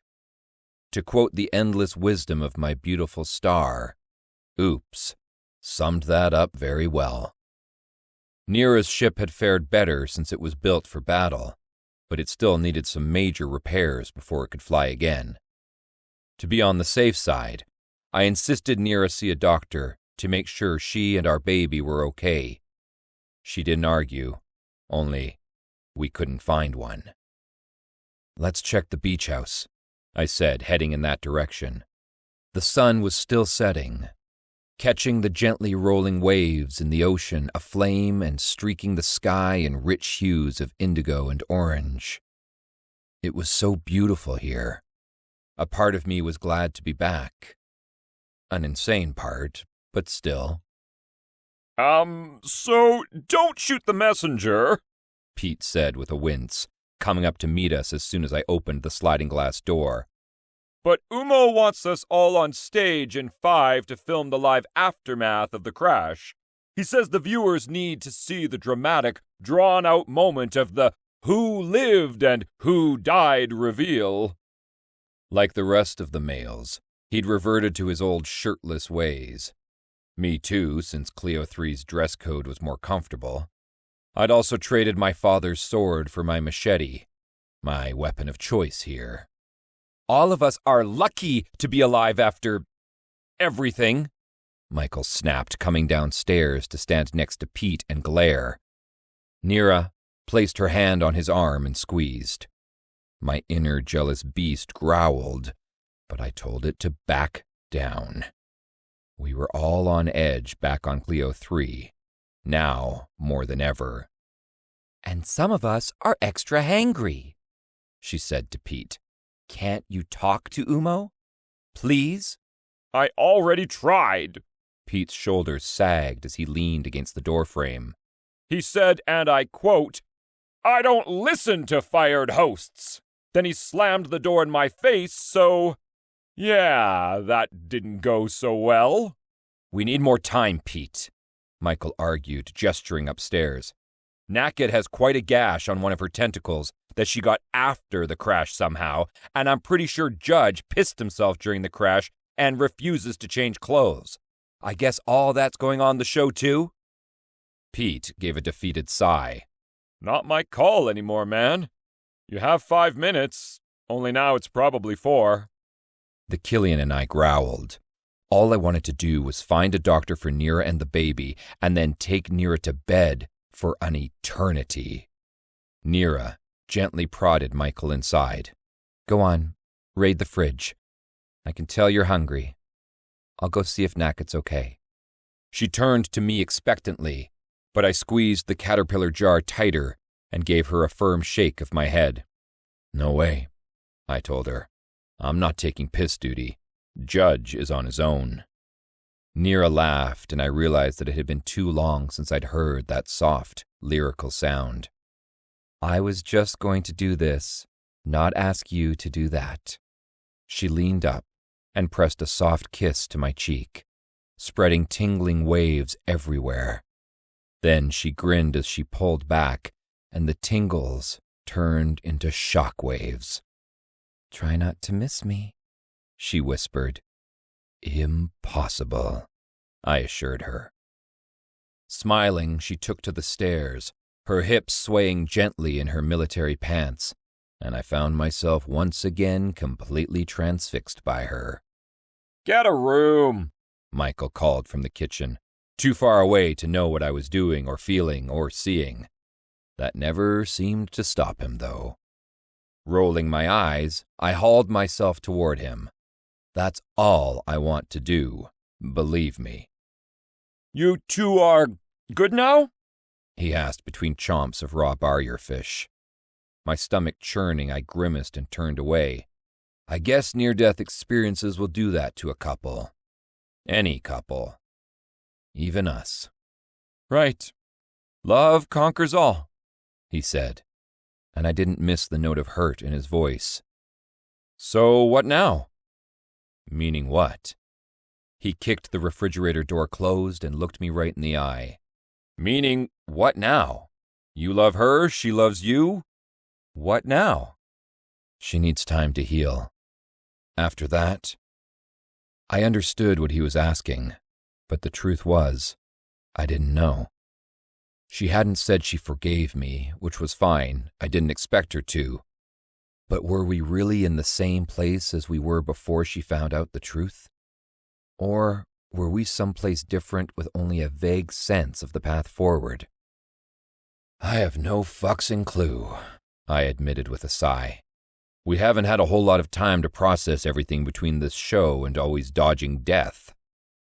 Michael turned to retrieve 2 jars of castnut butter from the cupboards, twisted them both open at once, and slid one toward me across the island counter. "That's why I was asking. I'm not blaming."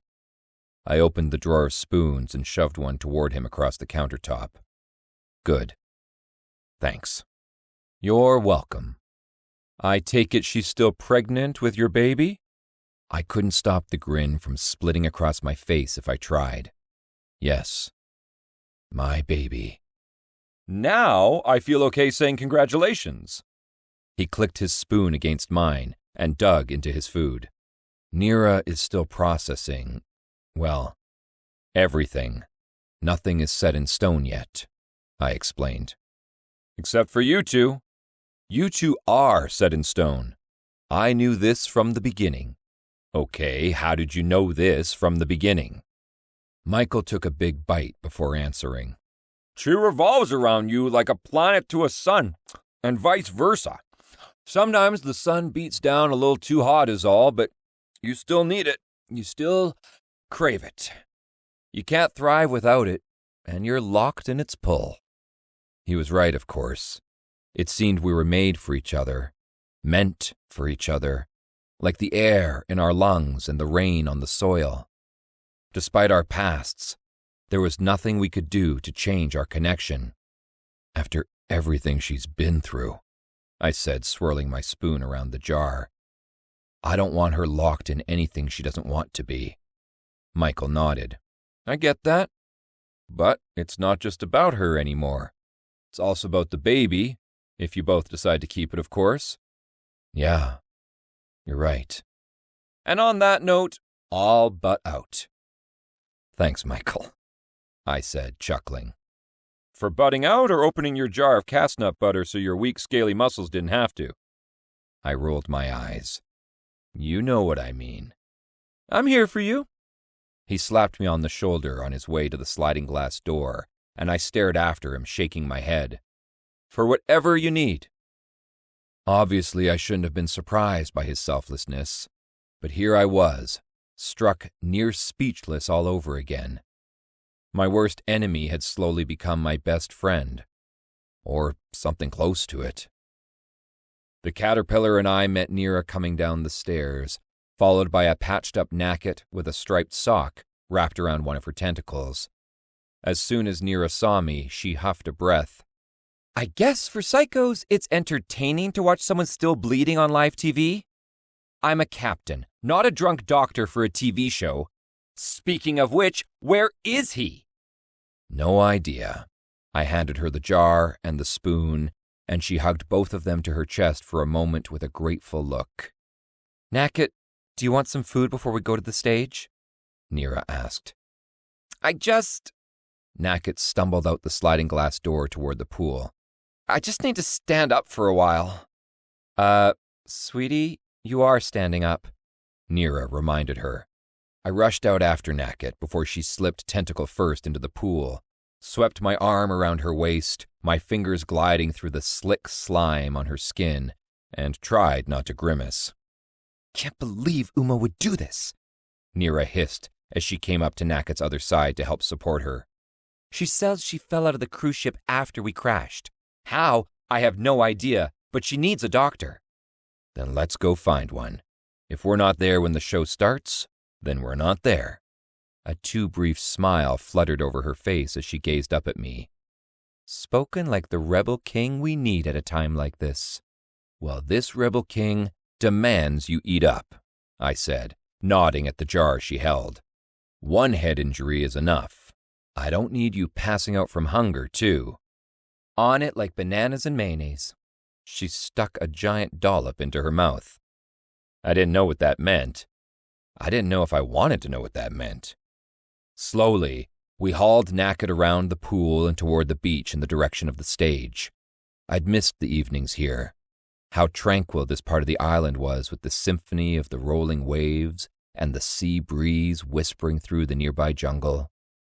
When this planet wasn't trying to kill us, I really loved it here. Do you think he loves me? Nacket asked, her feet dragging. Who? I adjusted my hands to keep my grip on her, but her natural slime made it especially tricky. Captain Mike Early. My stomach jumped. Nera stopped short like she'd slammed into a wall. Before Nera and I followed the direction of Nacket's outstretched tentacle, we locked eyes over Nacket's head. Then, as one, we swiveled our gazes forward. My blood rioted in my veins at the sight of him. His gun aimed at the show's entire cast and crew, and even Nera's entire crew, all gathered on the stage with their hands raised over their heads. About 40 Earth Space Fleet officers surrounded them, guns drawn. Well, Michael drawled from the edge of the stage, his green eyes narrowed into steely points. This isn't how I expected my day to end. Judge, a lizard alien, snorted in agreement. Wetness stained the crotch of his pants, and a lot of other areas too. Whether piss or his crotch mucus, I didn't care to know. Welcome to Alien Love Island, everyone, he joked. Hope you enjoy your stay. Pete glowered at him, but it quickly morphed into a grin when one of the officers clubbed Judge over the head with the butt of his gun. With most of the attention on them, I gently slipped the caterpillar's jar to the sand. "God damn you, Early!" Nera lost her grip on Nacket, but I only had the one hand to support her since I was already reaching for my machete. "When are we going to stop running into each other like this? It's embarrassing." She gave him a false smile. "For you." "I don't know, Nera," he said coldly. "How about when you stop fraternizing with the enemy?" "Early!" I shouted, and held the machete out in front of me so the setting sun glinted off the blade and reflected right into the fuckser's eyes. "You've hired your last assassin. You want my daughter dead? You get through me first. Do you understand what I'm saying to you? Does your tiny, cowardly brain comprehend that threat? You pathetic little excuse for a male!" The officers at his back flinched at the volume and rage in my voice. He only flicked up an eyebrow. "A threat against me is a threat against all of Earth's space fleet, fade or not." "You've already declared war," I said through clenched teeth. "It will be your death first. That I swear to you on my goddess's name." Doubtful, since I'm arresting all of you for aiding in the escape of two Fade. I quaked with the need to lunge forward and end him where he stood, despite the spray of bullets I would summon if I so much as moved. I wanted to see his realization that he should have never even uttered my daughter's name. I thirsted for his blood on my hands, while I made him regret ever hurting Nera, too. What kind of monster was he, anyway? What kind of man knowingly stood by the people who'd engineered the death of his daughter? As if sensing my fury, Nera moved to my side, slipped her fingers into mine, and squeezed reassuringly. "Wait, did you say two Fade?" Umo asked, still puffing his cigar with his arms raised over his head. "What's the meaning of this? There are no Fade here on the show." "And even if there were," Nera said, shrugging casually, "we're all back now. No one escaped here, so put your guns away. Besides, is this any way to treat the former members of your crew?" Every one of them glared at him, practically vibrating with wrath. Mike Early didn't even spare them a glance. "They're traitors, just like you are." Pete stepped forward then, his face pale yet his expression resolute. "We will not be intimidated by threats. Come what may, justice will prevail." Rolling her eyes, Nera held her chin high while her body radiated fierce determination. "You won't get away with this," she said firmly. "We have evidence of what you did to the ships before we crashed. Plus, your assassin spilled a lot of beans." "His word is useless compared to Earth's space fleet," Early laughed coldly. "And if you're referring to those cameras inside the Odessa, I'm afraid that they are broken beyond repair." Nera smiled slightly, a predatory gleam in her eye. "That's where you're wrong." She pulled out a data drive from her pocket and waved it at him triumphantly before slipping it back into place. Some of the officers exchanged nervous glances. They could either take us hostage until they could control what evidence came out about them and then kill us, or we could control the narrative on live TV where they wouldn't dare kill us. Yet. Maybe not ever if we gave the viewers one hell of a show. The problem was the only camera drones I saw were switched off and lying uselessly on the stage. "So what'll it be?" Nera said, her voice steady. "Or are we just going to stand here all night with our thumbs up our asses?" Michael's green gaze sought out mine, narrowed and calculating as always. "So what's the plan here?" I could practically hear him asking. The plan was to send an email. With my Fade tech, I pulled up the email program inside my mind and tapped out a quick message with a couple of flicks of my eyes across the keyboard. Email, date, 7-30-2640. To sano@universe.com. From Max King of Xenox @universe.com. Subject, please. Rain, if you can hack into the drone cameras, I might be able to get Nera out of this alive. As if my message had summoned her, Rain stepped out from the jungle wall behind the stage with Nera's cat perched on her shoulders. Her sensible shoes were silent on the wooden planks. Dressed in overalls, she looked like she was ready to get to work. Done, she announced. 1 second later, every single camera drone lifted into the air. Several of Earth Space Fleet's officers' guns wavered as they eyed the cameras nervously. Others aimed their guns at the cameras. A few glared at Rain and swiveled their weapons to her. Pete winked at the nearest camera. We're live, baby.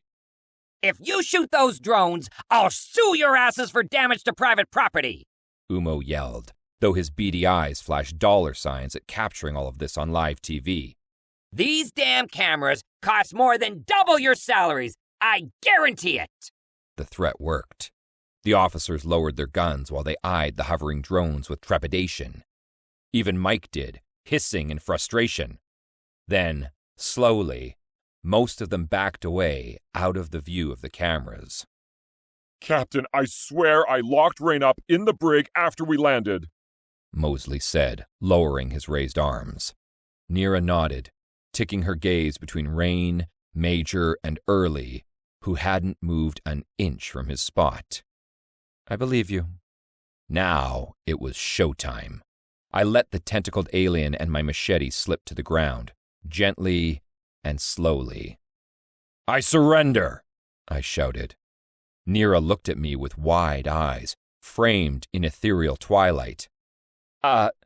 No, you don't. No, he does not surrender. I did, though, completely, but not to who she thought. I had an idea that might just keep us alive by public pressure alone. But the idea definitely wasn't for the faint of heart. Chapter 20. Nera. What are you doing? Confused way more than usual, I turned to Max, who was taking a knee in front of me. Everyone gasped, and it took me an embarrassingly long time to catch up to what was happening. Even then, I wasn't entirely sure. Are you all right? I asked him, thinking he'd maybe stepped on a sand crab or gotten a foot cramp or something. Yes, His lavender eyes sparkled as he took my hand. because I'm surrendering to you, Nera Kotribin. Okay? My voice cracked in half and came out as a whisper. I'd be less surprised by a new hole between my eyes right about now. Every time I look at you, he continued, I'm reminded of all the moments we've shared, the laughter, the conversations, and the quiet understanding. You've been my anchor, my confidant, and my partner since we arrived here, and every step we've taken together, my love for you has grown stronger.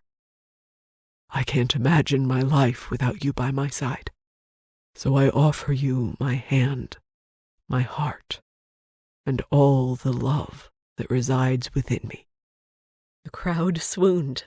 My eyes filled with tears as my tired, crash-landing, damaged brain finally made sense of what he was saying. He loved me. This Fade King loved me so much that he didn't care if the entire universe witnessed his confession and the slightest throb in his voice when he continued.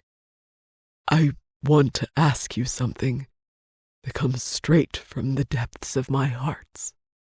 My whole body flushed as the entire audience held their breaths in anticipation. The only sound was the lapping ocean waves and the steady ring of my pulse between my ears. I stared down at Max's blinding smile, while the unwavering love pouring out of him one word at a time washed over my broken soul. Will you be the one to share every sunrise and sunset with me for the rest of our lives? Will you be my partner, my love, my beautiful star, and my queen, Nera." He reached into Very Hungry Caterpillar number 1's jar and pulled out a leaf with tiny caterpillar bite marks in it, and quickly fashioned it into a ring. "Will you marry me?" The end. You have been listening to Bound to the Alien King, Alien Love Island Season 1, Book 4, a sci-fi alien warrior romance by Lindsey R. Loucks. Copyright 2024 held by Lindsey R. Loucks. Narrated by Jenna Rose and B.J. Hunter. Produced and directed by CTR Audio.